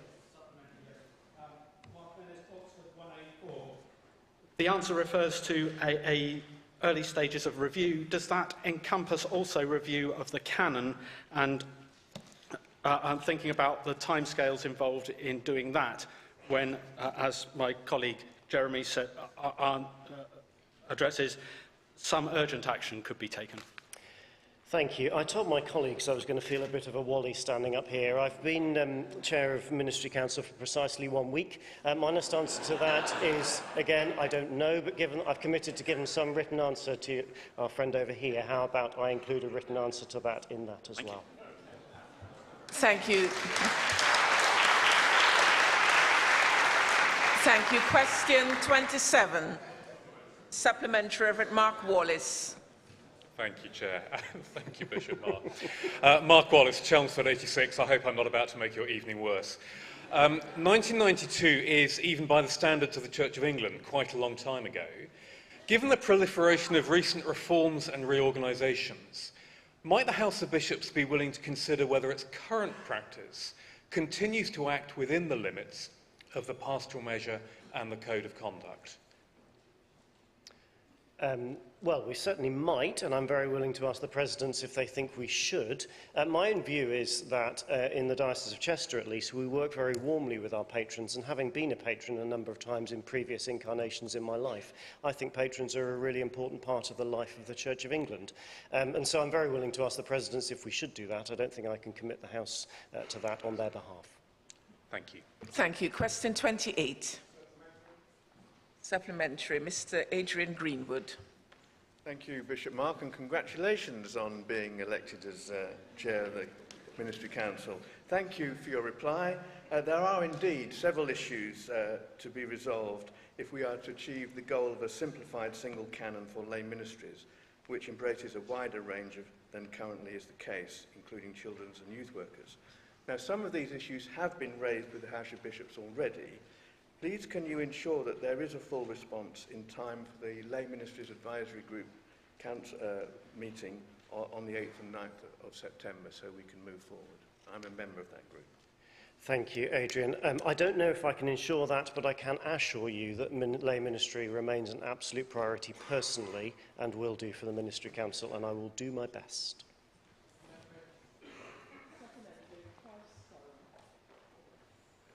In London 358, I wonder if the Bishop could clarify the status of the Bishop's regulations for reader ministry. Are they regulations which are binding on bishops I'm and afraid dioceses? that's a legal question, so it's out of order. I'm sorry. Right. Thank you. I'm asking a question of fact, actually, about the nature of the regulations. It is a legal question, I'm advised. I'm sorry. Thank you. Question 29 to 30 to be answered by the Bishop of Manchester. Question 29. Supplementary. Mrs. Rebecca Chapman. Rebecca Chapman, 414 Southwark. Thank you, Bishop, for your helpful and informative written response. You noted in your reply that the Emerging Church Steering Group may make recommendations for consideration by governing bodies. Please could you tell Synod what recommendations, if any, has the group made to date and have they been acted on?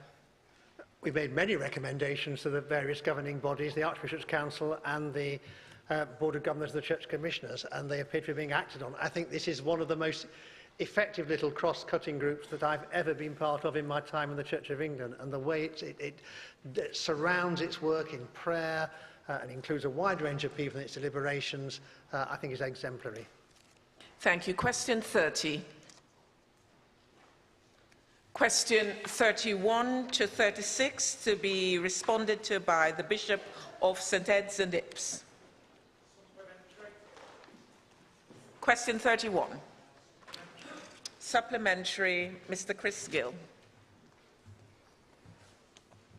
Thank you for your answer, Bishop.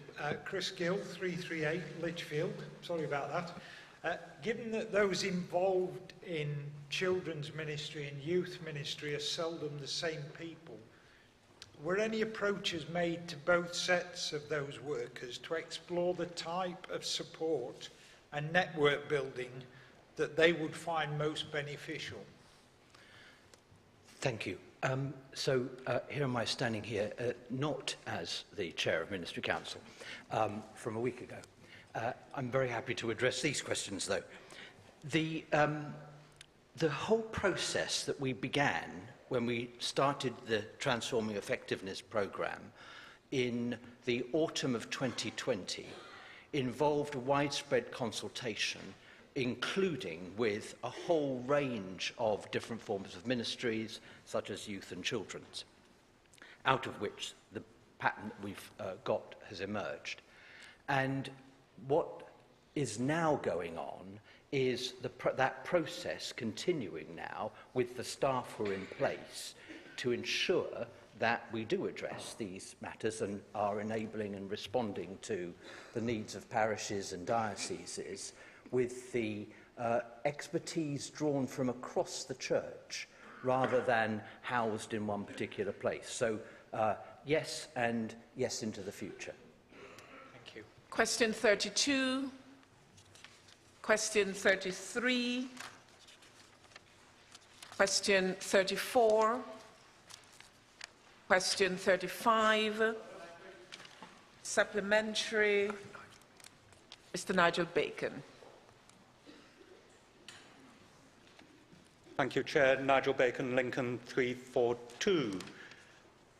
Bishop Martin, would you please explain how the actual redundancies, rather than the elimination of vacant posts you set out in your answer, how can that be reconciled with the figures provided in the answer to question 168, which, excluding the National Society and the Archbishop's staff, show a 21 post or 4.3% increase in NCI headcount between 2020 and 2021, and a further 30 post or 6.2% budgeted increase in 2022. So I'm going to need to give you a written response, but the short answer is there are certain areas, like for instance in the National Society, where there's been a significant increase in posts that are funded by the DFE, and those are included in that headcount. There's also been an increase in posts in relation to safeguarding. So there are areas that were out with the remit of transforming effectiveness, where we've seen that increase, but those increases are either of the particular necessity that we have in relation to safeguarding, or they're of necessity but externally funded. Question 36. Question 37 to be responded to by the Bishop in Europe. Question 38 to be responded to by the Bishop of Exeter.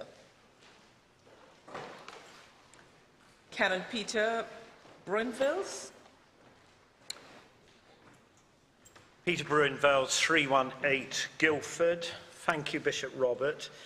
Whilst acknowledging that the Church of England has such resources available for prayers for Her Majesty's forces at home and abroad, can he encourage more dioceses to celebrate Armed Forces week and day by using such resources as both Guildford and Exeter dioceses and their cathedrals do? Thank you, Peter, for your supplementary. Speaking as the chair of the Liturgical Commission, I mean, these resources are here, and we stand ready to help in any way. If they're considered to be inadequate, we'd be only too glad to provide some additional material to dioceses.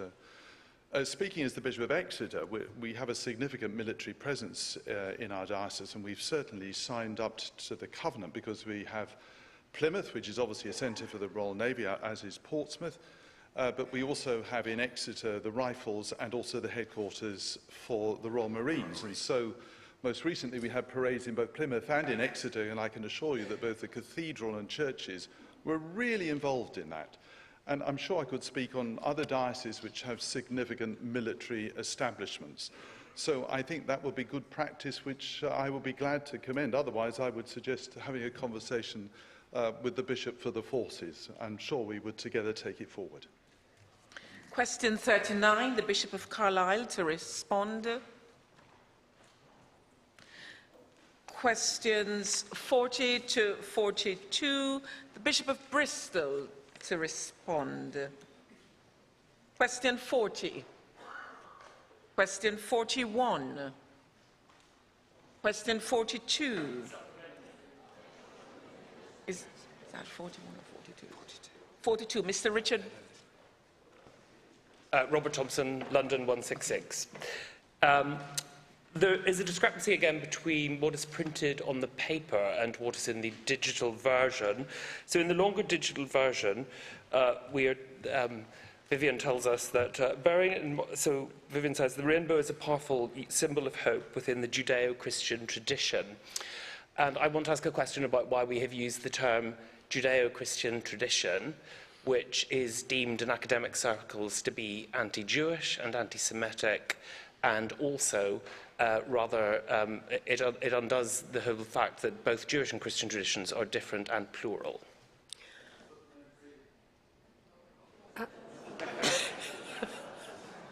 supplementary to my supplementary. I think I'd quite like to answer one supplementary at a time. I'm grateful for the point you've made, and I apologise if I've caused any offence.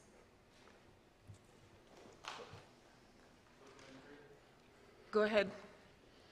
Sam Margrave, Coventry 295. Thank you, Chair. Has the House of Bishops considered the agenda of the Rainbow Pride flag and its consistency or inconsistency with the Christian faith? Sam, thank you for your question. No, it hasn't. Question 43. I'm sorry.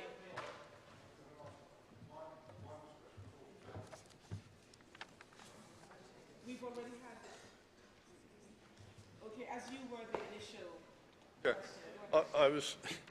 I was simply going to ask why, therefore, has the gay pride flag, which features a prominent rainbow upon it, been shown over a number of cathedrals in defiance of the law of the land, when only the flag of St George and the Union flag are allowed? I think your question is argumentative, so I'm going to say stop to that. I'm sorry.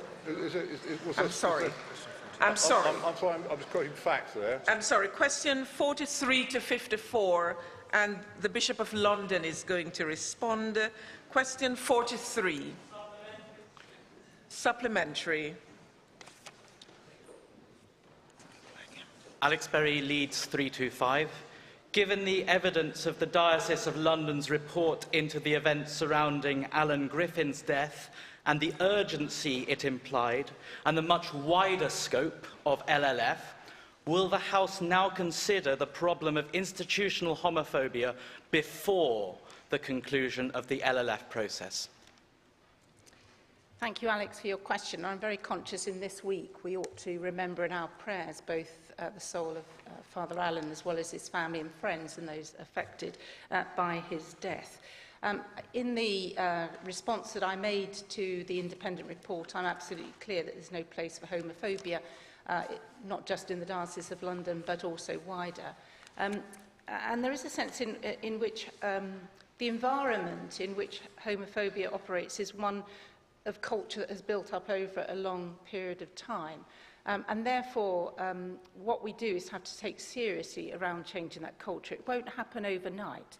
And what I do hope is that in living in love and faith, that we will begin to address it And I think one of the points earlier on in the day was around, homophobia is about negative action.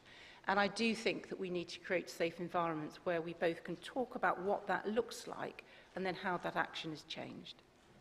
Question 44. Supplementary. Jane Azan. Roseanne, Oxford 380.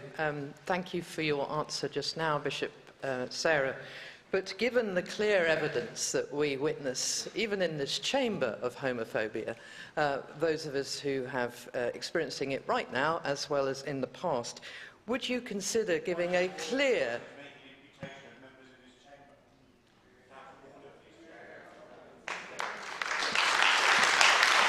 I rest my case.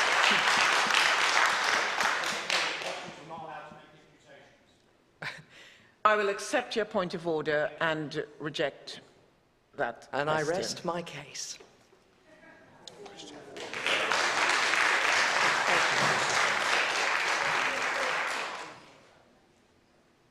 Supplementary. Sandy Turner, Chelmsford 275. My question is very simple. The people on the reference group, is it a requirement that they are practicing Christians?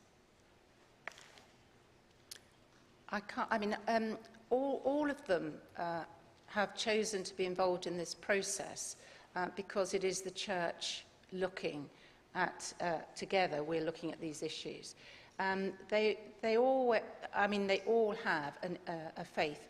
Whether it's been a requirement, I don't know. What I do know is that they have a faith and they want to offer their time and explore with us the difficult issues that we are exploring. Question 46.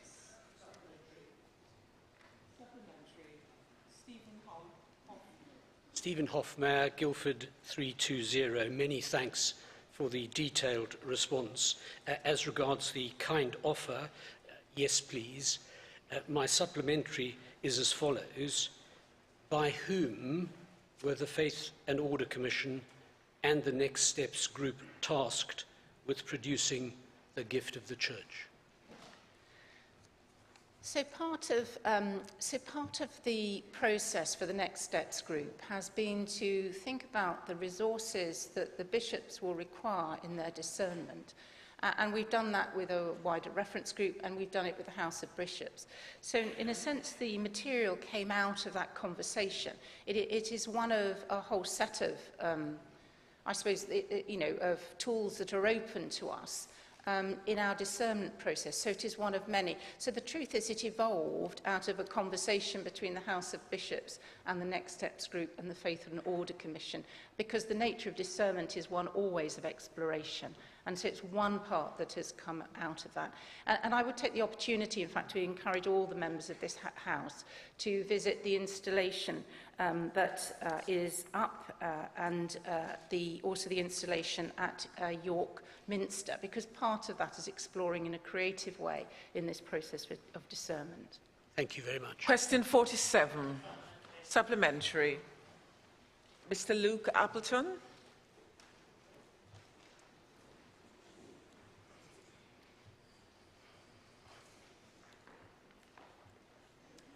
Thank you, Bishop. Considering the relatively low level of engagement with LLF surveys and feedback, are there other mechanisms the bishops can use to measure the mind of the Church during their discernment process in the autumn? Thank you. Well, actually, I think we should be encouraged by the level of engagement, and I would like to thank all the members of this House who have encouraged people to be engaged. And in terms of the exploration of the feedback and how that's then presented, not just to the House of Bishops, but actually to here, in the sort of the way in which it's the mirror that we reflect back. Actually, the three research groups involved with this actually feel that it's actually a really high level of response, and it's a representative response. So actually we should be encouraged by the feedback that we've had. But I would again encourage people to use these couple of days to involve themselves into the exhibition as well as the installation at York Minster. Question 48. Supplementary. Sam Margrave, Coventry 295. Was data collected that provides information as to the relationship of the respondent to the Church? Thank you, Sam, for your question. Yes. Question 49.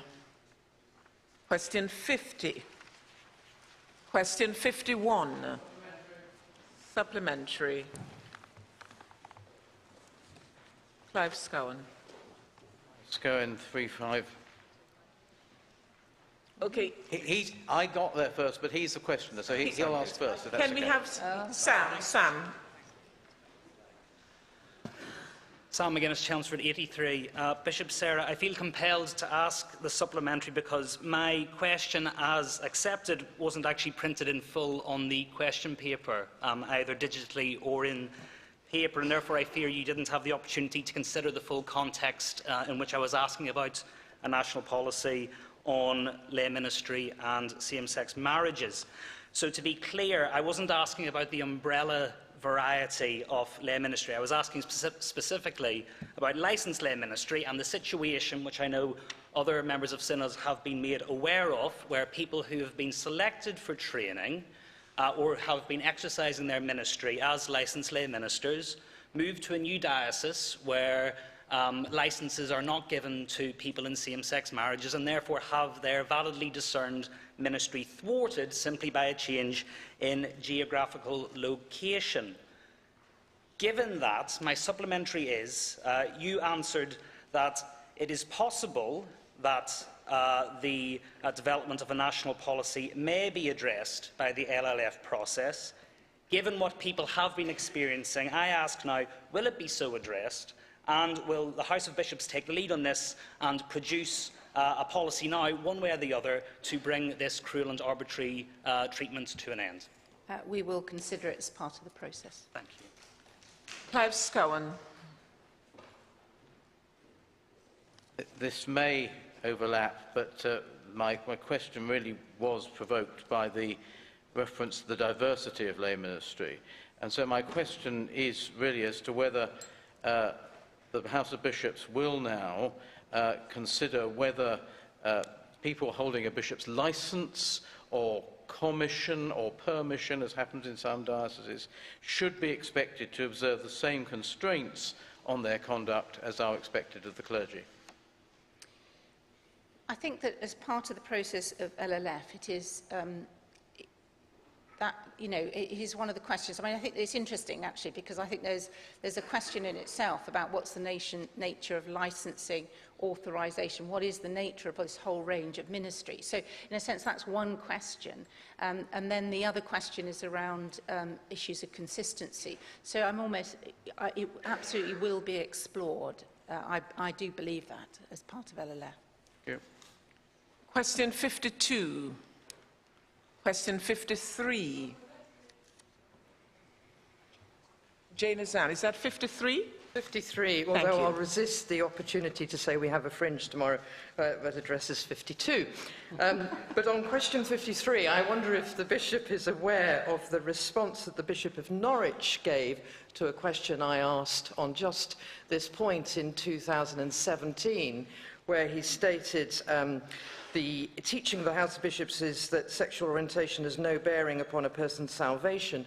And then the Bishop of Coventry in February 2018 went on to explain and draw on the Faith and Order Commission's report on Can you have the question, please? So I'm asking if she's aware of that and perhaps why she'd like to draw on that in her response. I wasn't aware of those two points. Thank you, Jane.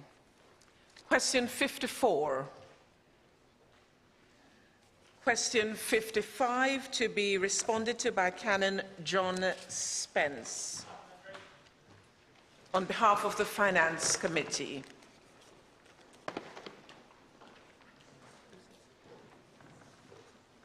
Please let us have your name and... Go ahead. Paul Waddell, Southwark 418. Thank you to Canon Spence for your kind reply. Being concerned about the level of subsidiarity suggested with regard to redress payments, can I ask what efforts will be made to ensure that financially imperiled dioceses, cathedrals and colleges will not be sunk by future claims? And what efforts will be made to prevent charities law forcing those financially less secure organisations to defend themselves in court against known survivors of church abuse, survivors who would then be subject to lengthy and painful additional processes for which some might not survive? Well, thank you. And of course, as we've already heard today, we are one body and we operate in unity. There is a track record that if a diocese was in difficulty, the Church centrally seeks to provide help. It would be counter to the spirit of what is going on here if we were not to try to do the same. One cannot guarantee it would be the case in every situation, but the goal would certainly be that justice is done regardless of the financial status of the responsible organisation. Question 56 to 72 by the Bishop of Chester in relation to the Ministry Council. Question 56. Question 57. Question 58. Supplementary. Reverend Chantal Nopen.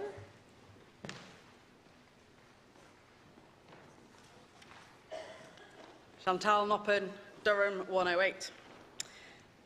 Bishop, I was really encouraged to hear that you agree supporting new parents is right and good, and that any financial support should be considered to be an investment in their ministry in the long term that will pay off. However, as some dioceses have said and are saying that it is too expensive to comply with these agreed recommendations, why are such policies being made if not all dioceses can afford them and there is not actually a central commitment to ensure that they are delivered? Thank you, and it's very nice to see you again, Chantal. I meant what I said in the written answer. It's right and good and proper that we should support parents, and indeed it's an investment in the church and in them. We're constantly playing this balance game between being a national church and being a diocesan church, and I'm not going to pretend that there are always easy answers to that. On our website there are family-friendly policies for the whole church, and we do encourage dioceses to fit in with them wherever possible. Supplementary. Miranda Threlfall Holmes, Liverpool 156. Please could we have a page on the Church of England website that sets out what maternity and parental leave payments are made and policies in place for each diocese, so that people aren't inadvertently disadvantaged when they move diocese or consider moving diocese by the current postcode lottery? Thank you, Miranda. It's also nice to see you again. It's a North East regathering. Again, I'm afraid my answer is I don't know, but I will gladly ask the question because it seems to me perfectly reasonable. Question 59, and the questioner is the Reverend Mark Miller. He is on Zoom, so he's going to be unmuted. And while that is happening, can I just ask those of you who are interested in making your supplementary questions, especially if you're much further away from the podium, could you begin to move so that we know and we don't waste much time? Thank you. Question 59. Mark Miller, Durham 107. Bishop Mark, it's good to see you again as a Durham reunion, a North East reunion. Thank you for your answer to my last question. Whilst recognising the support of charitable organisations, in answer to an earlier question that we were able to read, the Trussell Trust note that no one should rely on charity to make basic needs. So therefore, what should ordinands do when their dioceses have refused to increase or make additional payments to account for the significant increases in fuel, light and power costs, please? Thank you, Mark. Also good to see you again. My honest advice would be write to the bishop.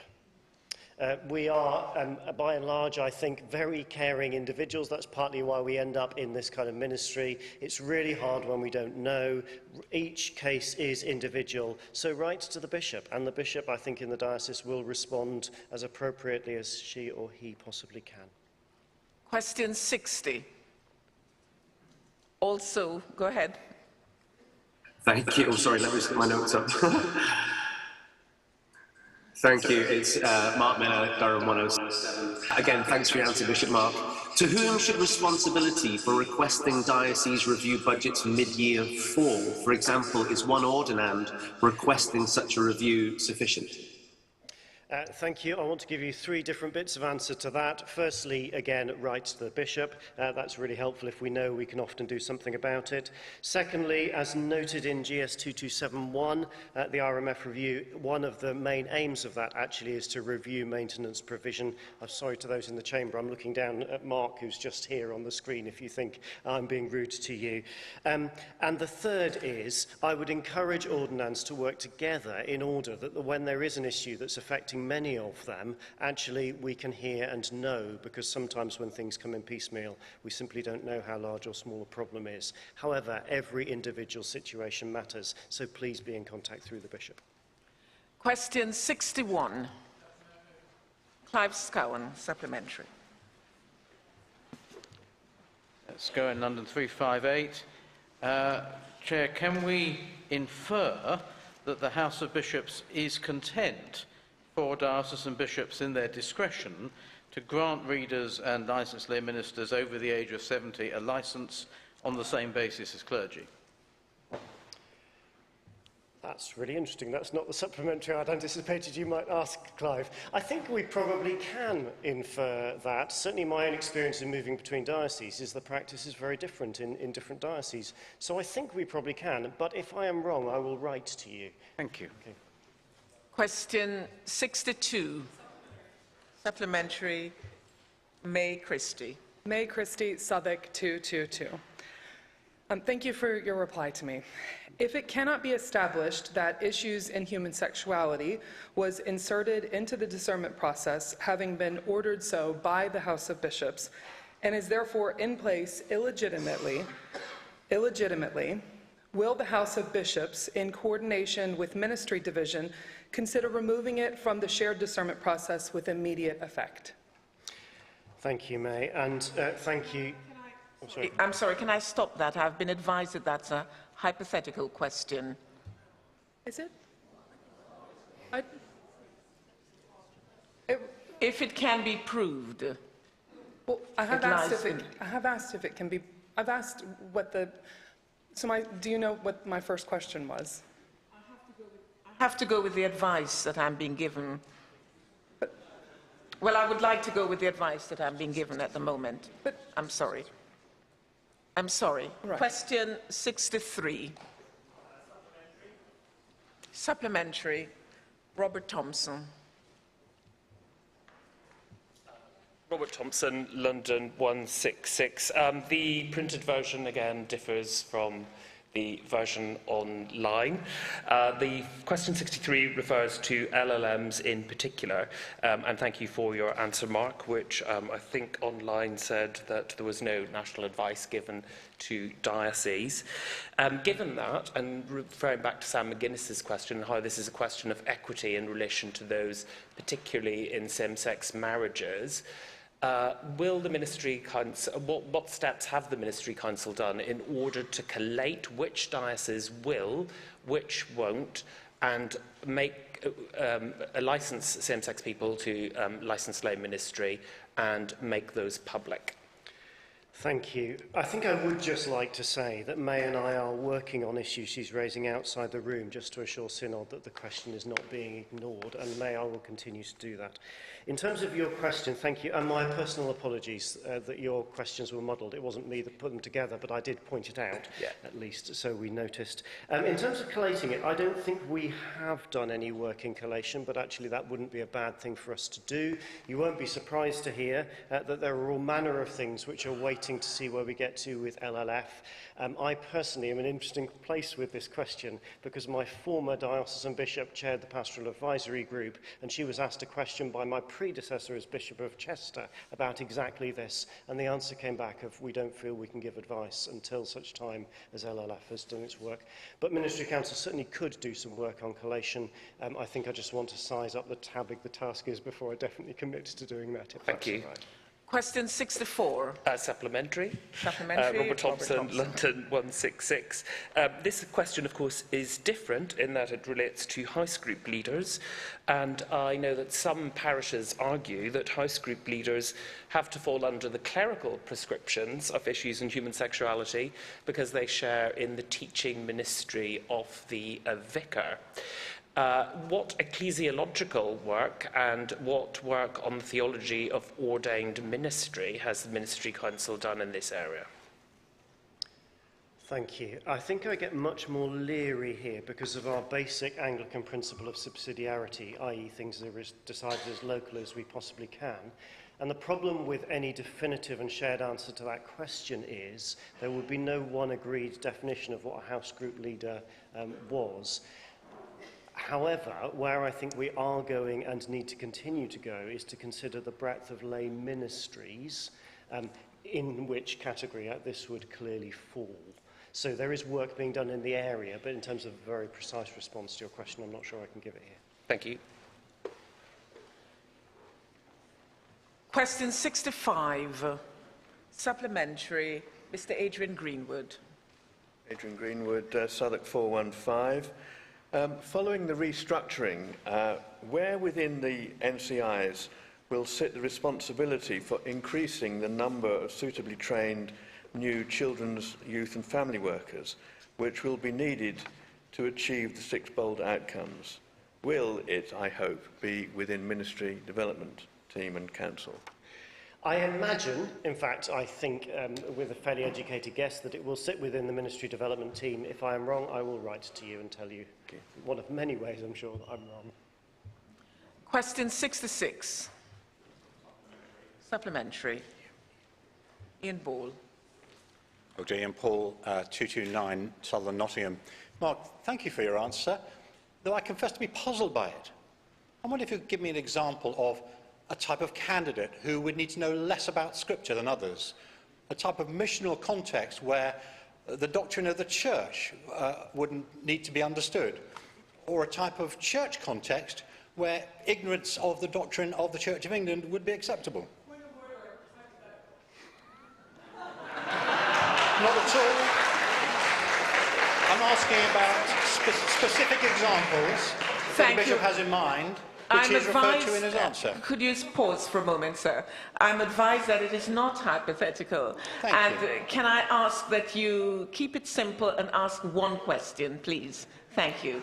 Please give me examples of diversity of situations referred to where there are bits of knowledge around Scripture or doctrine that are not necessary. Thank you, Ian. Synod may or may not be aware that you and I have a difference of opinion about whether there should be a common curriculum. The point that I would want to make is common curriculum is not an answer to making sure that everybody has biblical teaching in their in the syllabus that they take part in. So, can I give you an example where people need less biblical knowledge? Of course not. You know I can't. However, I don't think the answer is common curriculum for all sorts of answers that we've rehearsed before between you and me, and I could go into from here, but we probably don't have time. Question 6 to 7. Supplementary. Zoe Ham, Carlisle 268. Thank you for your answer. The small numbers suggest that few, if any, ordinands learn anything in their training which suggests a divergence between their views and the doctrine of the Church. Given the actual diversity of views amongst clergy, is this in line with the expectations of the Ministry Council? Thank you, Zoe. I hope I've understood your question correctly, and if I haven't, please feel free to follow up with me in conversation afterwards, because I'm not meaning to dodge the issue. I think I would be surprised if people came in to start training for ordained ministry with such a fundamental misunderstanding of the doctrine of the Church of England that it meant that when they had further theological education, they then discovered that they disagreed with it. So I'm not really sure that I see that the question about which you're asking is one that should be a problem. But as I say, if I'm misunderstanding the question, please let's talk further outside this context. Synod, we are approaching 7 p.m, so I would like now to draw this item to a close, and we will pick up tomorrow with question 68 when we come to questions. May I invite Synod to join us for closing worship, which will be led, point of order.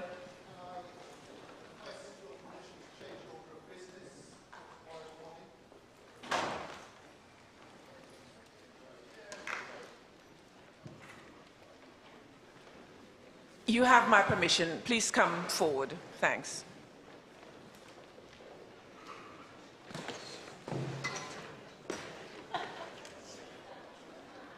Thank you, Chair. Robert Hammond, Chelmsford 273, Chair of the Business Committee. You will all be aware that I'm sorry. Synod members, can you just pause for a moment, please? Thank you. If I could suggest this could be important to your planning for tomorrow, but I have to do this formally. You'll be aware that time is extremely short at this group of sessions. As Synod will see from the agenda for tomorrow, there's an awful lot of business that we have to get through, and we have a considerable number of amendments for Synod to debate. As a consequence of that, I would like to suggest the following changes are made to the current order of business. Items 8 to 12, the See of Canterbury CNC, to be extended until 11 a.m. tomorrow. Item 13, the review of the lowest income community and strategic development funding presentation and questions, to take place until 11:30 tomorrow. Item 14, the take note debate on the review of lowest income community and strategic development funding, to be deferred until tomorrow afternoon. This is to ensure that item 15, the important debate on the spending plans, can take place tomorrow morning.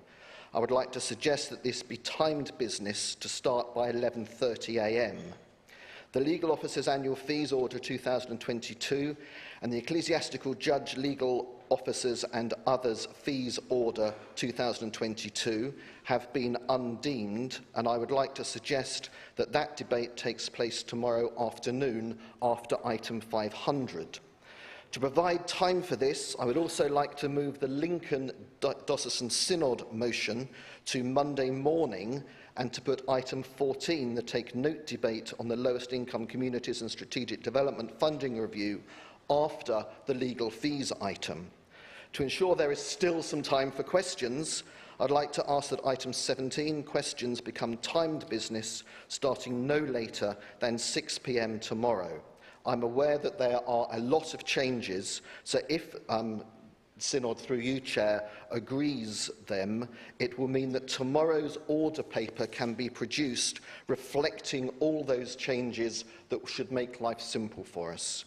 No doubt I will have to be before you again to move further changes as things move around, not least to find time for the resumption of the debate on the war in Ukraine. But, Chair, I hope you will accept those changes. Thank you. I propose these changes be made. Does that have the general consent of the Synod? Can I see a show of hands, please? I believe we do. Thank you. Thank you very much. So, I invite those of you who are remaining for worship.